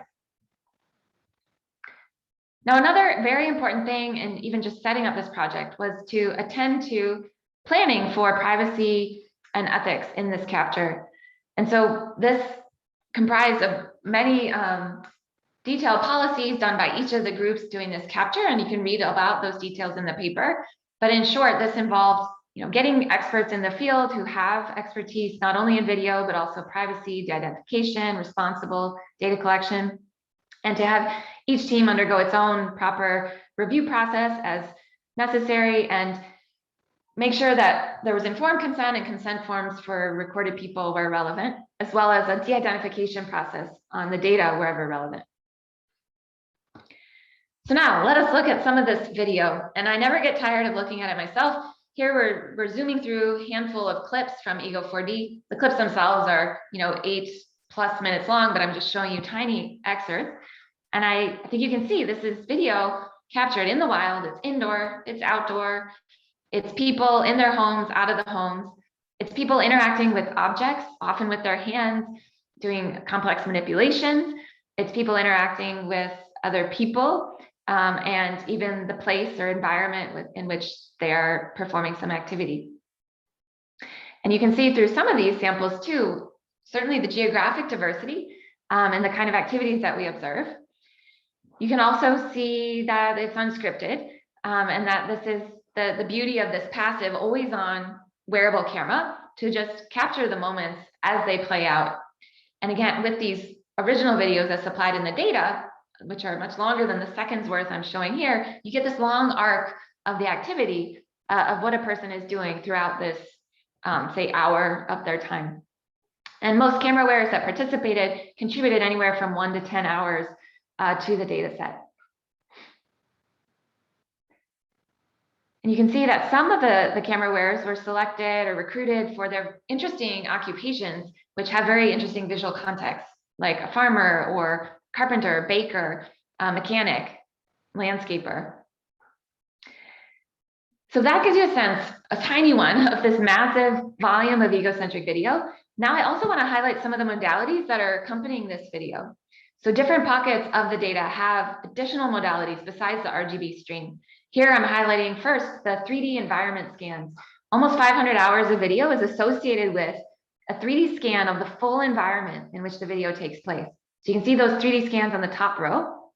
And then on the bottom row, you can see how then a dynamic video from a head-mounted camera, as the person goes about that, moving about that space, is captured and linked to it. And these are provided with the data set. Another modality of interest with the data on the left captures where multiple people were simultaneously wearing a camera, and the synchronized video feeds from each are available. And on the right, eye gaze. And so these are offering yet other ways to explore the first-person visual experience and modalities that will help to open up new tasks. Now, the data is a huge part of this story, but it's not the endpoint. So the other component of Ego4D has been that the consortium members came together to define tasks that we feel are going to drive progress for this field and really push, what's possible. And we organize these tasks in terms of the past, present, and future. I'll give a very short mention of the 5 tasks, and then in the following parts of this session, you'll hear a lot more detail about them. So from the past, this is the benchmark we call episodic memory, where we want to be able to ask really any question about the past recorded video in natural language, or with a picture query, or with the name of an object. So this will also link objects to their positions in a 3D environment if we're asking about locations of things. Moving to the present, we're interested in the hands and object task. This is how is a person using their hands to manipulate objects or change the state of an object in the video. This is particularly relevant for robotics, we expect, thinking about how to understand how objects get changed in the world, no matter who's doing it. Continuing in the present, we have two socially oriented, people-oriented tasks, one on audiovisual diarization, who said what when, one on social interaction, who's attending to whom. And finally, moving to the future, we have the forecasting task. And this is covering all aspects of anticipation of what actions are going to happen, what objects will be used, where the camera is going to go next. So altogether, these benchmark tasks give a way to explore egocentric vision with this massive data set in terms of how a camera wearer interacts with places around the person or other objects or other people. So finally, let me comment on the annotations. We have dense text narrations given on every second, every moment of the 3,000 hours of data times 2. So 2 people have looked at every video, some 2 people, and written out sentences for every single action that the camera wearer does, as well as a clip level summary of every 5 or 8 minutes of video. This amounts to a density of about 13 sentences per minute of the data and somewhere around 4 million sentences to accompany it. And you can see it really gives the play-by-play of what's in there. We've been using it to index the data to decide what clips to annotate in which ways. We've also used it to form taxonomies in a data-driven manner about actions and objects. And we expect it's itself a resource for future research in terms of grounding visual perception and language. Then for all the benchmarks that I quickly went through, we have full annotations available. And this includes the space-time labels about actions, people, objects, state changes, hands, as well as multimodal labels like queries and responses in language and speech transcription. Getting all these annotations was intensive, took more than 250,000 hours of annotator effort. So computer vision, we expect can really seize on this data set, and we can't wait to see what our community makes of it. We also expect this, because of the nature of the multimodal data and the breadth of the data, it can inform research in all the areas beyond that you see here: audio, AR, language, speech, robotics, 3D sensing. So what's next for Ego4D? The paper's already out, and the data will be out at the end of November, as well as all the annotations. And then we're gearing up for the first challenge. So this will take place in June next year. And so we'll be releasing, look for the release of the benchmark challenge themselves by early the following year. So I'm going to stop here and hand it off next to Bernard, who will talk about the episodic memory benchmark. And as I mentioned, we're going to have time for Q&A next after Bernard's talk. All right. Thanks, Kristen. Let me jump into my slides over here.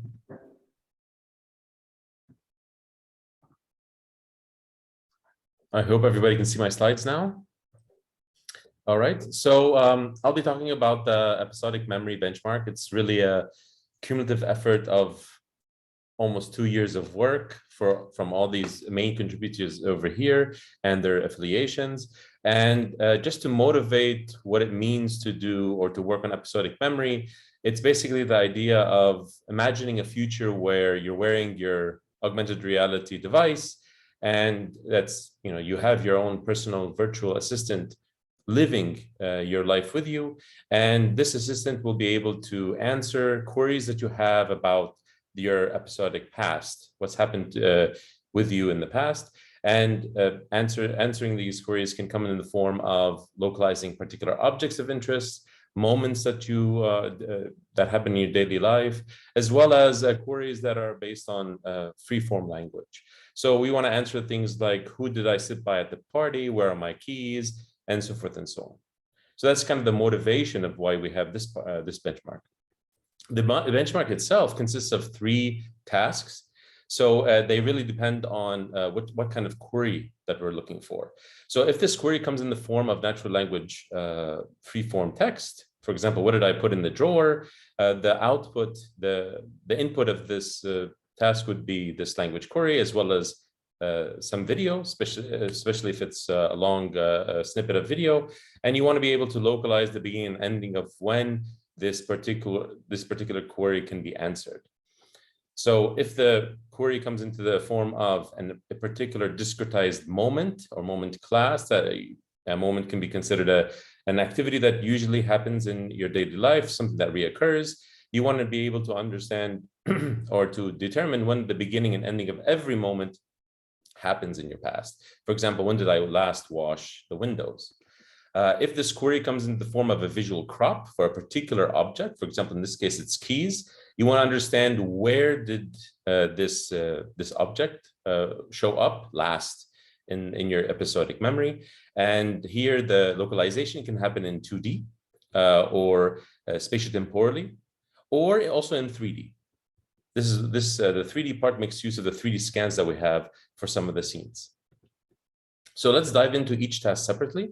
Let's start with the natural language query task, the NLQ task. Here again, the query is of the type of, the input query is language, and the video that you want to find, you want to search through is one of those episodic memory clips that Kristen has showed, and you want to be able to retrieve the beginning and ending of the piece of video that answers this language query.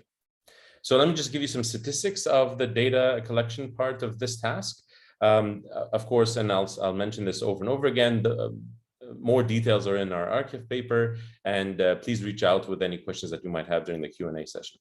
So for this task, for the NLQ task, we had to figure out what types of questions or language queries we want to ask, as well as in which videos you want to ask these questions.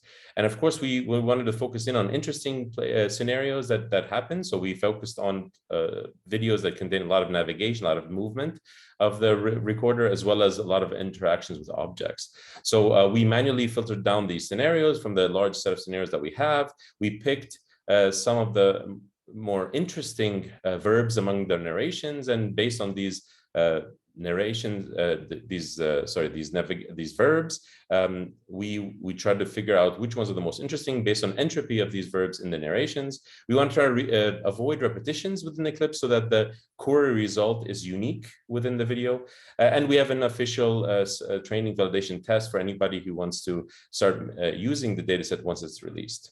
So the queries come in various templates, 13 templates in total. These are the top 3 on the right. And they're coming from 400 more plus hours of video from 10 universities and leading to 25,000 language queries. So you see here the distribution of, on the bottom, a distribution of queries with respect to, or the number of video hours per scenario that we have, that we capture the queries from. In terms of the baseline method that we developed here, again, we weren't after building the next generation of NLQ methods. We were trying to make use of what's already out there.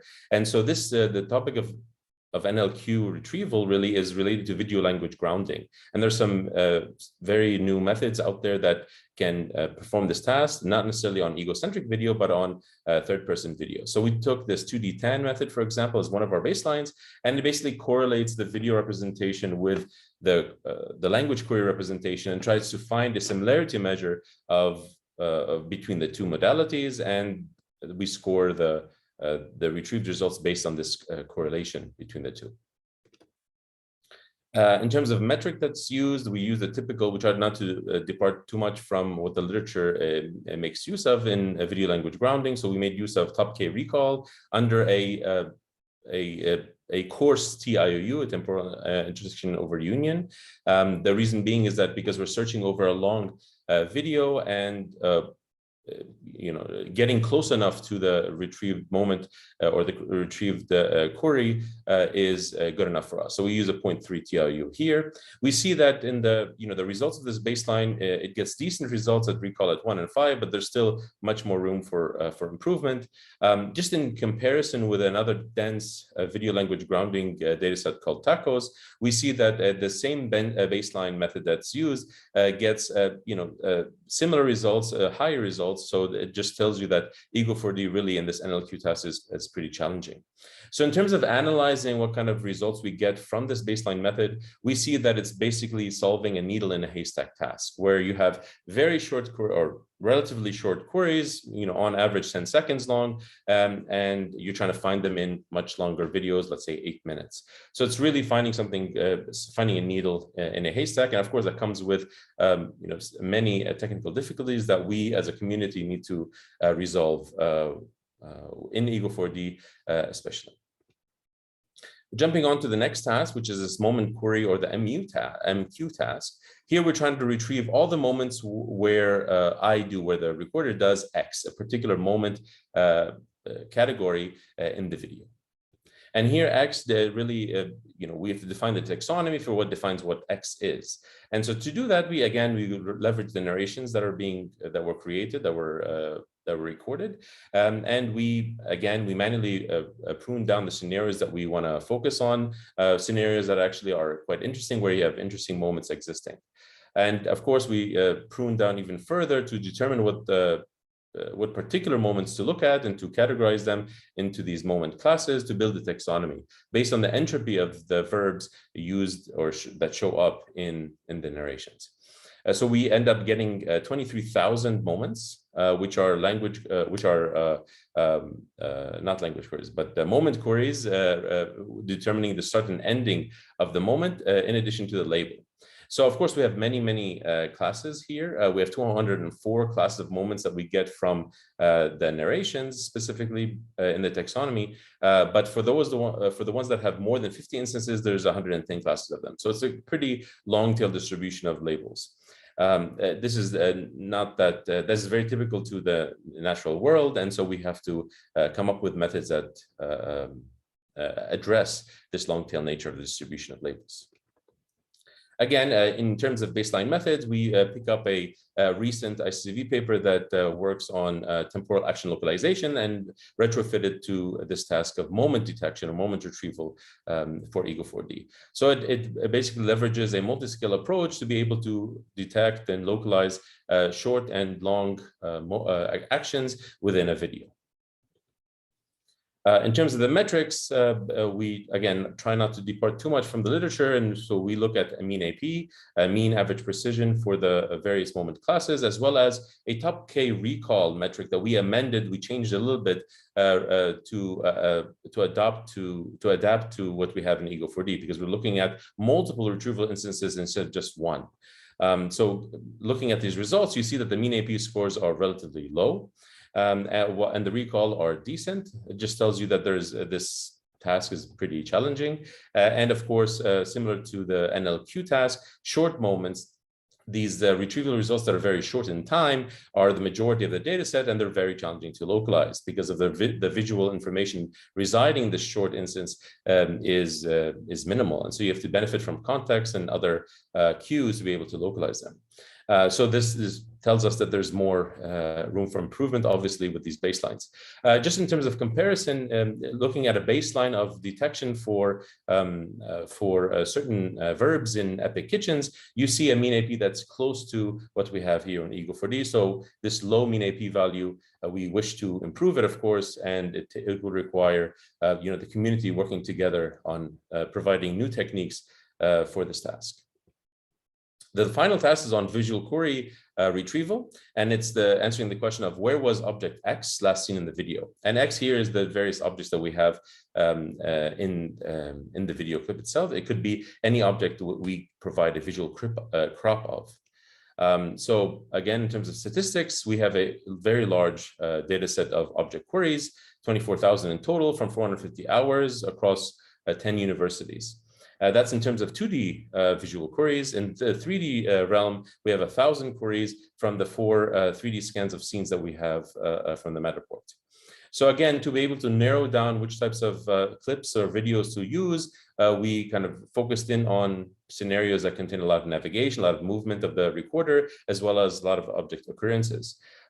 We see here on the right that kind of the top 5 recurring objects that we see in the various videos, and distribution is down below, again showing a long tail distribution of the particular objects that or the scenes in which we captured these objects in.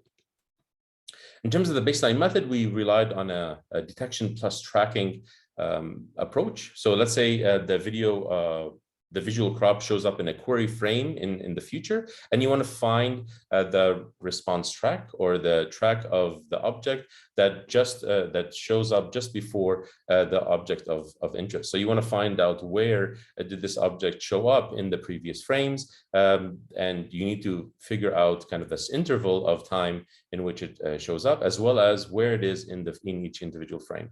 So what we do here is we leverage object detection to find where the object, where this visual crop on the right is within the frame, and then we use a similarity measure to relate the visual crop to various crops in the individual frames. Once we have that good detection of where that visual crop could be, then we track forward and backward this object to generate this track, and we compare it against the ground truth response track that was annotated by our annotators.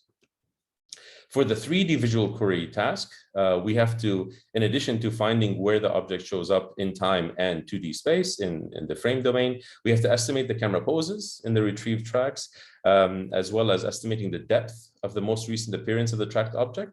And then from that, you can figure out kind of the 3D displacement vector between the object in 3D and the camera in the query frame. And that tells you where an object is in 3D space if you had a 3D scan available.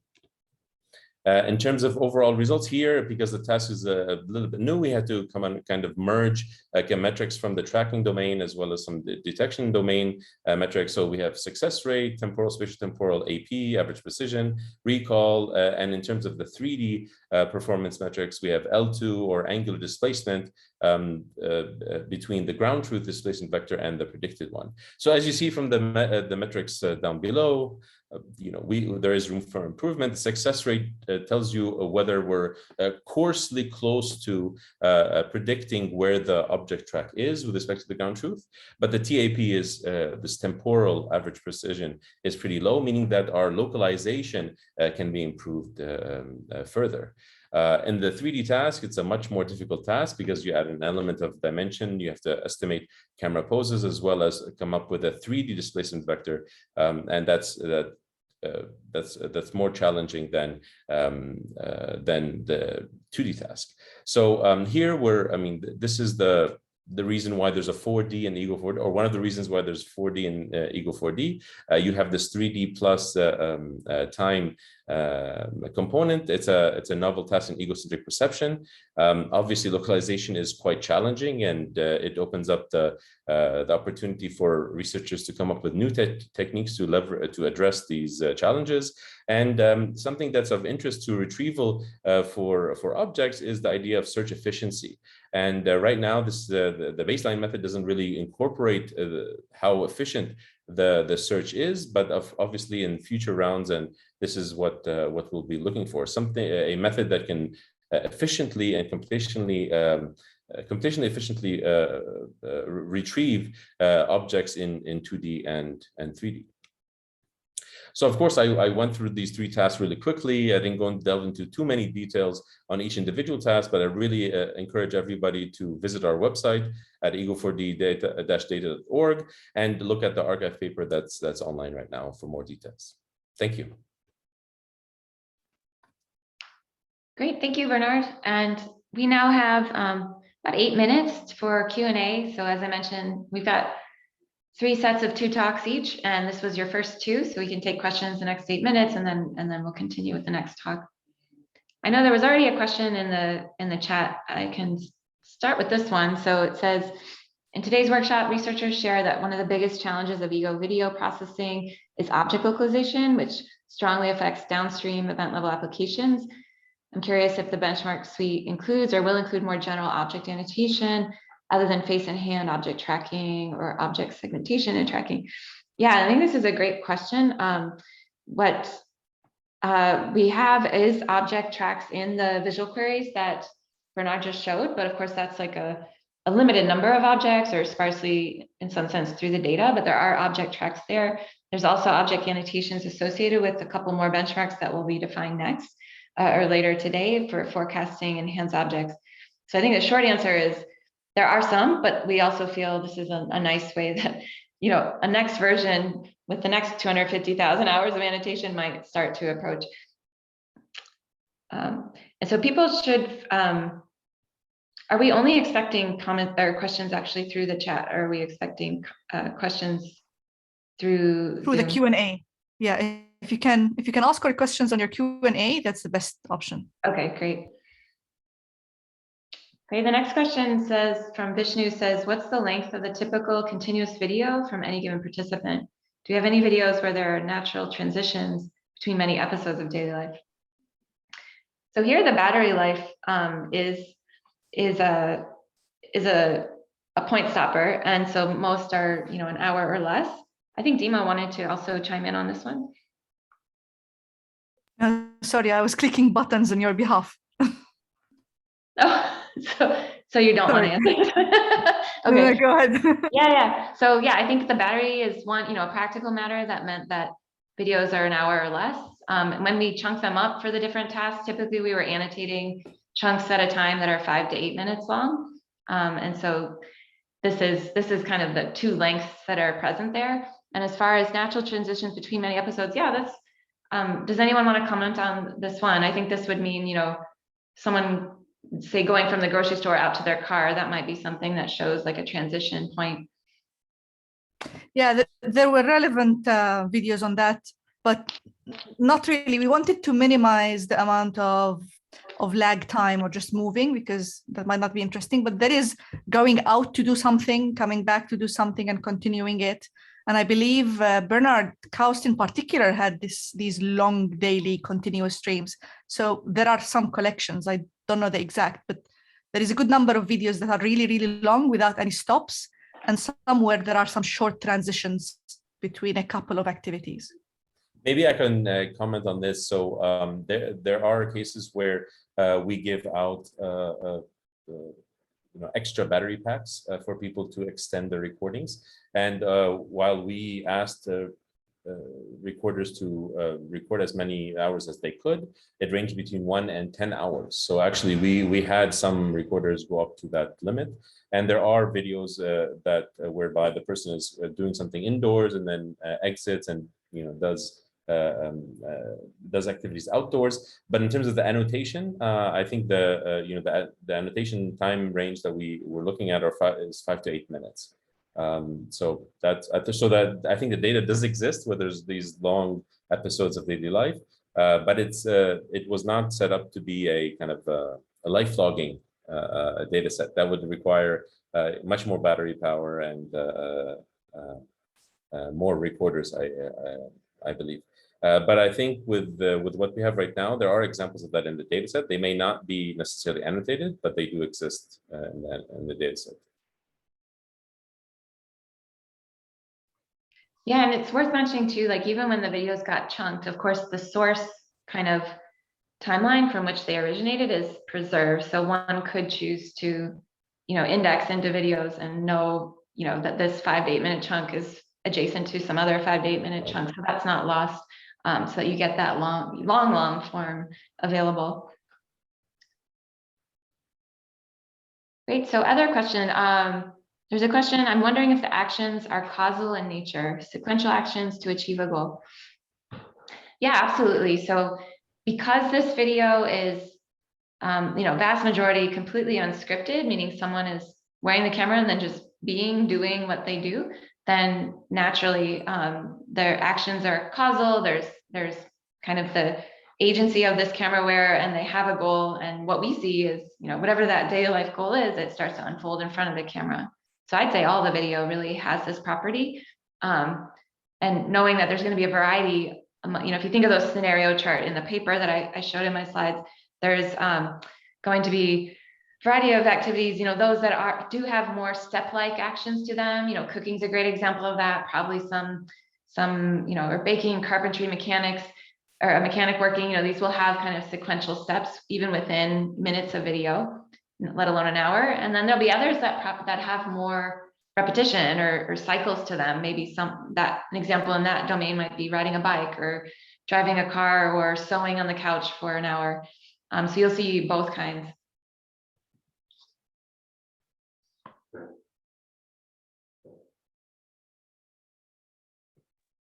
I think there is another one. I don't know if you can see this.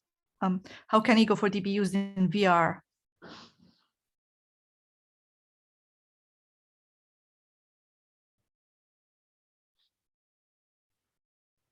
Yeah, so in virtual reality, I think we have thought less about, but I think augmented reality, for sure, it's clear from the kind of real world, mixing the real world with the virtual world and the AI understanding of both.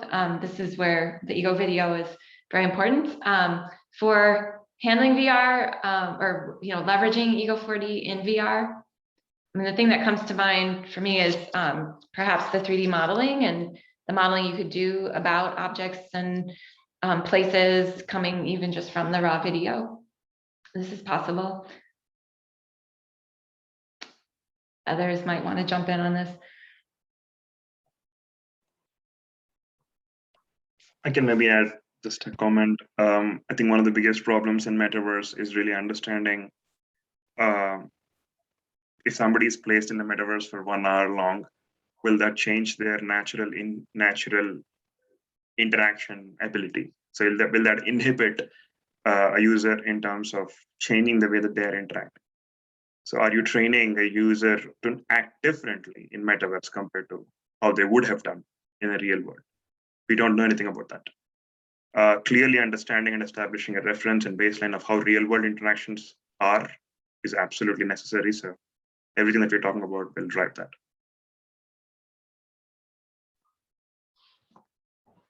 Great, thank you. And thanks everyone for the questions. We're actually right on our time. So I think we'll go next to our next talk, which is Chris Katani. And again, we're gonna have 15 minutes with Chris, 15 minutes with Vamsi, followed by QA section for both just after that. So Chris, if you'd like to go ahead.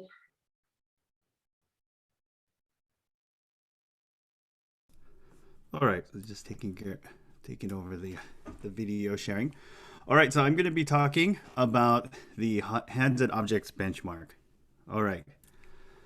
So I think we could say that as a computer vision community, we've gotten much better at classifying and detecting objects. So when we're thinking about this benchmark, we're thinking, what's the next challenge in object understanding? So I'm sure there are many. This is the one that we've converged on. The observation that we made was that as people interact with things, the state of an object can change, either through tool use or some kind of hand manipulation. So here's some concrete examples here. So you might have a person taking this cable tie and then tying these cables. And the second one is a video of a person cutting mortar by their hands, or bleach being poured out of a bottle, or a faucet being turned on. And what you'll notice here is that there's an object, right? There's a target object, and the state of it is changed through this interaction. So what we wanted to know was, can we use computer vision algorithms to recognize these object state changes? Okay. So Kristen kind of touched on this before, but why would you want to do this? So if we were to motivate this just from maybe an applications point of view, you might want some kind of AR system that can understand some task and the progression of that task as a person is performing it. So there's an example here of like a mechanic using AR. And robotic imitation learning is another one, where you might want to record what a person is doing with a first-person camera, and then you want that robot to mimic it later. And what's important in both of these applications is that we're able to recognize a sequence of object state changes. And the way something is done might not be that important, right? So for it, let's say for like the robot, for example, the way a person maybe cuts a tomato, or a way a person, cuts a pipe in half, maybe that method is not so important. What's important is the effect, right? What did that manipulation bring about on that object? Okay. So what we're going to do is we're going to define something called an object state change. And we're going to say that it's a visual transformation of an object from one state to another. And I already showed you some examples of that. All right, so what we're going to do is we're going to set up some annotations to support this question, this research question that we have. what kind of annotations we'll have. So the first thing that we're going to do is we're going to take some kind of video snippet.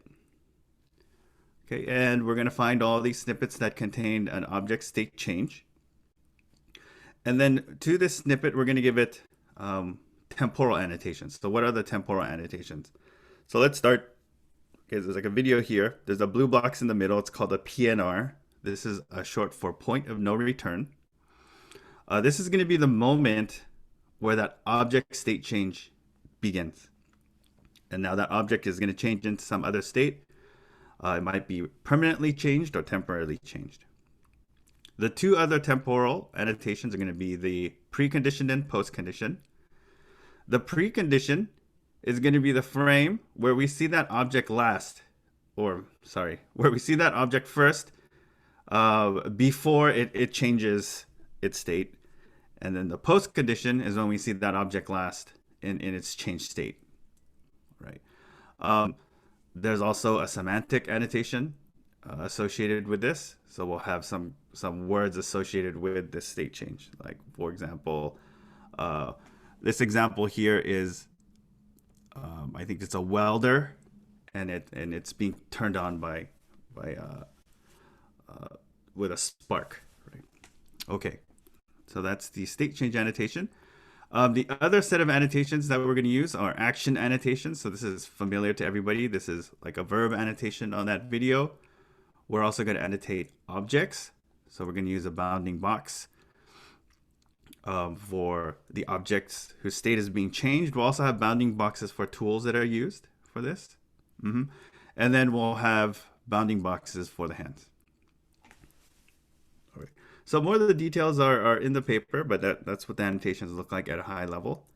And then once we have all of this annotated, here are the 3 different tasks that we came up for the hands and objects benchmark task. So task number 1, and I'm going to kind of combine it with task number 2 because they're pretty similar. Okay, task number 1 is point of no return, classification, and then localization. All right, so what does this task look like? We're going to have a trim video coming in. We're going to have some computer vision algorithm. We're calling it the PNR detector for now. Okay, and it's going to have 2 different outputs. So task 1, it's going to estimate this probability here, the probability that a state change occurred given this video. So it's a classification task. Did a state change happen or not? Okay, that's pretty straightforward. The evaluation of that is going to be accuracy. The second output is this TPNR. This is the moment, the time frame at which the object state change begins. Right. And so that's going to be a time step, and that's going to be evaluated using temporal error. Right. How far away are we from the ground truth location of the PNR? The third task, task 3, kind of changed the names on it a little bit, but this is going to be called state change object detection. So we know that inside of the video, there is some object whose state was changed, and we want to find out where it is spatially. What does the input look like? So the input, we're going to give you 3 frames. One is going to be the point of no return frame, precondition frame, and a postcondition frame. That's going to go into your computer vision algorithm to find out where the state change object is. And what we want as output is a bounding box on the object in all 3 of those frames. Okay, so very similar to object detection, except you have an image triplet coming out, and then you need to have this structured output where you have 3 bounding boxes coming out, or 3 or more actually, right? Because if you cut an object in half, that can turn into more than 1 object. All right, so those are the 3 benchmark tasks. In the paper, what you'll see is a set of some results, but let me tell you, I guess, about the statistics of the data set that we have first. So in the version that we have now, at least as of this month, for this benchmark task, we have 116 hours. It covers 7 geographic locations, 53 scenarios, and almost 400 different participants. What we've labeled is 1 million bounding boxes and you can see the breakup there. So you can decompose it into about 300,000 hand boxes, 300,000 object boxes, and 60,000 tool boxes. We've split up the video clips into train, validation, and test. In total, we're going to have about 100,000 video clips. Each one is 6 seconds long. And you can see the decomposition there. So 45,000 for train, 31 for validation, and 32 for test. Okay, so what I wanted to show you was the results that we have so far for these baseline tasks. So for the object state change classification, so we're trying to remember, we're going to be given a video. We want to know if there's object state change. We ran a couple of baselines. So we could just say that there's always a state change in the video. That's going to give us an accuracy of about 51%. That's because that's the way that we split up the training or the test data to be roughly 50-50 between with and without an object state change. We have i3D ResNet and bidirectional LSTM. And you can see that the test performance is a little bit better, but really not that much better. And so what we're hoping as a community is that we'll figure out, different models that are going to give us better results on this task. Task 2 is the point of no return temporal localization. So remember, for this one, we're going to be given a video clip, and we want to identify that frame where the object state change has begun. We tried different baselines. Kind of a naive baseline is let's always pick the middle of the video clip. And that gives us an error of about 1.1 seconds. You see the different baselines there. The best baseline we have right now is a mixture of the slow fast network and perceiver, which is a transformer. And that's giving us about 0.5 seconds in error. Okay. The third task is the state change object detection. So this is the one that probably requires a little bit more thought and is really going to need to go beyond what we did in the baselines here. All we did, right, is actually look at the point of no return frame. So that's one frame where the object state change is happening. And we're just trying to detect where the object is in that one frame. So we tried that with faster RCNN, deader CenterNet, and the 100 days of hands model, which is pre-trained on their data set, not fine-tuned on Ego4D. So we have a pretty bad performance on this. You can see the average precision there that's averaged over the different overlaps, pretty low. We think this is going to be probably the most important task, but also the hardest. Right? And what's really lacking with our baselines right now is it's really not taking into information about the preconditioned frame and the post-conditioned frame. So it has our baseline models have no concept of before and after, basically. So I think that's one of the reasons why the performance here is pretty bad. Okay. So to wrap up, I kind of want to contrast this task to some other tasks that we know in computer vision. Some of you may be looking at these hands and object benchmark tasks and saying, isn't this just action recognition? You're just giving a fancy name to action recognition, right? You're calling it state change detection, but isn't just like a actionness detector. So on one hand, yes. So hand motion, right? So actions of the hand can be a very strong indicator of object state change, right? So how you use your hands, maybe if you didn't see anything else except for the hands, that could be a strong indicator of an object state change.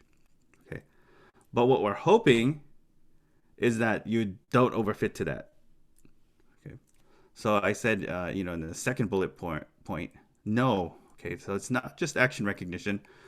Remember, we want to recognize what, how, and when the object has changed, right?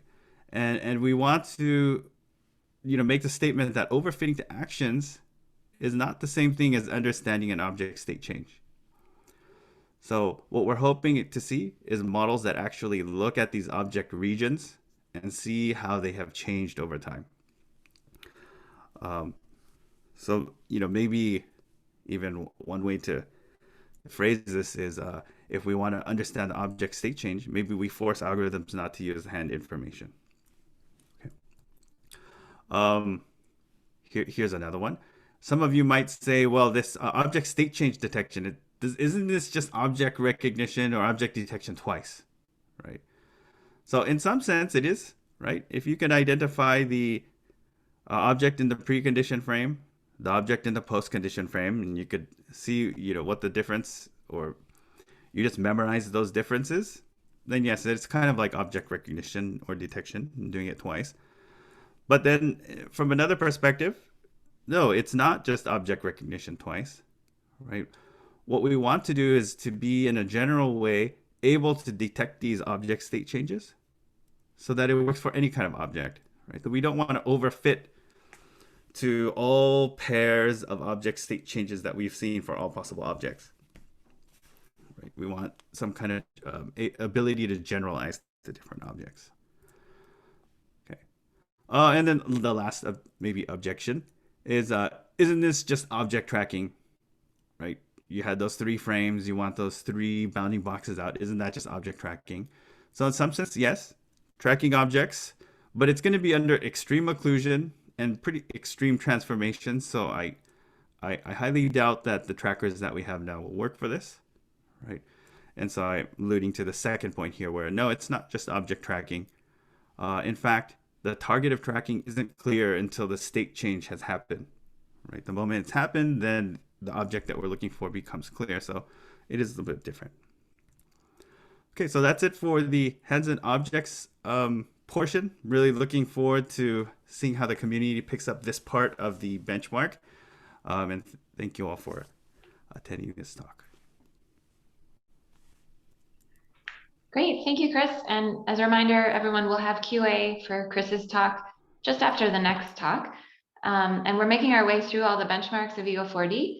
Next, we will look at the audiovisual diarization benchmark, and Vamsi will be giving that talk.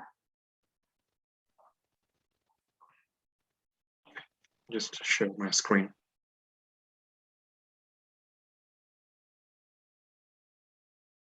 Hopefully I can see that.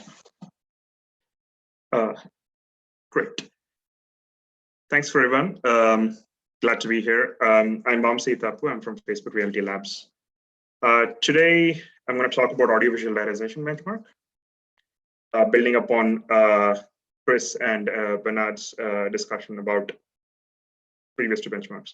So this is the team for the audiovisual diarization. I'm simply representing the great work done by these colleagues. Building on top of the previous benchmark, where the entity of interest is objects from the perspective of ego, here we are interested in modeling the ego's interactions with people in the scene. In particular, we want to model the conversational dynamics from the ego's perspective. To further understand the scope of this research, is this benchmark, let's first look at some of the examples from the Ego4D dataset itself, just to get a sense of how these interactions are and what are some of the nuances that we can pick on. So hopefully the audio gets through. Apologies if it does not. I'm just going to play some of the videos.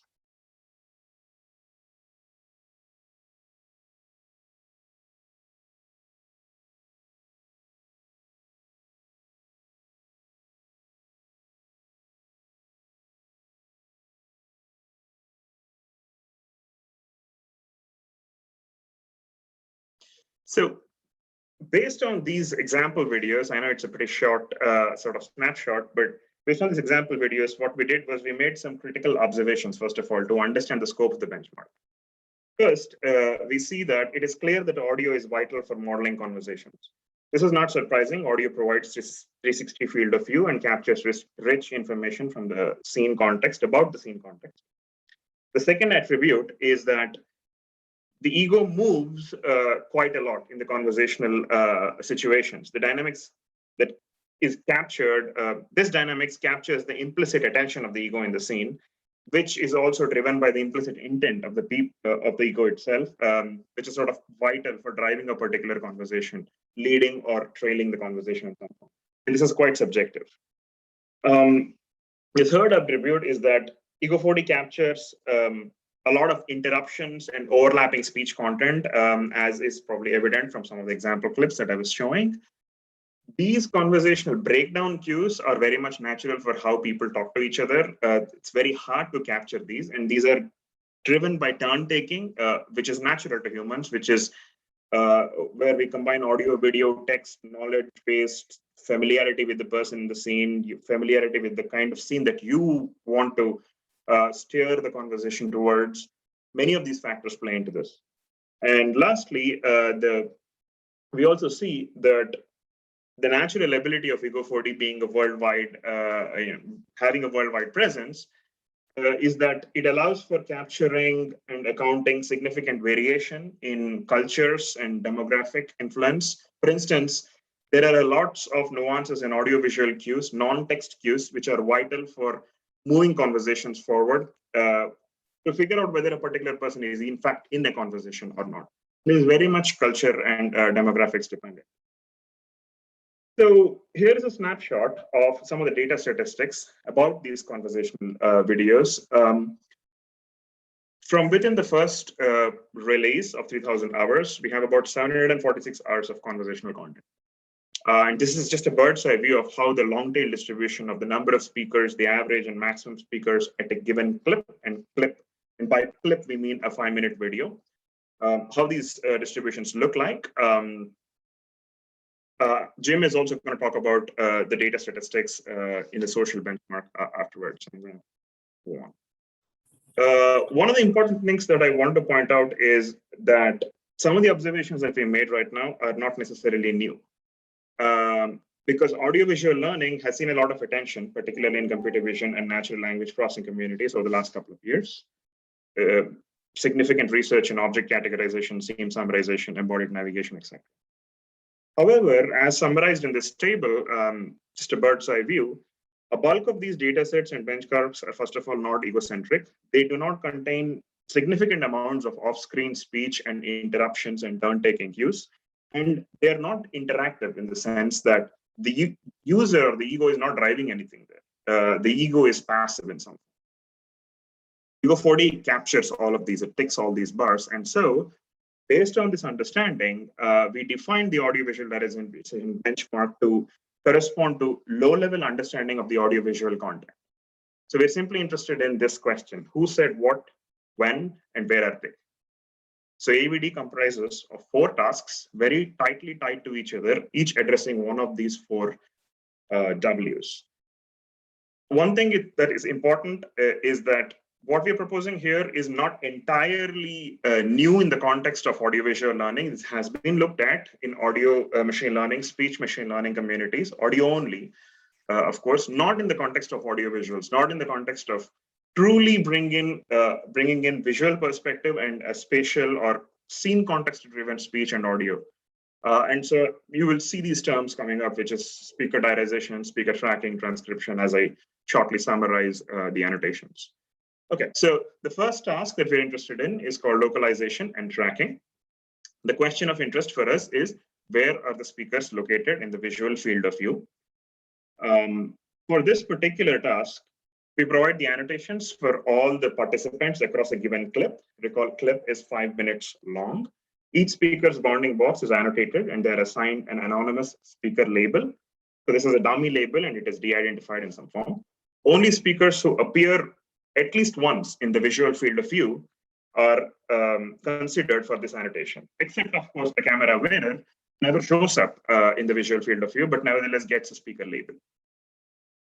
The reason for choosing to exclude people who have never showed up in the visual field of view is through this benchmark, we want to truly tie audio and video. So we want to look at users or speakers in the scene who actually have visual content as well as acoustic content associated with that. So for this task, this is mainly focused on tracking the localized and detected speakers. Hence, we evaluate this using classical multi-object tracking metrics, mainly clear mode and identity mode, which jointly capture the false alarms, false detections, identity mismatches, and identity switches of the localized faces. This task is challenging mainly because of the dynamics of this ego and the dynamics of the scene. This is natural to the egocentric data. The second task is active speaker detection. The question of interest is, who is the active speaker at a given time instant? The third task, which is very tightly related to the second task, is diarization. This is the core of the audiovisual diarization benchmark. So although this task is called diarization, we're still referring to the full benchmark as audiovisual diarization for simplicity.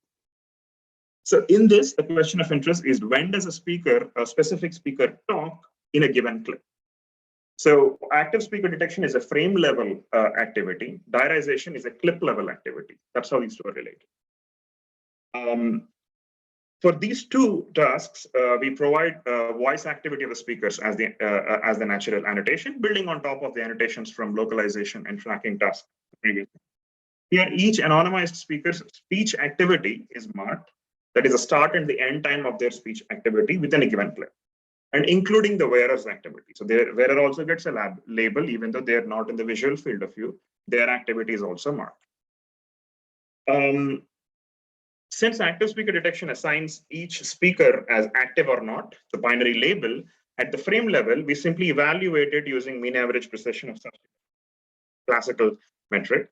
The main challenge for this task is really the fact that the speakers are moving in and out of the field of view at a very rapid fashion, independent in some form of the ego's motion. And also significant noise coming in from background speakers and background speech. It could be speech that is not related to this conversation, or it could be speech or speakers where the user is not playing a role, or user is not posing an important, user is not driving, I'm sorry. So in that sense, they're not the active speaker. Continuing this, for evaluating diarization, we borrow the well-studied performance metric from audio and speech signal processing literature and machine learning literature.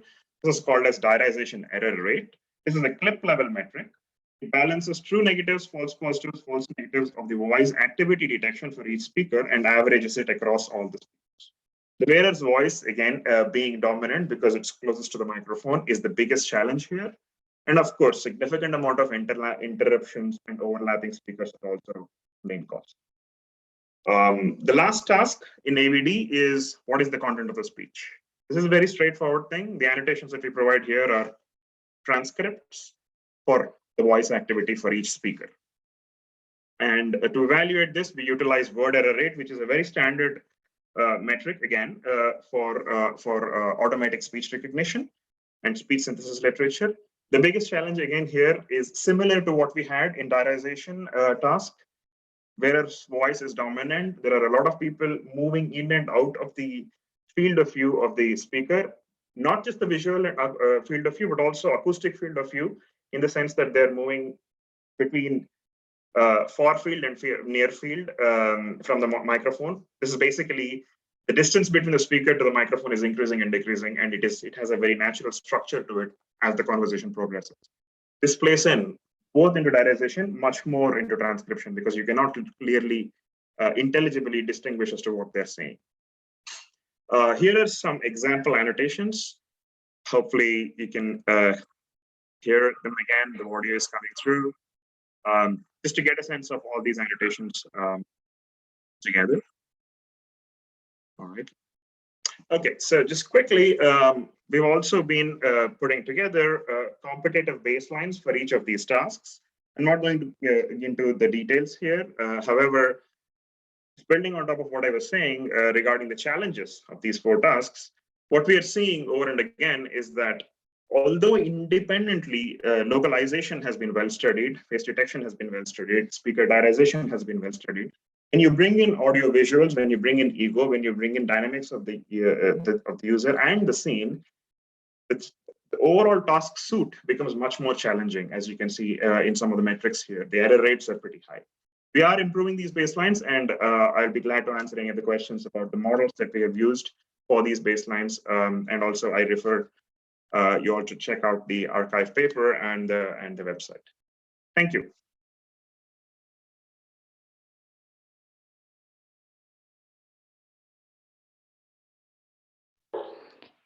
Great, thank you, Vamsi. And so we now enter a QA period, and we have 10 minutes where questions both for Chris Katani's talk about hands and objects, as well as Vamsi's talk you just saw about audiovisual diarization are welcome. And you can use the QA tool to enter.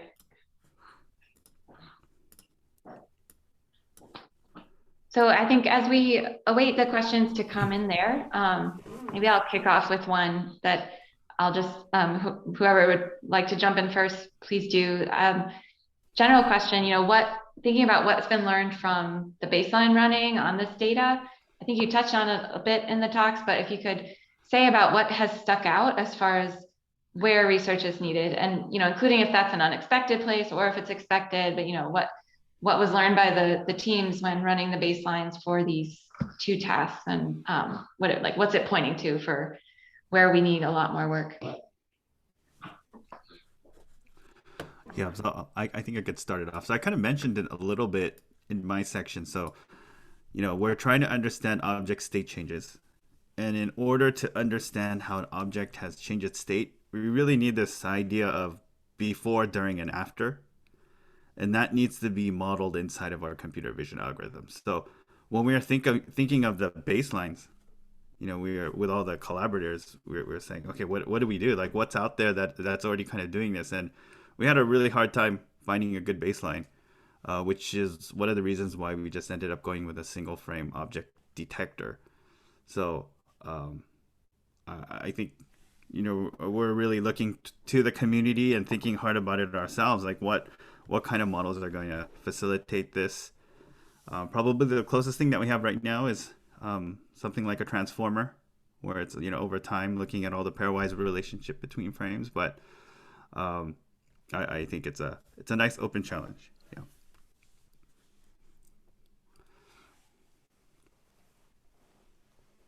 I think on the audiovisual diarization side of things, there are a couple of interesting things that we found out which were not as expected. The first thing is that we expected a lot of motion changes, movement of the scene, because the person who is looking, the ego, is also moving.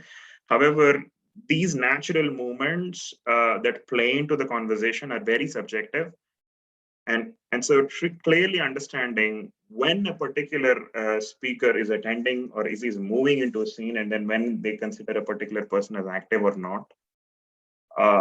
What does it mean to say that I am moving few feet away from the conversation and leaning in to the conversation? Does that have an effect on the ability to capture voice activity, and how does that tie into the transcription? So although these tasks are low level and they're well defined by themselves, like, you give a speech segment, an audio segment, you can run an ASR on it very well. A robust ASR is actually a solved problem.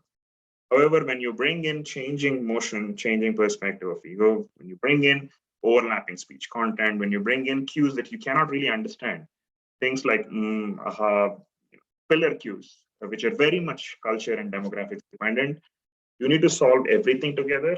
We have like 3 or 4 low-level tasks. You have audio and video, and you need a system that interacts. And in addition to this, just piggybacking on top of what Chris was saying, this causality aspect also plays in, where the model needs to anticipate what's going to happen in future, just a few moments into the future, so that it really knows that when the diarization output is being computed, it knows it has a probability distribution or a posterior distribution of what might happen, thereby reducing these turn-taking errors. So you don't want to pick up the active speaker 1 second after it actually happened. That breaks down everything. So there is a lot of interesting multi-modal puzzle and also cross-task research that needs to be done.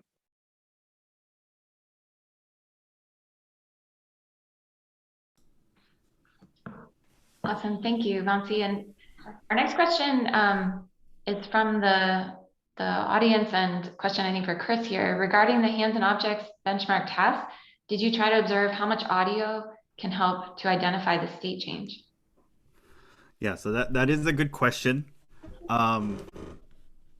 So we do not include audio as one of the inputs for object state changes, but clearly audio would be helpful. So a lot of the video does have audio. Also, a portion of it, the audio has been stripped for different legal reasons. So I think that would be a really interesting task. And then I really didn't think about that deeply, but I think that would be a great research direction. And in fact, maybe sound in some cases helps you to understand some kind of invariance and state change. So I would need to think about that some more. I think that's a great question.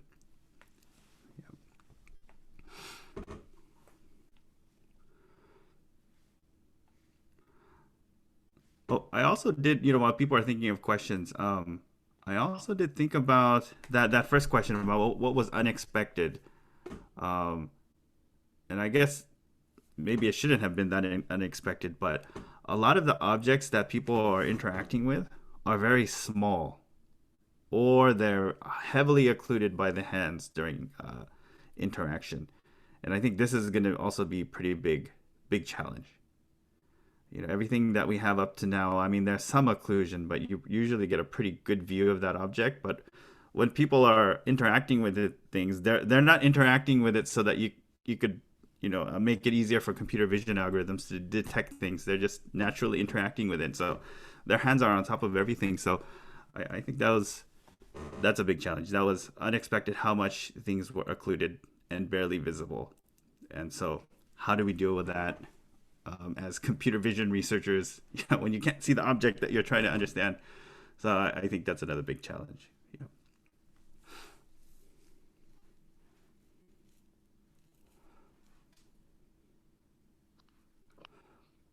Yeah, that's an interesting aspect for sure. And I wonder, how much this data perhaps can bring to the front, like how objects can be video entities. I mean, clearly the benchmark does, because they're an object changing state. That's an active event. And even just observing the objects, just as you said, Chris, with like the hand occlusion so present, perhaps it calls for approaches that are more video first, as opposed to frame-based, perhaps getting some intelligence about, I don't know, the hand track or where the occlusion would be given things over time. Mm-hmm.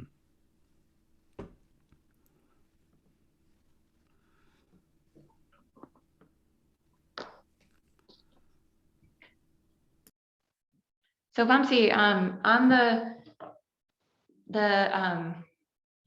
benchmark, I wonder if for audiovisual diarization, if you could comment on kind of the novelty or the facets of the capture, which I think you alluded to briefly early in the talk, since we have time kind of talking about what it offers that really just couldn't be modeled. Like you showed the chart of the different data sets, and like in that light, what aspects would you stress as the unstudied parts that are more prominent now?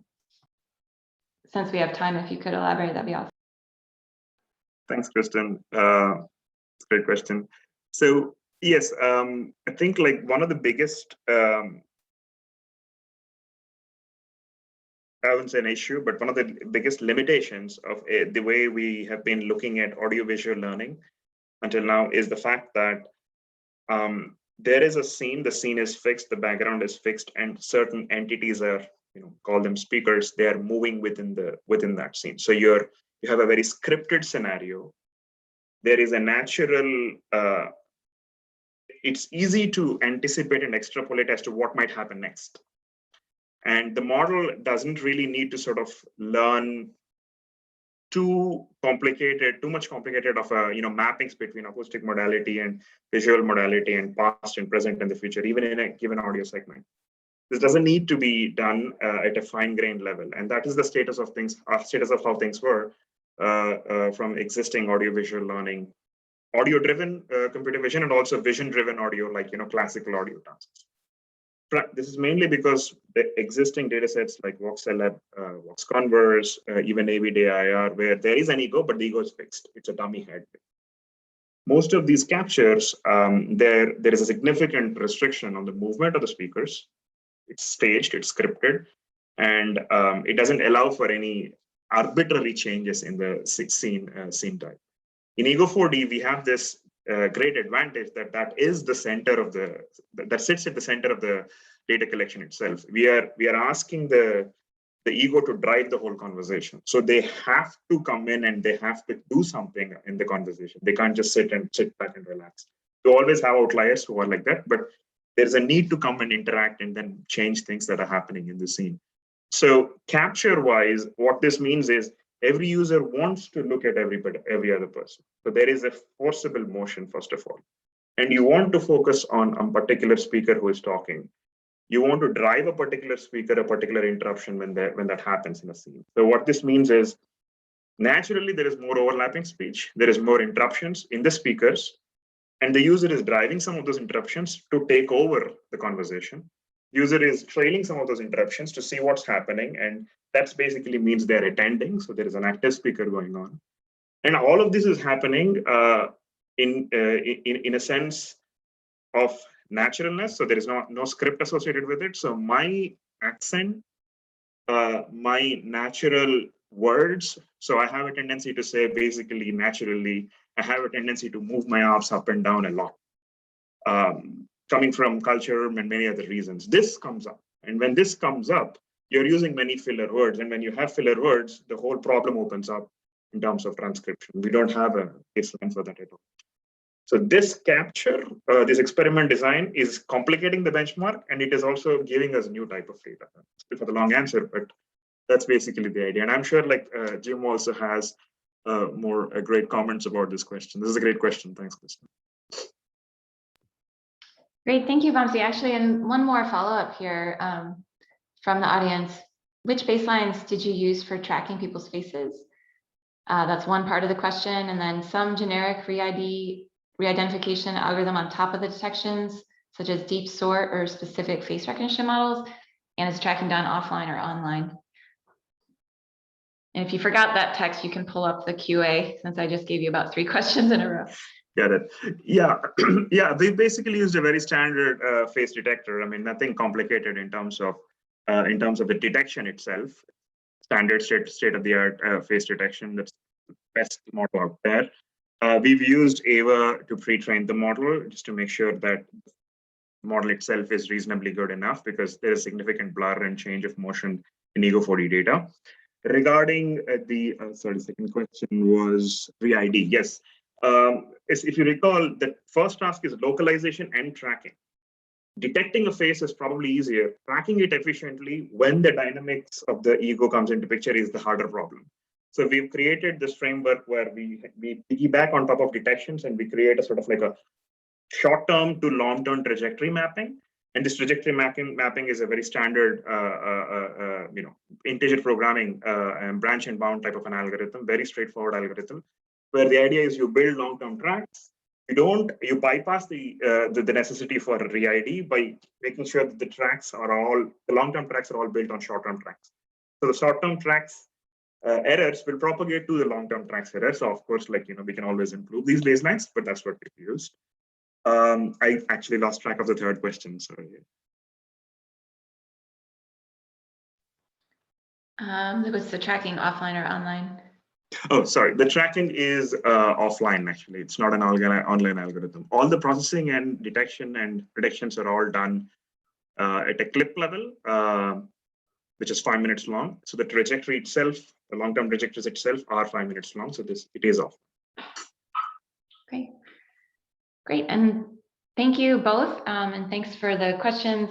We will next transition to the third segment on Ego4D talks. And we'll see the final 2 benchmarks. First, social interaction. Jim Ray from Georgia Tech will give the talk. And then finally, forecasting, where Giovanni Farnella will give the talk. And remember, as in the previous ones, we're going to see talk, and then a 10-minute QA for both. And so turning it over to Jim. Awesome. Thank you, Kristen. Let's see. You should be seeing my screen now. Is it working? Yeah, we can see it. There it is. Yep. Awesome. Great. So I'm Jim Ray.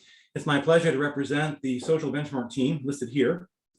So our mission was to collect naturalistic social interactions at an unprecedented scale.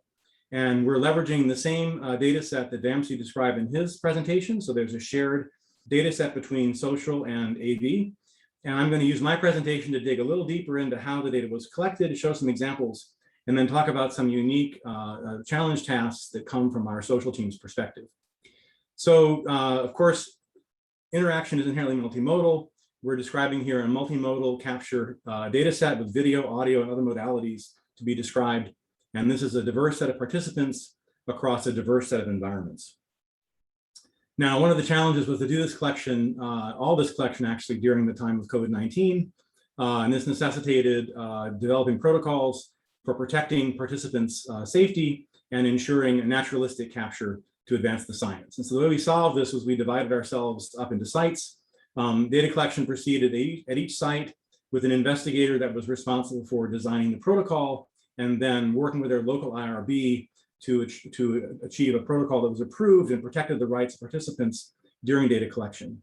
And as you'll see, this led to a very diverse but interlinked and rich set of social interactions being captured.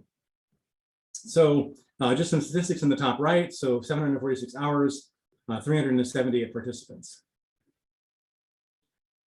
The scenarios that we address can be divided roughly into two groups. And these are both designed to allow us to collect data from individuals that are already interacting naturally without masks and other kinds of protection.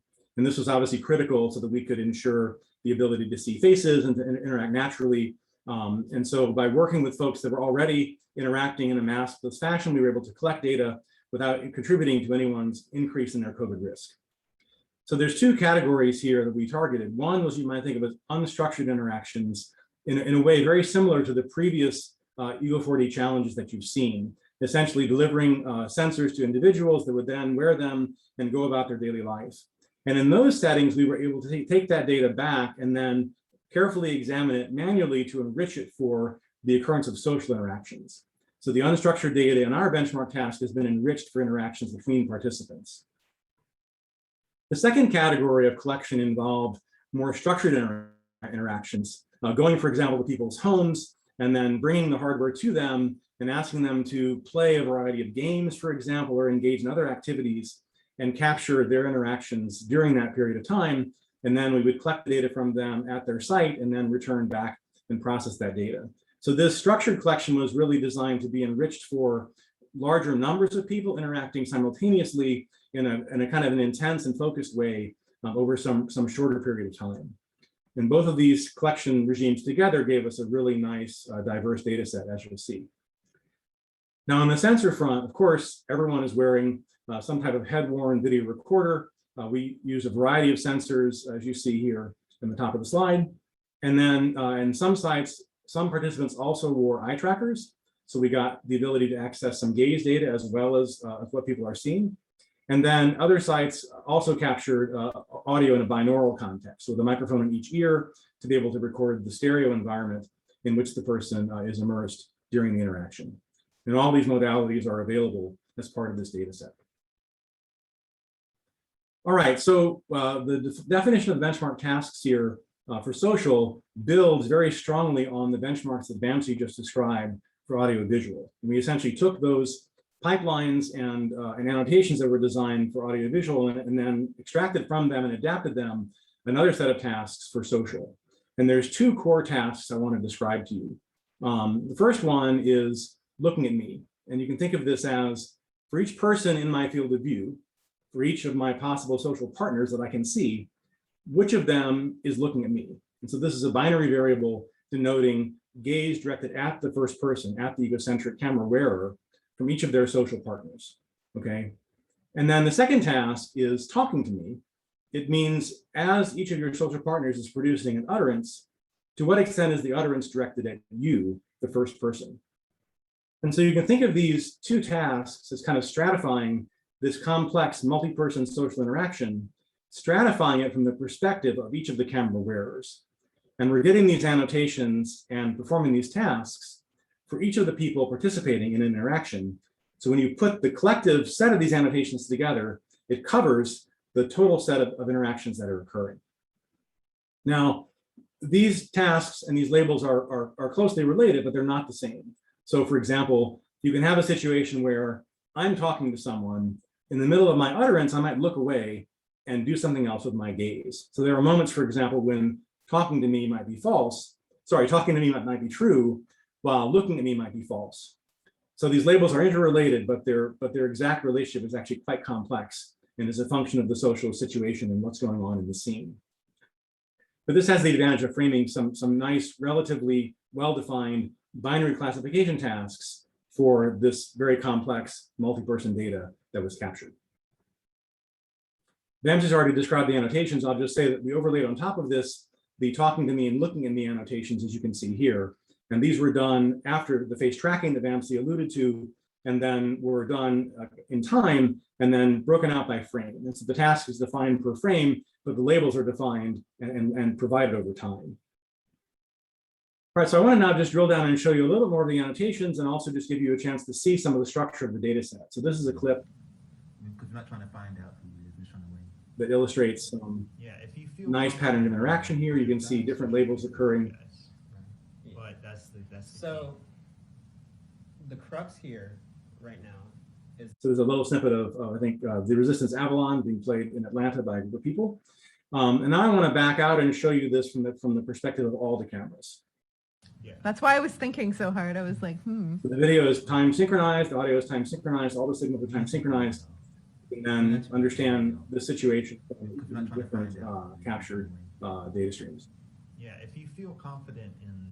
So I love this example because it really highlights to me the power of egocentric perspective, because it captures a basic fact about the human condition, which is that each participant in an interaction, they have a unique viewpoint and it shapes their understanding.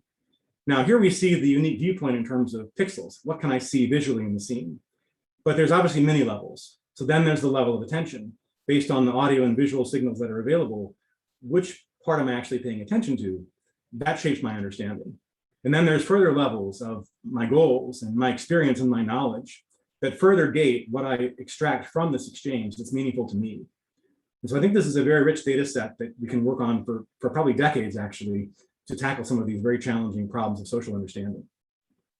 All right, so let's look at some other data. So this is data from Bloomington. This is the eye tracker. Is that the thing? Eye trackers. You can because not gonna these are gonna get shoveled back in. Denote the eye tracking data that's available. This is a nice modality to get at this attention I alluded to earlier. That's also part of this data. Helicopter left. And these are rather structured collections here that I've shown you. But now we're moving to the unstructured. So this is the same collection that Damen illustrated before. These are people engaged in a variety of activities in their environment. Yeah, we want to carry around like we stole it or something. And here we're seeing the audio label. Yeah, just put that over. Hold that in. Oh, so I lost a hanger. Okay. And now we have some, again, more diversity of interactive. This is true. Oh, nice. What they're doing and how they interact. We open it, turn on it. And then from Twin Cities, we have a clip that's mostly people doing things in their kitchen, not a lot of talking, but the dialogue is obviously critical to the interaction that's taking place. I could, but I gotta cook. Right?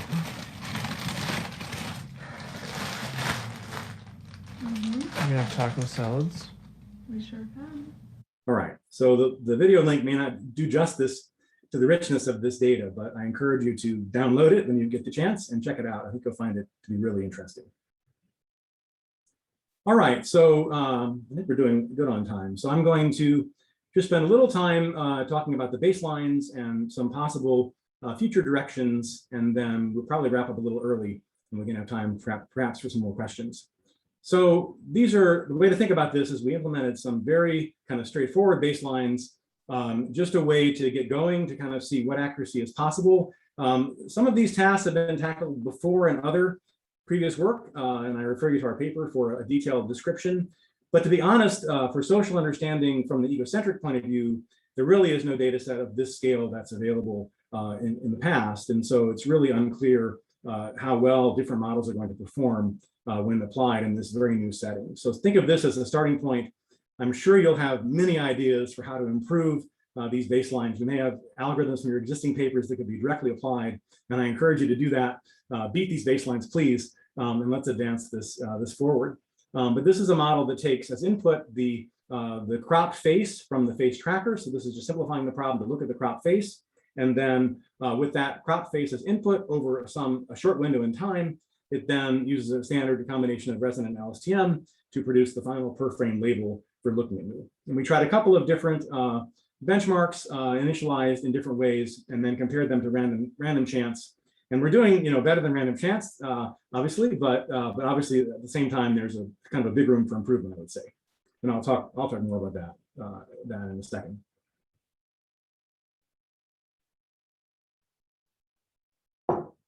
All right, so if we're talking to me, We need, of course, the same input frames reflecting the participant who's speaking and how they're directing their attention visually while they're speaking. But we obviously also need the audio information. And so again, this is a relatively straightforward baseline, taking the audio samples, extracting from them a standard representation used in speech, the MFCC, mel frequency capsule coefficients. And then both of these streams, the video and the audio stream, are passed into ResNets and then fused to produce the final output. And once again, this model is benchmarked against random chance and beats random chance, but I'm sure that we'll see improvements in these numbers as more people go to work on this data set. All right, so I want to just conclude by maybe outlining some things we might do in going forward. Obviously, for the baselines we just presented, there are a number of ways you could imagine improving them. Two things in the looking at me task that are missing. So one is that the models that we currently have, while they have access to temporal information, it's over a relatively short scale, and it isn't informed in a more explicit way about the dynamics of gaze. We actually know a lot about how gaze shifts and changes, and some of that knowledge might be incorporated perhaps into a model that might lead to performance improvements. Likewise, for the specific task of social interaction and conversation, we know even more about how gaze is coordinated. And that knowledge, particularly if it can leverage the actual context of the interaction, so not just kind of from gaze to some understanding of what's happening, but bringing that understanding of what's happening back to the interpretation of where people are looking, that could be a powerful approach, perhaps, to improve the accuracy. And then for talking to me, clearly there's a lot more language modeling that's available than what we've done. Bringing more powerful language models to bear in some of these data sets could be quite useful in terms of getting a better understanding of what is happening at the utterance level. And then there's also the opportunity to model things hierarchically. So not just at the level of from a frame to a short clip to an utterance, but even going beyond and talking about modeling the dialogue, modeling the extended pattern of interaction. And based on other work that's been done in speech communities, for example, we know that this can be powerful in understanding the meaning of a particular utterance and the audience for that utterance. Now, this data set also includes, I would say, a lot of grist for the mill. So a lot of signals and labels that can be used for other tasks. And we plan to define a number of new tasks using this data set in the coming year, as well as plans to have a kind of competition around the tasks that have been defined. And so we're going to continue to work on this, and hopefully we'll enlist all of your help in doing this as well, to drive this forward and ultimately build new generations of social AI. All right, so I want to wrap up, and I just want to again acknowledge and show you here the social benchmark team, and then I'll stop at this point and take questions. Great, thank you, Jim. So we are right on time, and actually we'll defer the questions to the 10-minute section just after Giovanni's talk. So everyone keep track of your questions. Go ahead, throw them in the QA now about questions you had for Jim's talk, and we'll get to those just shortly. The final benchmark that is in Ego4D is forecasting, and Giovanni is going to present that here. Yeah, thank you, Kristen. Do you see my slides? Yes. Okay, good. Thank you, everyone. And I'm going to present the forecasting benchmark, which has been performed with the forecasting benchmark teams, which is listed here in these slides. And let me start saying that perception is guided by anticipation of future events, and we use forecasting anticipation to learn to move in the scene, to interact with objects, and also to act inside the scene. And forecasting of the future is something that we have seen in popular culture, for instance, in movies, where there is this exaggerated ability where the main actor is able to predict the future and to prevent disaster. Actually, anticipation is part of the human intelligence. And for instance, if you look at this slides, in the left side, you see the Freud in low-level perception videos, where there is some information of the past, and you, with your visual intelligence, can predict which is going to happen in the future. So the idea is that in the future, if you want to have a truly intelligent wearable first-person AI systems, these systems should do the AR, but also should reproduce some forecasting abilities, reasoning on the perceived world, and also for forecasting short and long-term future. So there are also many applied motivation to do forecasting. There are many applications to assist humans in time, for instance, to avoid dangerous actions and interaction with the world. And the forecasting can be useful, for instance, to trigger AR in time, or also to send information to other agents which are cooperating and interacting with the human, sending information in time. So, for instance, the human-robot interaction could happen on the right way in time. For those motivation in Ego4D, we defined 4 challenges. 2 of them are related to the position trajectory prediction.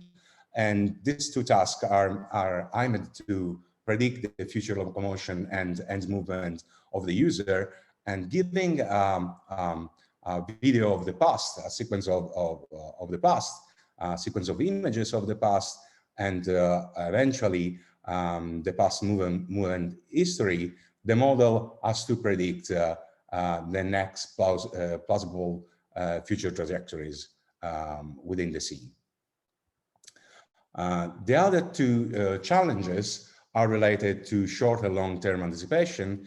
Regarding the short-term anticipation, the models have to take in consideration past video segments and has to predict which is the next active object, the object the user is going to interact with, and how the user will use that object, so which is the action is going to be performed.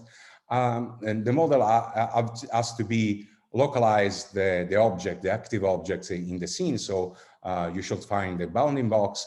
And also we want to forecast the time to action. So the time when the action is going to be and the interaction is going to be performed. This task is a bit different than the previous action anticipation task in the literature, because we are fusing both action anticipation and next active object prediction in a single task. Regarding the long-term action anticipation, the models has to take into consideration a sequence of images of the past, has to forecast in a long-term prediction a set of action the user is going to be to perform in the future. So this is a long time horizon, and the model has to predict a sequence of actions which are tuplet of verb and nouns. For giving the possibility to design new models and for these forecasting tasks, we have collected and labeled unscripted data, and those data are part of Ego4D datasets, and the annotated data count like 1,000 videos, more than 100 annotated hours of videos, 53 scenes, 7 different countries, 397 subjects, and then there is a long-tail distribution for verb and nouns. We have 170 verbs and more than 550 nouns. And regarding the action segment, there are more than 70K action segment labeled. For each challenge, we have provided training, validation, and test splits, and this will be part of the release in November. And to select the scenarios, we have selected those scenarios which are interesting for the forecasting tasks I've defined before, and so scenarios where there are human-object interactions and also user locomotion. And then after selecting data, we have annotated those data. And for the future locomotion movements, the annotation has been done automatically using SLAM system. For the future end movements, the bounding box have been annotated on the different frames, and also the sides of the ends have been annotated as attributes. And to speed up the process, we started from bounding box given by an object vector on ends in contact, and then the labelers has adjusted those bounding boxes and also the labels with respect to the side. For the short and long-term anticipation, we started with temporal annotation of the frames. So we started from the narration and also the annotators as marked each contact frame, which means the frame where the user will touch the active object for the first time. And you see here a user is going to touch, and this is the frame of contact. And starting from the frame of contact, we have labeled the actions as a verb and noun, and then we have labeled the objects with the bounding boxes. And after these, those labels and those bounding boxes have been propagated backward on the pre-contact frame, on the precondition frame, and on pre-frames before the precondition frame at steps of 0.5 seconds. And since we are considering the precondition frames as a first frame before the contact frame, the action anticipation time changed from sequence to sequence, which is also different from previous challenges on action anticipation. On those frames, we have also ends labeled, and as you can see, object can be absent before the contact frame. There is an appearance variability with respect to the ends, and there could be missing ends before the frame of contacts. And of course, we have variability with respect to camera resolution and field of view. For the long-term object interaction anticipation, the labeling has been done automatically from previous labeling of the short-term anticipation. So we consider that the actions on the contact frame. And after these, we worked to define baselines, and there will be all the details are in the paper, but here we are just summarizing what we did. For instance, for the future locomotion movements, we have a baseline composed by feature structures, and we are using AlexNet.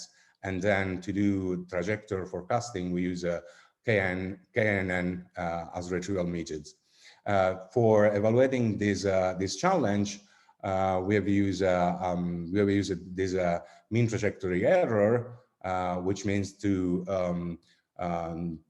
measure the difference between the ground truth points in the ground with respect to the inferred points of the retrieval trajectory. And the test has been done on the different time horizon and with different K, which indicates the multiple possibility of the trajectory, since forecasting is intrinsically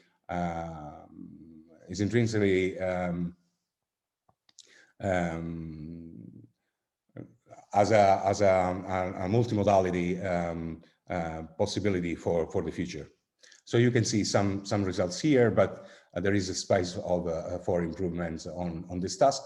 And for the future ends movements, we have used the I3D encoder plus a regressor, and we have measured the results with respect to the displacement error in pixels on the contact frame, and also as a mean displacement error on the keyframes, which are the frame related to the contact frame, the pre-frame, the pre-condition frame, and also the 3 frames before the pre-condition frame. For the short-term object interaction anticipation, we used a model composed by 2 parts. The first component is a fast RCNN object detector to detect the next active objects. And the second module is a slow fast 3D CNN to predict the verb label and the time to contact to the action. And the final predictions are obtained combining the 2 outputs models, and we evaluated this with a standard measure top 5 mean average precision. And as you see, the results are really really low with respect to other benchmark on the state of the art on action anticipation. So it means that this data set is really challenging for this kind of task. And the last challenge is the long-term object anticipation challenge, which is performed using a method composed by 3 models. One is slow fast backbone, which gives which is then taken as input on a transformer aggregator, and then there is a multiple decoder for predicting the future action. And the baseline is evaluated using edit distance, and we have evaluated this reporting 20 future actions in sequence and 5 different predictions to take max over of the final score. And this is all for the forecasting challenge, and look on the paper for the details and enjoy the challenge. Great, thank you, Giovanni. So now we are in a Q&A session for both the press talks we just saw, from Jim on the social interactions and Giovanni on forecasting. There is, let me start it with a question that's in the QA box. And the question is, in the situations where multiple folks are wearing devices, have you done an analysis to capture how often they mention the devices in their speech with each other? Yeah, it's a good question. I think I'll take it first, and then Giovanni, you can follow. So the answer is no, but we should.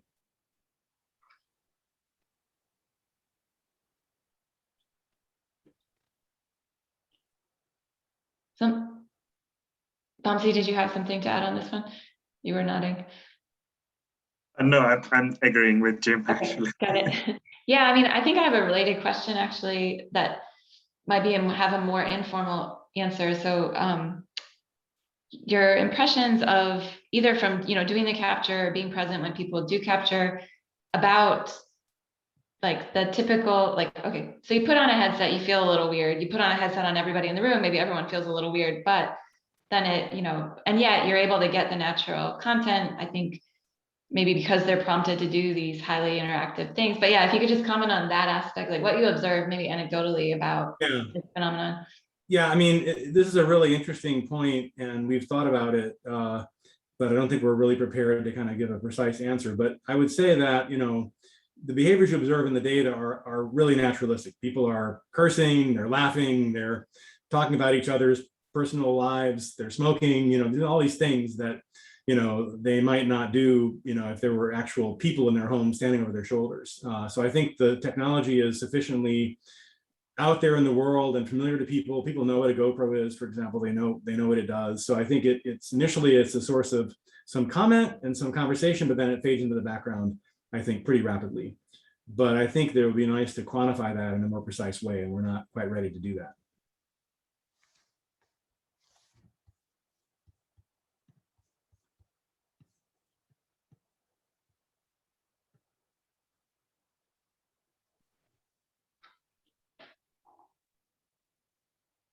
So Giovanni, a question for you. I'm wondering if you could comment or just elaborate on the forecasting tasks in general, as far as computer vision solutions and how they, relate and don't relate to recognition-oriented solutions. Like, so for the recognition task of activity or or active objects, or, if you take the parallel task from forecasting to recognition, kind of what stands out to you through what you've seen so far in terms of,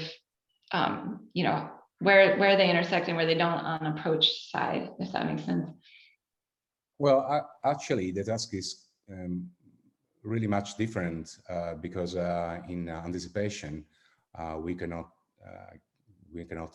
think to have a feature that usually we have in action recognition. For instance, in action recognition, the ends manipulating the objects are much more visible over time, whereas in forecasting, usually you see the ends just before touching the objects. So there are no possibility to exploit those cues, or also in action anticipation, the appearance of the objects is not observed during its change, which is something that you can exploit, you can use in action recognition, because the object could change its appearance. For instance, when you open a fridge, the appearance will change completely when you have to forecast the opening of a fridge. The fridge is closed over time and you cannot observe that.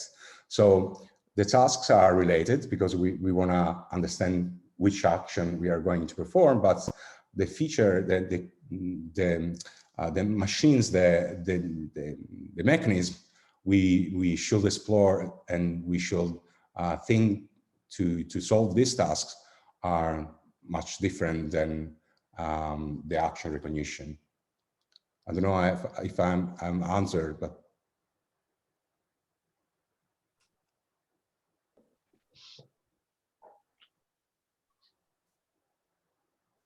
Yeah, and keeping on the forecasting, could you comment on the, there's as you presented, there's an array of tasks, kind of looking at forecasting from many different angles.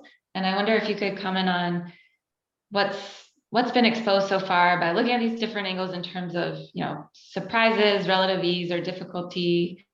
I mean, I realize they're all difficult and, the baselines are initial, but yeah, because it's a rich set of tasks, if you wanted to call attention to some aspect, that would be interesting. We add on the forecasting challenge, where for the forecasting of trajectories, because also to build the data sets, you need to provide ground truth, and that takes a lot of time to compute.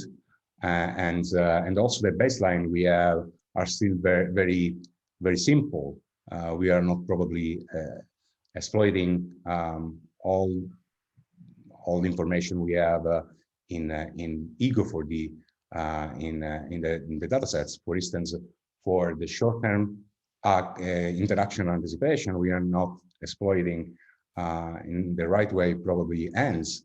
We are not looking at the ends, for instance, as mechanism to forecast, for instance, where they are going or where they are moving on the scene. So it's just scratching the problem, and I think we have a lot more to do on those tasks. So for the moment, all the problems were on building such data sets on the right way that could be explored and exploited in the future. But really, we have much more to do on the algorithm sides, and also understand better which are the problems and how to afford them.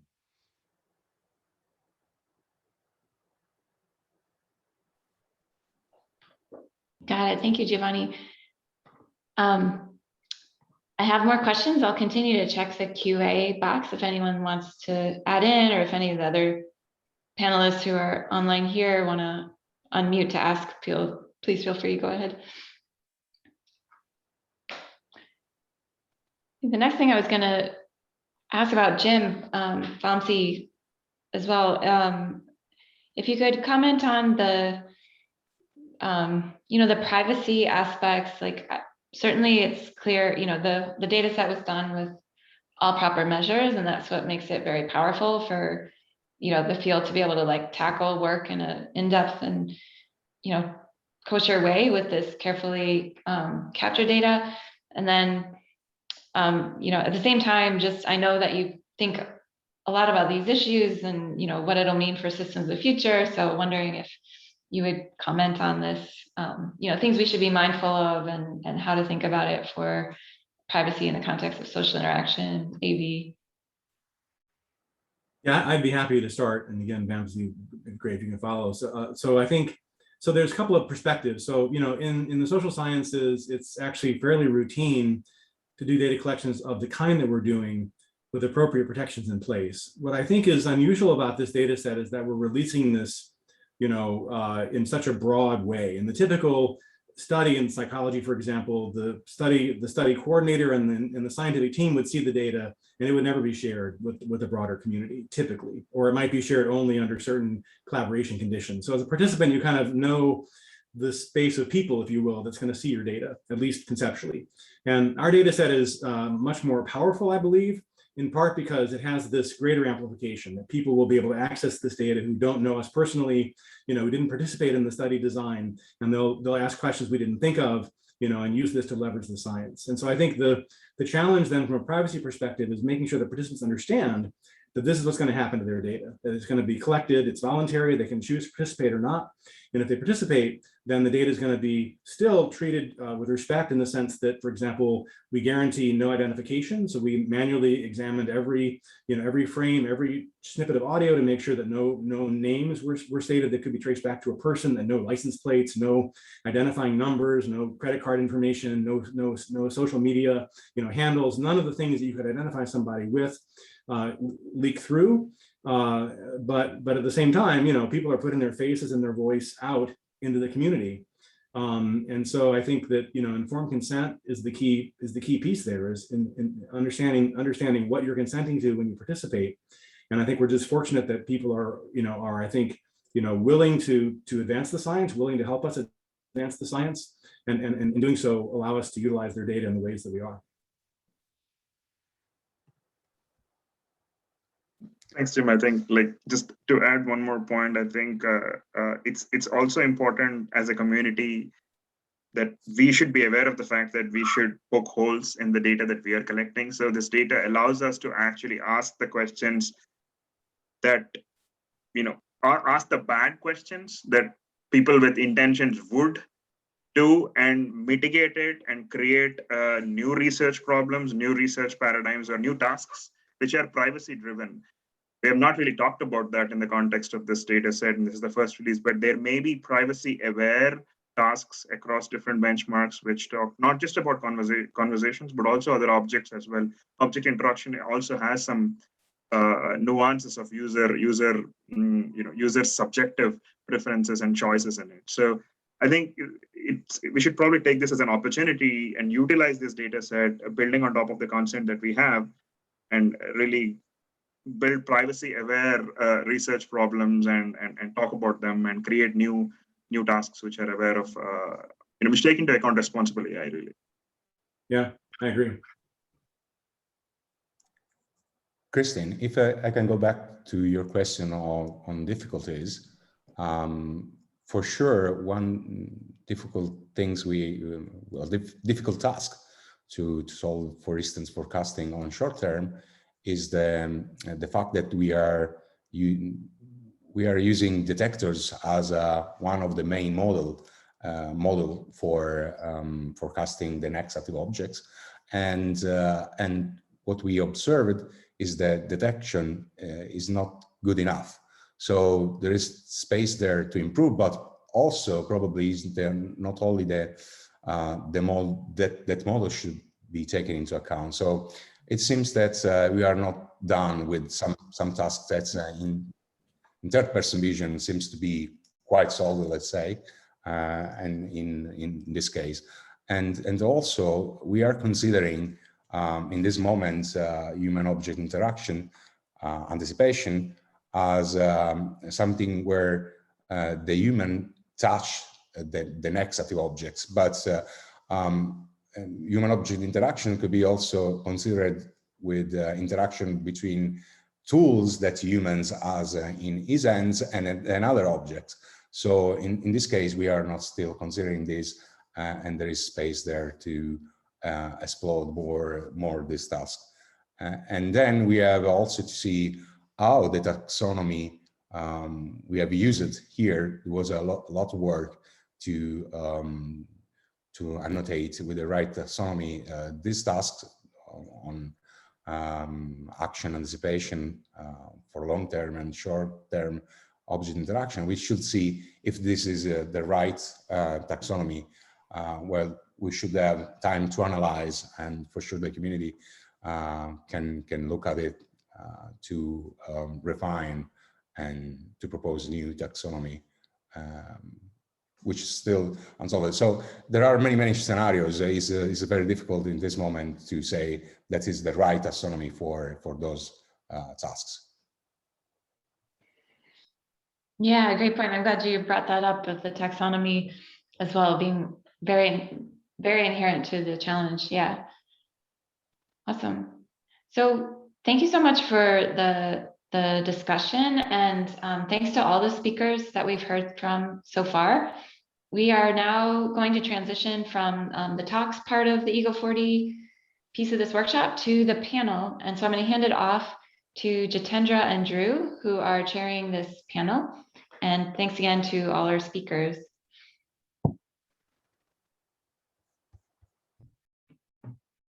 Thank you, Kristen.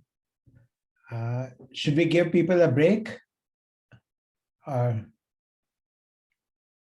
any advice on this? Okay, maybe we'll just power right ahead. So,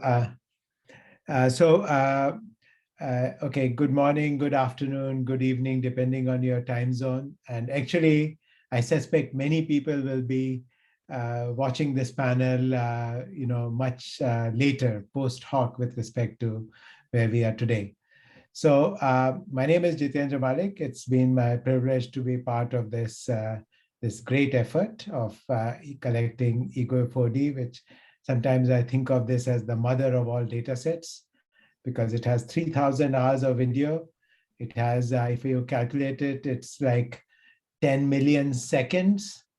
If you want to think of it in terms of frames, it's like 300 million frames. In terms of annotation, it's hundreds of thousands of hours, and so on and so forth. But if you think of it from the scientific collaboration point of view, this is big science, for which in computer vision is not so common. We have a paper with 80 authors, or more than 80 authors, and I've been in computer vision for 35 years, perhaps. For the people in this room, maybe I'm the one who's been around the longest, and this is the paper that I've been part of, which is the one with the biggest on any of these metrics that we can list. So big science came in physics in the era of, say, Lawrence, and then high energy physics is these papers with 1,000 authors. In biology, again, it used to be small science, but when it came to sequencing the human genome, they needed to have these big teams with hundreds of authors.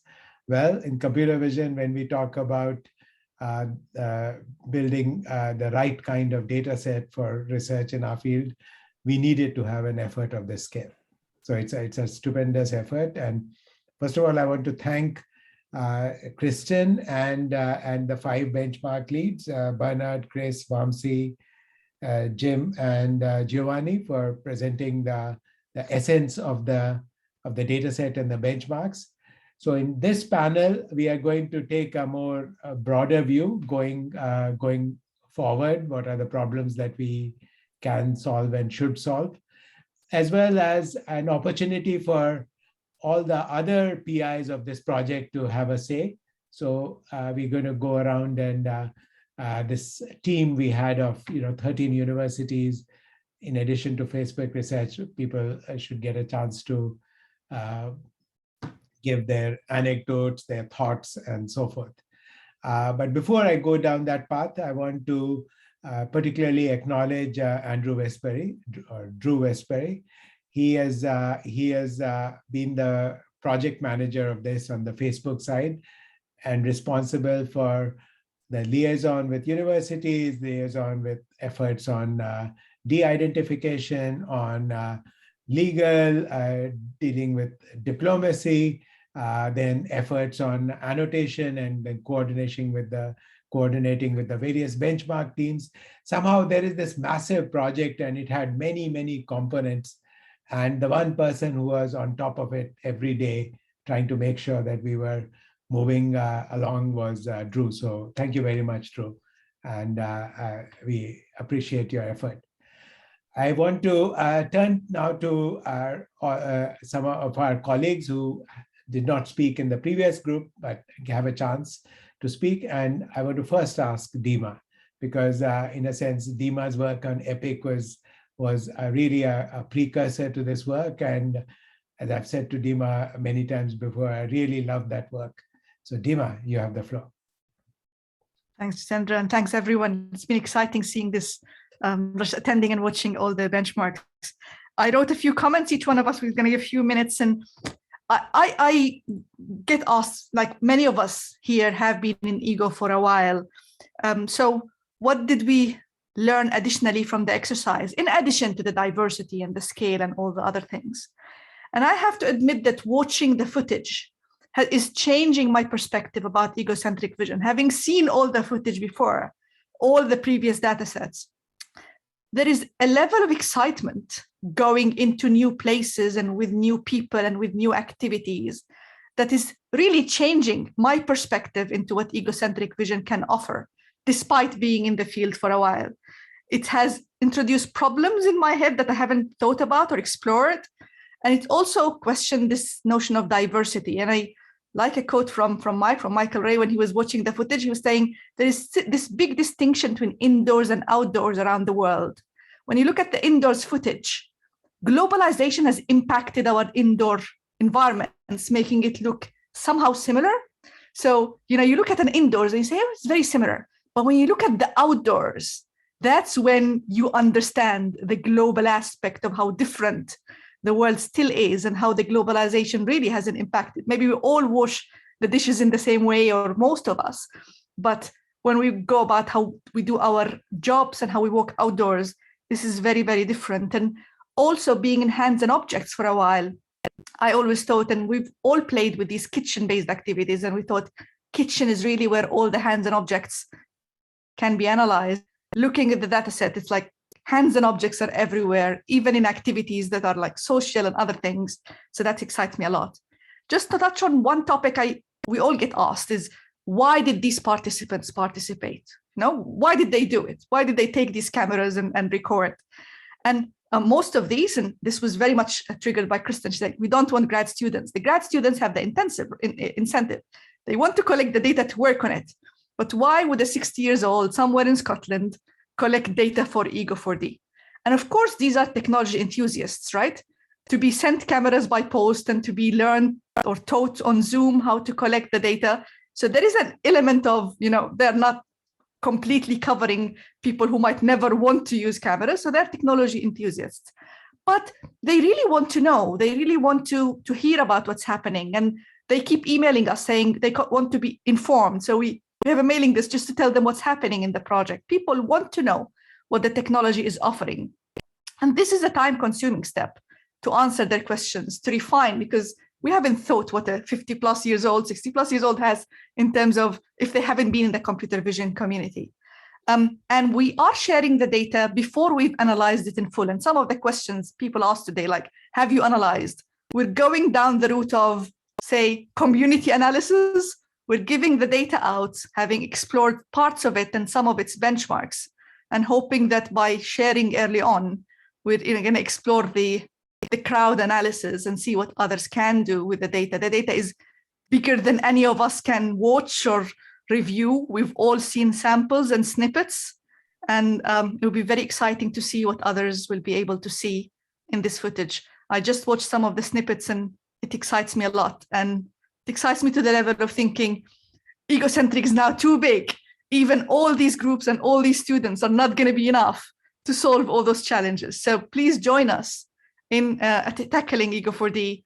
The 84 different authors are all needed, and we need others to tackle some of these challenges. And thanks, Jitendra, for getting me the floor to speak first. Thank you, Dima. And then let me just note that this data collection had to be done at the time when the entire world was in the grip of a pandemic it has not seen before. So just think about that. I mean, this data set is going to be around for years, but we had to do this collection at a time when the world had sort of shut down, and we were still trying to make this project happen. And history will judge how successful we were.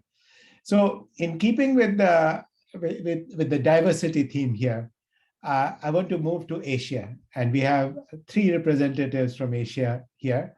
So we have India, we have Singapore, we have Japan. So I'm going to start, and I guess going eastward. So Jawahar, can you tell us your thoughts about either the data collection or about this data set, or what you see as exciting in the future? So I think I look at this now as like we are getting into a phase where we are going to see how AI system will have to work with human in the midst of the human. So the challenges related to the diversity, the cultural issues, the social issues will be exposed in this data set, and possibly the challenges that are going to be thrown by this data set well beyond our benchmark. Maybe novel objects, novel way of doing things, novel situations where the AI system has to live or AI system has to perform. So I personally look at this sort of a system to be leading towards as a assistant to human, or assisting human in like a critical task, like when there's a danger. So when there's a danger, can this perceive this danger and proactively help human, or providing information assistance. So there are a number of very interesting socially relevant tasks that could evolve out of this data set. And I hope this is going to be a beginning for that. Thank you, Jawahar. Mike, would you like to be next? Yes, thank you, Jitendra. Hello, everyone. Mike Shou from National University of Singapore. So actually, it's pretty early morning here, like 4 a.m. So pardon me if I tend to be kind of like sleepy. So yeah, I'm personally very honored to be part of this consortium, and actually through this journey, learned a lot from all other PIs and all the students. In terms of research topic, I'm recently more focused on long-form video understanding thing. And I think this EPIC and Ego4D data set provide great opportunity for us, because usually when we deal with kinetics, it's just 10 seconds long, and we can only do like video classification step. But with this Ego4D data set, people record the video continuously for like hours, and we could have some high-level events that last for a long time, and we would be able to really make sense of what happened, maybe as like, for example, 4 a.m. here, and maybe what we are going to predict what happened maybe half hour later. So I think this provides a great opportunity for us to study long form. And also I think it's also amazing that we narrate this video with the textual descriptions. As we see, there is a trend of using this correspondence between video and language stuff. So I think this also provides great opportunity for us to maybe combine this Ego4D data set and later with self-supervised learning methods. And also maybe one last thing I want you to do, I think people may have mentioned this already, but just want to stress that is the privacy. I think this is actually a very important issue that, and I found it's fortunate for us to actually respect privacy issue in this project. Many of this kind of phase data set have been actually taken down due to the privacy issue. And this really kind of like bump up because like researchers want to be able to compare different methods on the same benchmark. And so I think our data set actually provide not only vision community, computer vision community, or it can actually go beyond, like allow maybe NLP people and other domains people to really safely working on this data set without worrying about our model or this data set, okay, will be taken down someday in the future. Yes, that's just my few thoughts. Thank you. Thank you, Mike. Yeah, let me pick on Mike's point and echo, amplify that a bit. The fact is that we have this 3,000 hours of video and it has been narrated. So there is a commentary in text on what the person is doing, what the ego person is doing. And this is amazing because this gives us a way to ground language. So there's a lot of excitement in AI today about models like BERT, which have been trained on data from the internet like Wikipedia and text. But this is learning of language qua language that's just in text space. That language is not grounded in the physical world.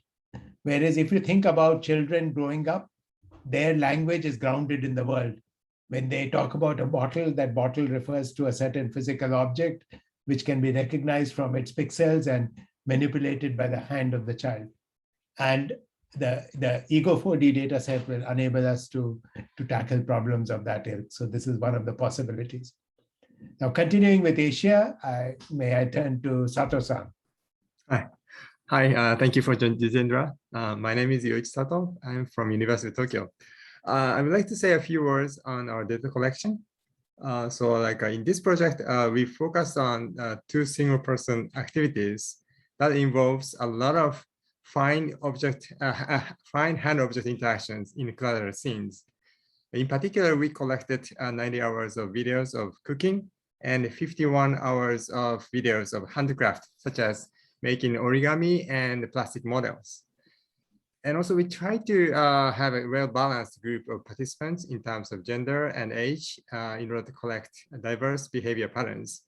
So we recruited 41 male and 40 female Japanese participants in their 20s to 60s. After collecting those videos, we clearly see that the current state-of-the-art, the techniques for hand-object interaction analysis, for instance, are not enough, especially for handicraft video analysis, because of so many small objects and also so many occlusions and also free-form objects. So we clearly see those challenges present. So we really hope these data sets will be useful for doing research on not only on the various benchmarks we discussed today, but also finding new additional important challenging tasks. Thank you. Thank you.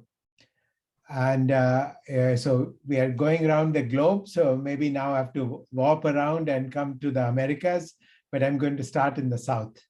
So Pablo Arbeláez is my old friend and colleague, and it's been a pleasure to collaborate with you again on Ego4D.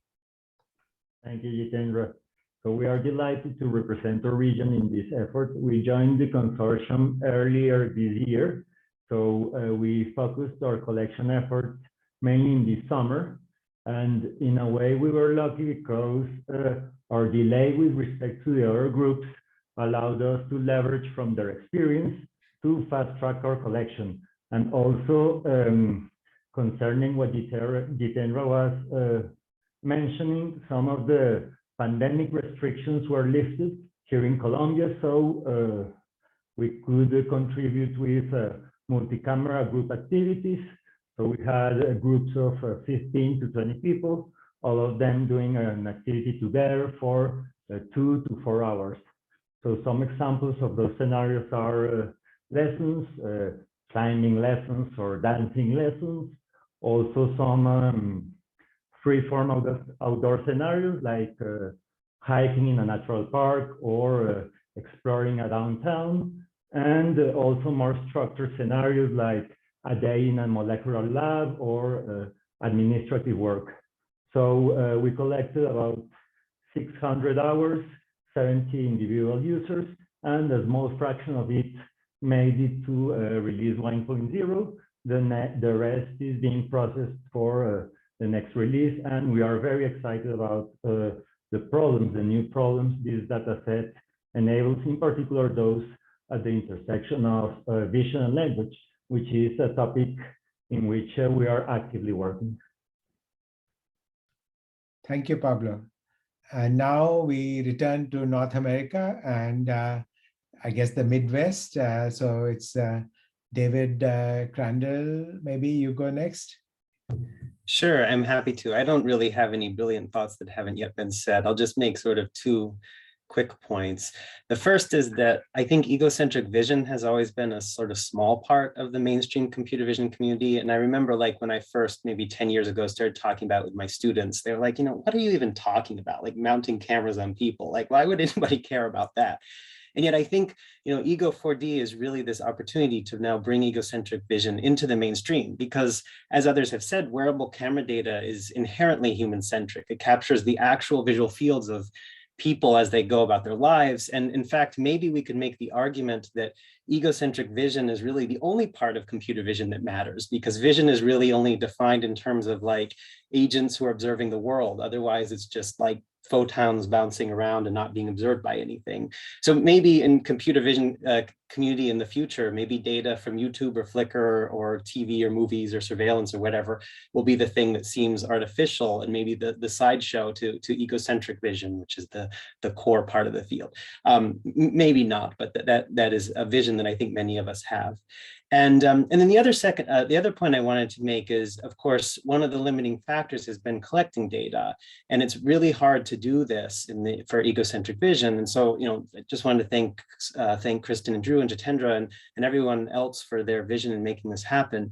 And I think somewhere in this project, we should have maybe a little paper where we describe the zillion logistical challenges and zillion like interesting stories that happened as we were collecting this data, because as Jitendra said, it was very challenging during a pandemic. It was also very challenging, I know, to coordinate different legal and IRB kind of situations across different states and countries. For the social benchmark, for example, during the pandemic, we were trying to figure out how to recruit people, how to risk health of participants, how not to risk health of participants and investigators, how to get like the devices to people, and importantly, how to get them back. And on one hand, this was really challenging, but actually it was also turned out to be an opportunity in many cases because it sort of forced us to think about doing collection in the home as opposed to the lab in order to not, because we couldn't bring people into the lab.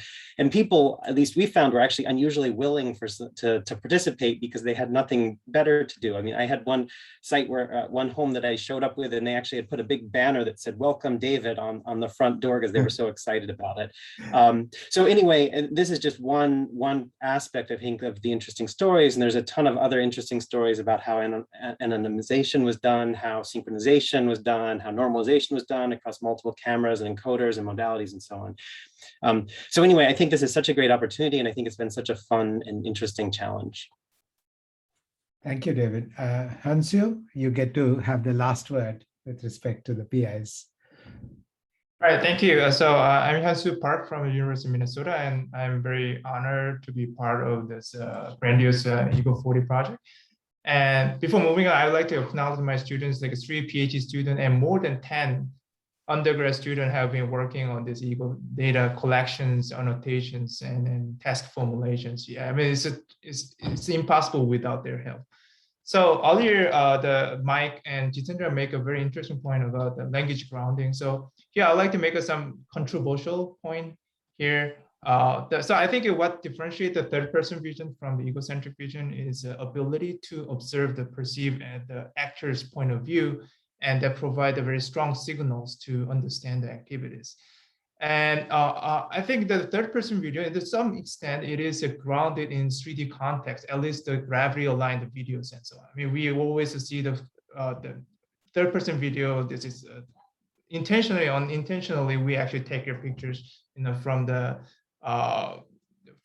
tripod and so on. So we have data that is gravity-aligned, and at least it is physically grounded. But however, in the same time, I argue that the first-person videos that we have seen is not really the physically grounded. The activities occur in the context of the 3D scene, but everything is seen from the egocentric coordinate systems, which is now aligned with the physics, the physical coordinate system. So I think my personal dream of this egocentric project, Ego4D project, is to enable not only like 2D understanding of detections and localization, but also 3D, meaning that reconstructing every pixel that you observe from the egocentric videos in a physically grounded fashion. So I think is in the future we really need to make an effort to ground on the physics. And of course, we provide a subset of Ego4D data in the pose of camera as a register in the Metaport scan or IMU. But I think it's really important for us to really push forward to the physically grounded perceptions. Thank you, Hansu. Yeah, I share your perspective. I think, in fact, Ego4D. So there's the ego part, and then there's the 4D part. And I think we need to remind people of the 4D part, which means that there is a 3D world in which we are moving in time, and that provides constraints. And that is, in a sense, the essence of vision. And it's also the essence of robotics. Machine learning, in a sense, is about data and finding patterns in the data and so forth, but it could be on any kind of data. But in vision and robotics, we are dealing with a specific data, which is that which comes from a three-dimensional world in which we are moving in time.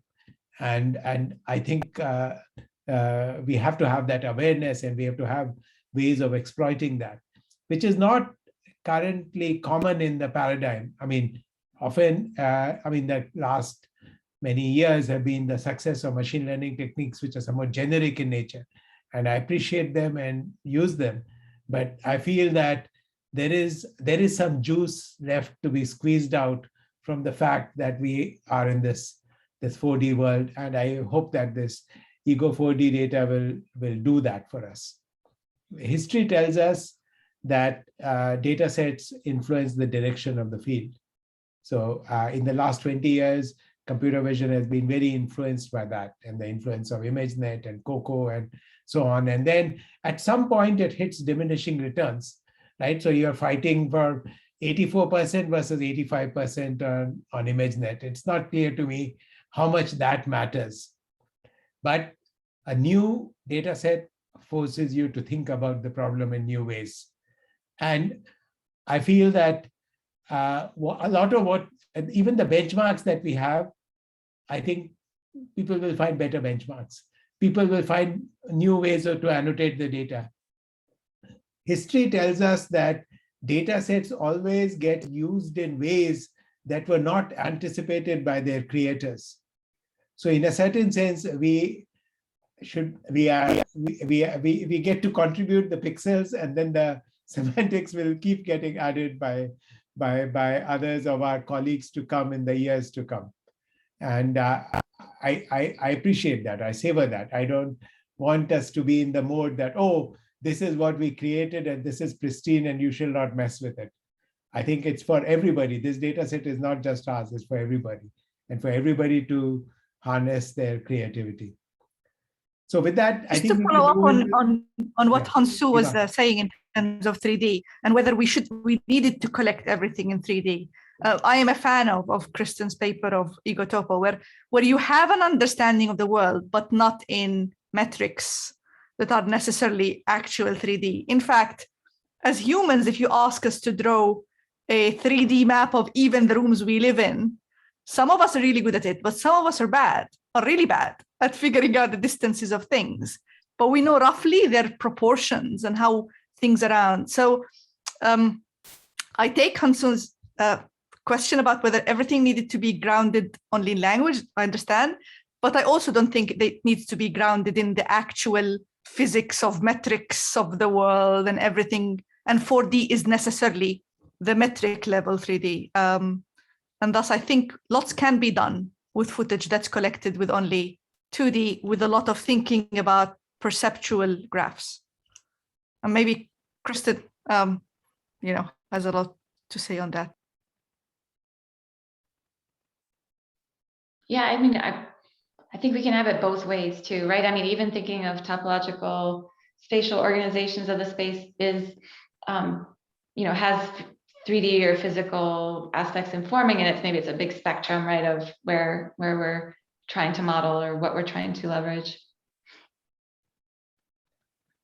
So I want to thank you. It's the discussion is very much open. So if people in the audience have questions, please put them up, and we'll try to pick on them. Otherwise, panelists can generate questions, and all else fails, I will generate questions. Okay, I actually have a question related to the social benchmark, which so we collected lots of data where faces have been blurred, but still lots of social interaction has been captured. And I acknowledge that the natural aspect of social or AV has been with physical faces, but I'm wondering how Jim and Vamsi feel about the type of footage we've collected with people at home playing games, but not feeling confident about sharing their faces.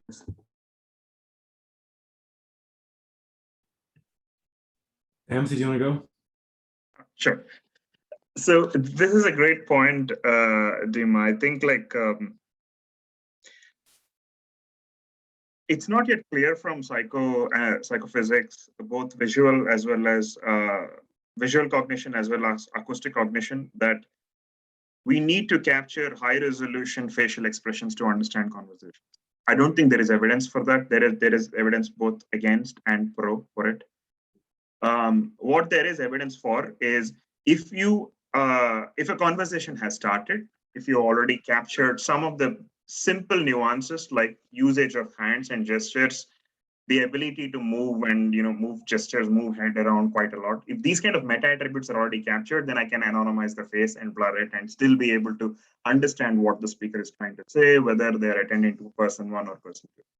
So some of these questions are still a little bit open, which is another way of saying that with the anonymized data, both the anonymized data and the non-anonymized data are both useful.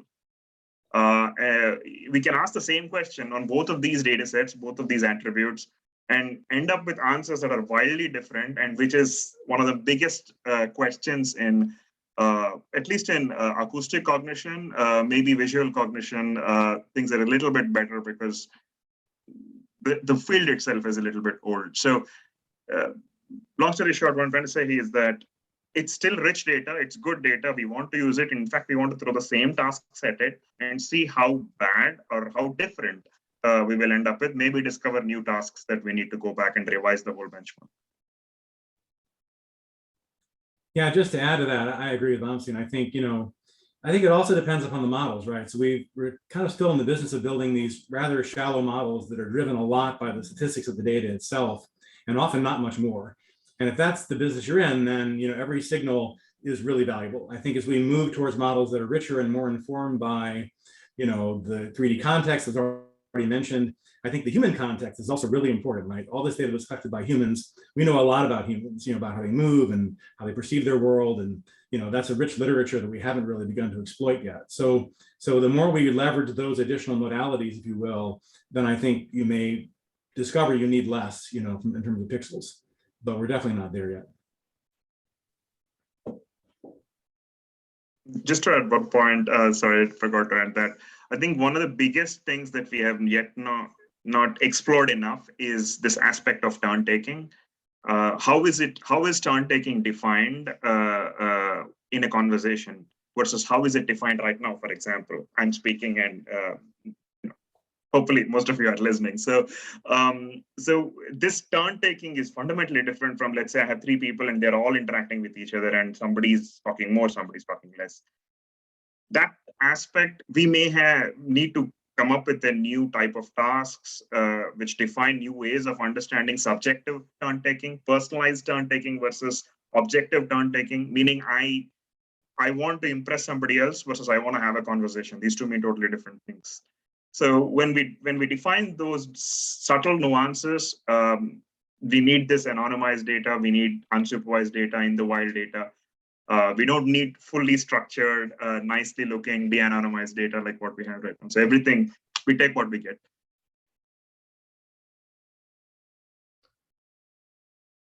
Excellent. Jitendra, yes.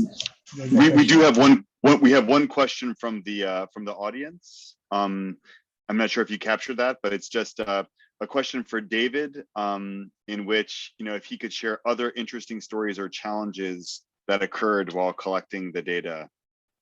This is just I think it's a general question for the consortium. David referenced there's quite a lot of stories to tell, and there was a question related to we should have we need to subsequently have a little blog post with what is the coolest episode or the most crazy episode you had with respect to data collection from one of our camera bearers' experiences. So I'm all ears if somebody wants to volunteer their anecdote.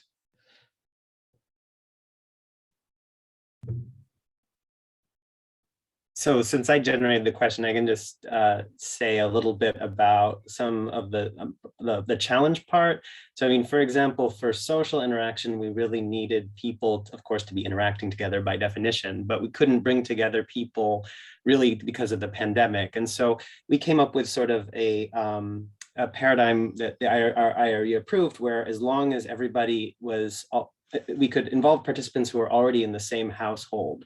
And so we looked specifically for households of people with multiple adults. There couldn't be children, had to be multiple adults. And then we would pull up to their house, knock on the door. We would have gloves and masks on. We would sanitize all the devices, hand them to the participants, and then they'd go inside and do their activity for an hour. And we would watch them disappear into their home with like $15,000 of our eye gaze equipment and hope that it came back out again in an hour. And we did this, even when it was raining outside, even when it was freezing and we're getting frozen, it's very cold outside because we weren't allowed to go inside people's homes because of the pandemic and so on. So I think there's just really interesting stories, and that's just some of the things that we faced. I know everyone else faced unique challenges and how they chose to overcome this. Yeah, I think we must find a way to sort of capture this. Somehow it doesn't seem like the kind of thing that CVPR reviewers would appreciate, but that doesn't mean it's not interesting. So we should have this aspect. I'm going to turn we have 20 minutes to go, and I want to turn the focus of this discussion a little bit, because we are lucky to have such a erudite and broad panel plus the audience.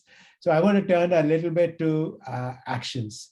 So hands and objects and anticipation, which in my mind are quite melded together. I mean, this is a favorite topic of mine, but I would like to hear from others.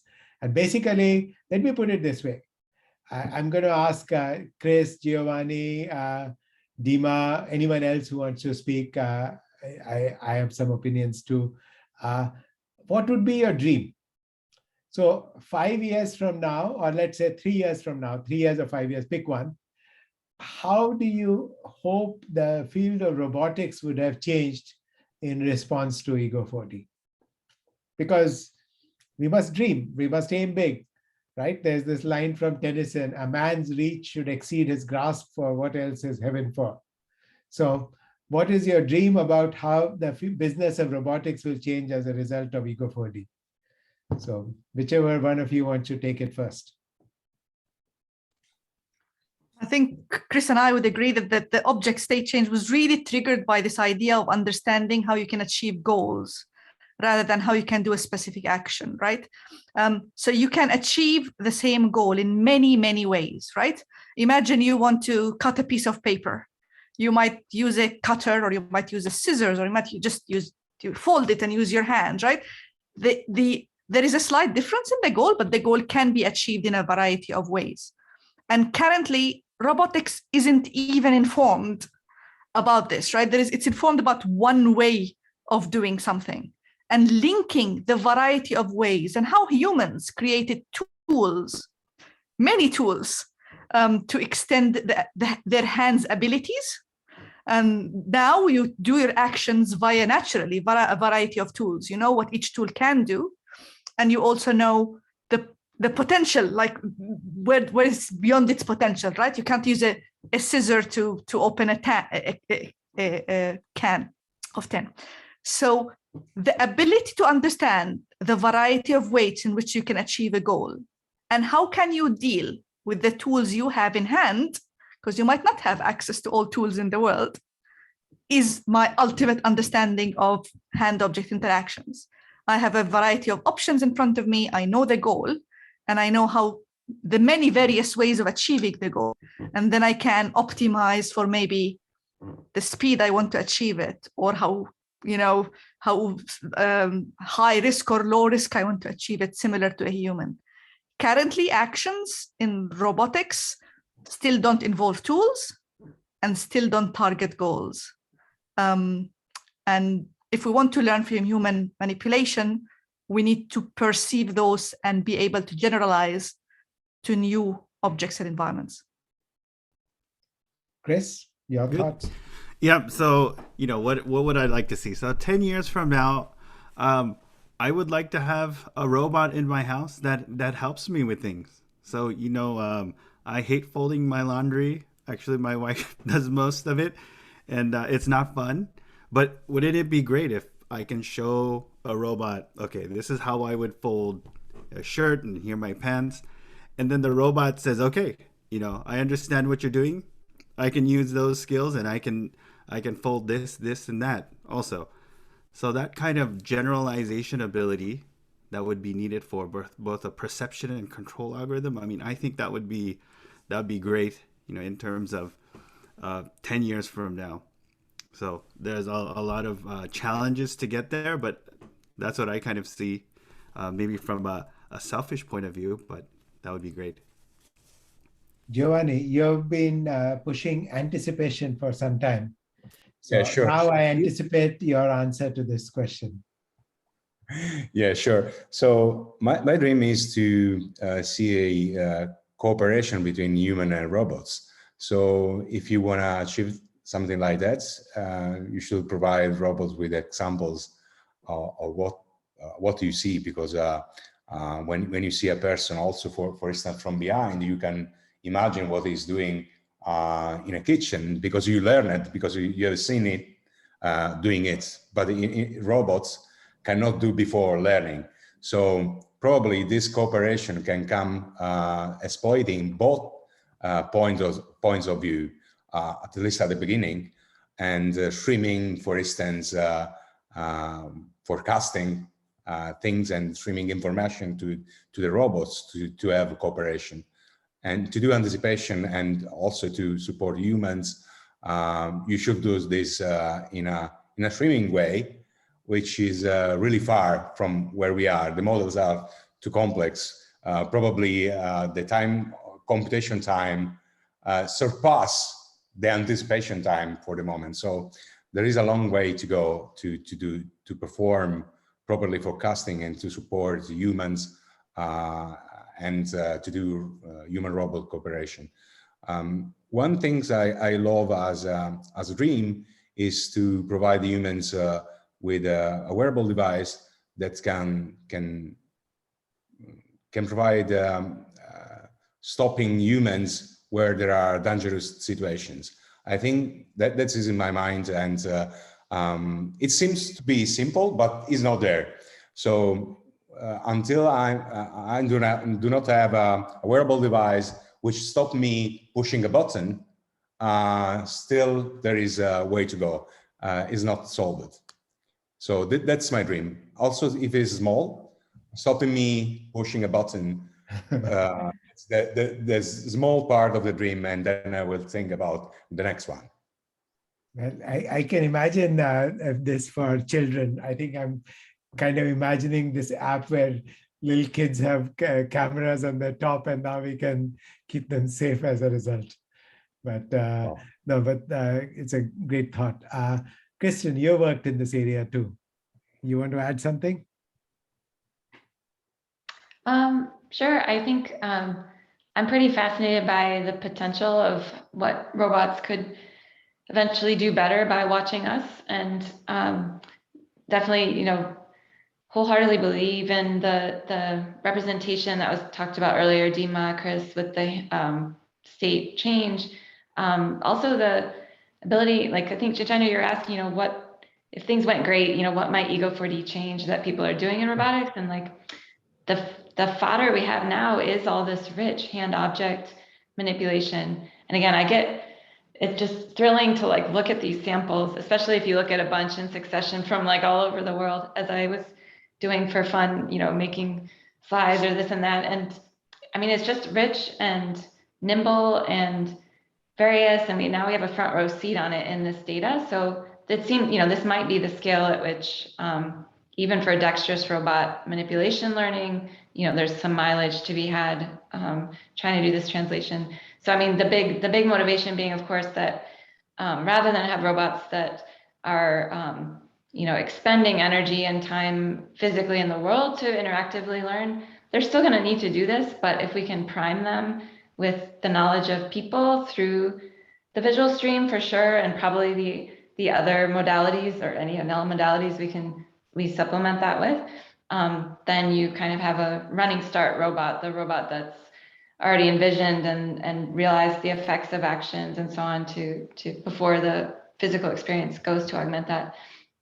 I think one caveat, or that will be a like an ongoing challenge nonetheless, is like humans are already so skilled at doing daily life activity, and like if we're trying to bring robots up to that level, we're giving them the expert demonstration through the video that usually goes well. Like we're usually able to fold the laundry, or we're able to, I guess the potter makes the pot and so on. And so maybe there's research here of going from 0 to 60 for your robot. The humans, like we love their demonstrations, they are the experts, but they're also the experts. So like how to, even through video, potentially like take that kind of like a curriculum, or how would that emerge when people are often showing us things very successfully?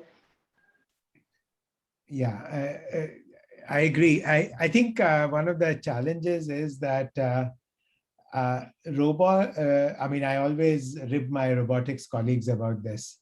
So my example is the following. I started in sort of computer vision and robotics in the early 80s in a lab at Stanford, which had both robotics and vision people.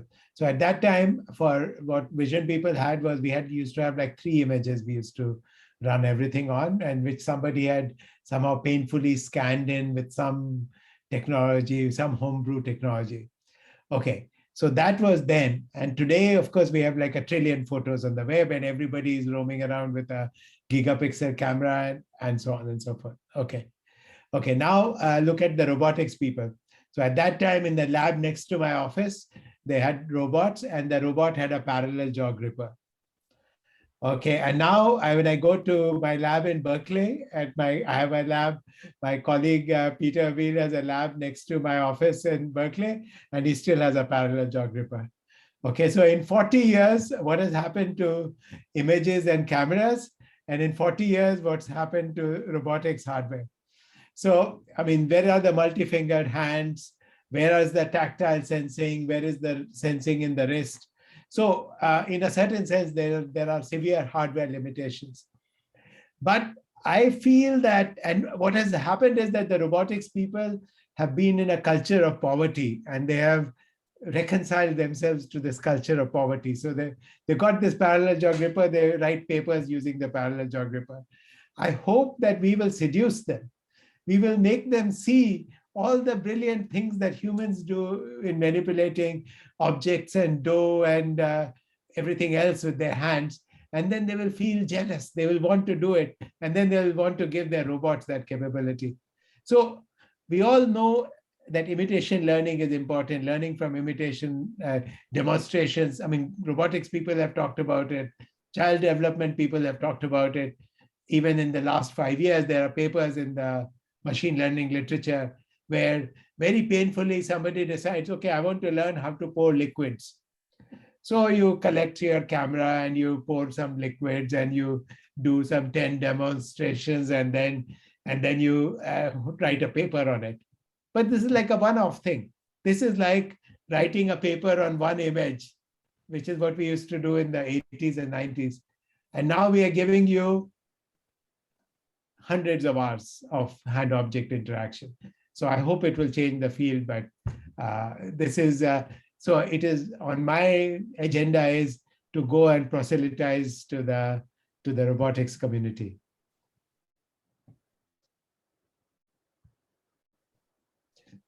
We have 7 minutes left, and maybe we can switch. We did something on social. We discussed a bit on the hand object and roboticsy things, and maybe episodic, but I see Bernard has got his hand up and wants.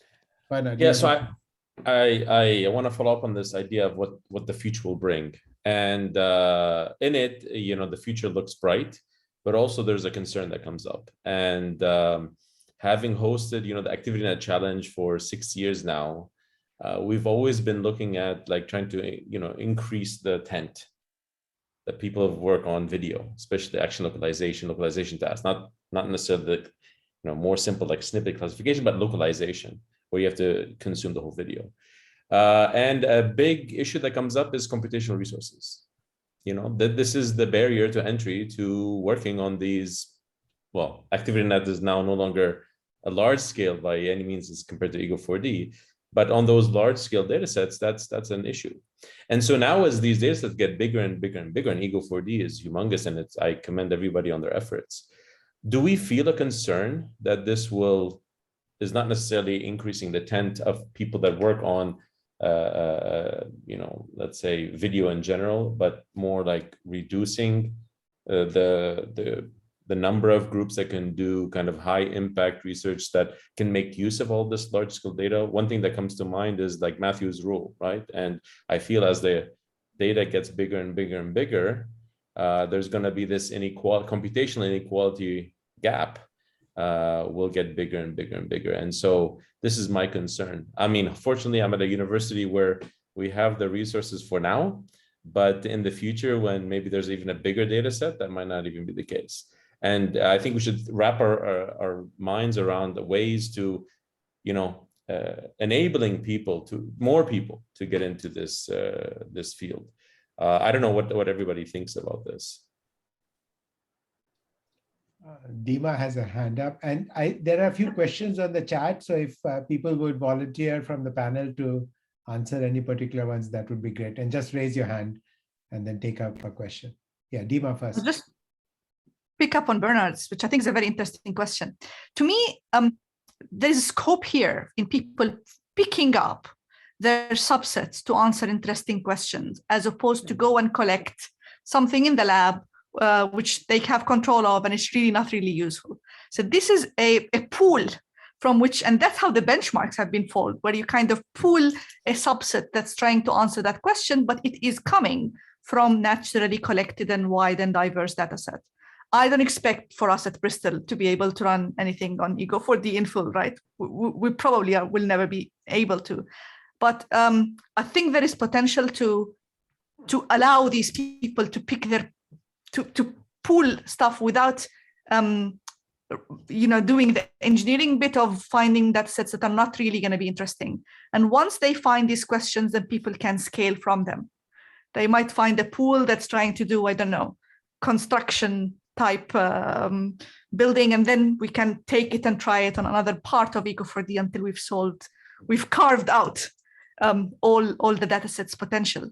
And that's the coolest aspect. That's why we're putting it out. But I agree there is always a potential of video and resources that will remain an issue. Video is still the hardest bit. And we're relying on new innovations that lower the barrier to entry to people doing even the basic, even 10 hours of video. I want to reply to Bernard as well. I think this is a matter also of governments in the sense that, industry is industry and the university is the public. And for instance, in Italy, there are new programs, and a big supercomputer, probably the biggest one, Leonardo of NVIDIA, is coming and will be available for universities. So in some sense, probably researchers should talk with the governments and making this clear in order that they can invest and they can understand why we need. I know it's a matter not of research, but someone has to take this discussion with the governments. That's one thing that I want to say. And in this moment, for instance, in Italy, they're investing a lot to habilitate universities to make progress on this side. There was a question about data, positive data for dangerous situation or negative data. There are not those type of labeling for forecasting, but actually what we need is to understand which is the next object you're going to interact with and why.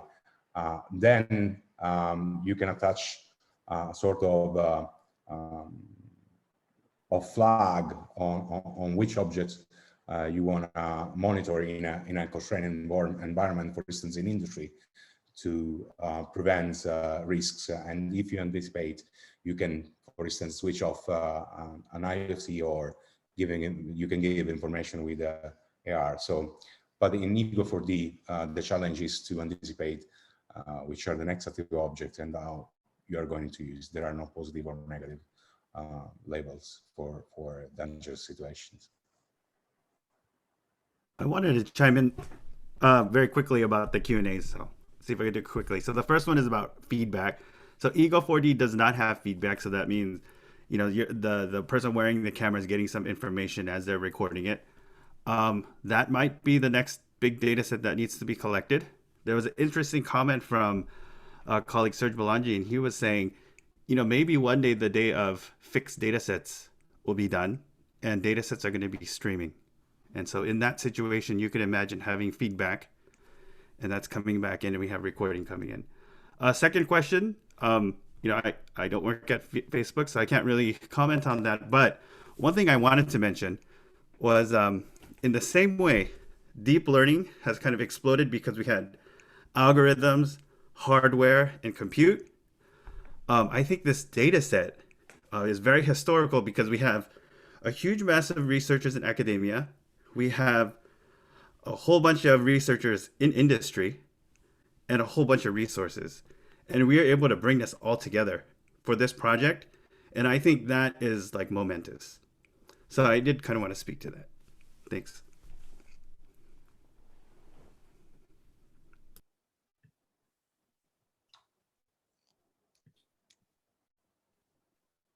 Bernard, do you want to say something? Well, I mean, I had another, you know, kind of a concept in mind related to this continual Ego4D, let's call it. Wouldn't it be nice to have a hardware platform where we can, you know, deploy our AI models and we can get such feedback? And I'm guessing these hardware platforms are maybe coming out of industry. And it would be nice if there's any plans, if anybody's heard of any plans for such a hardware platform. That would be cool, because it would be great. I mean, from the episodic memory benchmark side, it would be great to actually deploy such, you know, language retrieval, let's say, based techniques on an actual device that, you know, actually is recording your episodic memory. Yeah, I mean, I think we alluded to this, it was there in Christian's talk, that obviously an intended areas are such as AR, and AR is going to be obviously be connected to the right kind of hardware and all of that. What we did in this project was to collect data from multiple kinds of hardware. So we were trying to intentionally be neutral with respect to that. But in the future, we should expect the hardware to evolve, and it should become lighter and take less power and weigh less, and you know, all those good things. And yeah, and that is to be seen in the future. Vamsi, you want to speak to this? Yeah, just to add to the hardware aspect, I think specifically from AV and social perspective, conversations are all really spatial, right? So there is a 360 associated with it. There is a co-localization of ears. There is a reason why we have 2 ears, not 1 ear. All this needs to be captured in Egocentric as well. And so even capturing spatialization, spatialized visuals, spatialized audio, creating hardware, even hackish hardware, which will allow us to sort of localize and capture at the same time and render it back as you're suggesting, Bernard, render it back and bias and bring the feedback in some form. All of those are great, interesting future directions, and I think like very much interesting to pursue. I know Jim had explored some of these in the earlier version for V1, but for social, we couldn't move that forward just because of the logistics. But this is totally on the cards. Yeah, and I wanted to answer one of the questions in the Q&A, which is how Ego4D videos will help imitation learning or learning by watching videos. It's because we'll provide the data. I mean, we are not providing a specific solution. There are lots of groups which are working on this area of imitation learning or demonstration learning. And to put briefly, the challenge is generalization, because when different times you pour some liquid into a glass, you're going to do it in slightly different ways. And you need to identify what's common across all of this. And this is a problem not dissimilar to identifying what's common to all cats and so forth. So it's a learning problem. And this is a topic of active research. And what we are providing is data. And data. That's the most important thing. There's this line from Arthur Conan Doyle, Sherlock Holmes, the detective. Says, data, I need data. I cannot make bricks without clay. So Ego4D is the clay. Do you think it's time to move to the social, where the attendees are also welcome to come and join us and ask more specific questions? I think Mike had prepared the slide on how we are supposed to move from the Zoom via the ICCV platform into the Gatherly. But what do you think, Jitendra? Yeah, sure. We should do that. And Michael, tell us. Yeah, so thanks everyone for the panel. We should be able to go to the Gatherly session by finding the workshop page or the workshop itself on the workshop page. And then there should be the Gatherly link at the bottom. I'll keep this screen up, but hopefully, we can continue on some of the very interesting discussions taking place around Ego4D. And it gives a chance for the attendees to meet everyone as well in person. So hopefully we'll see you there, I guess, in a few minutes. Thank you, everybody, for your participation. It's been fun. It's been a great effort. And I really wish we could be in Montreal, go out to a nice restaurant, have a drink. And we have to do this. We have to have a rain check on this. Okay.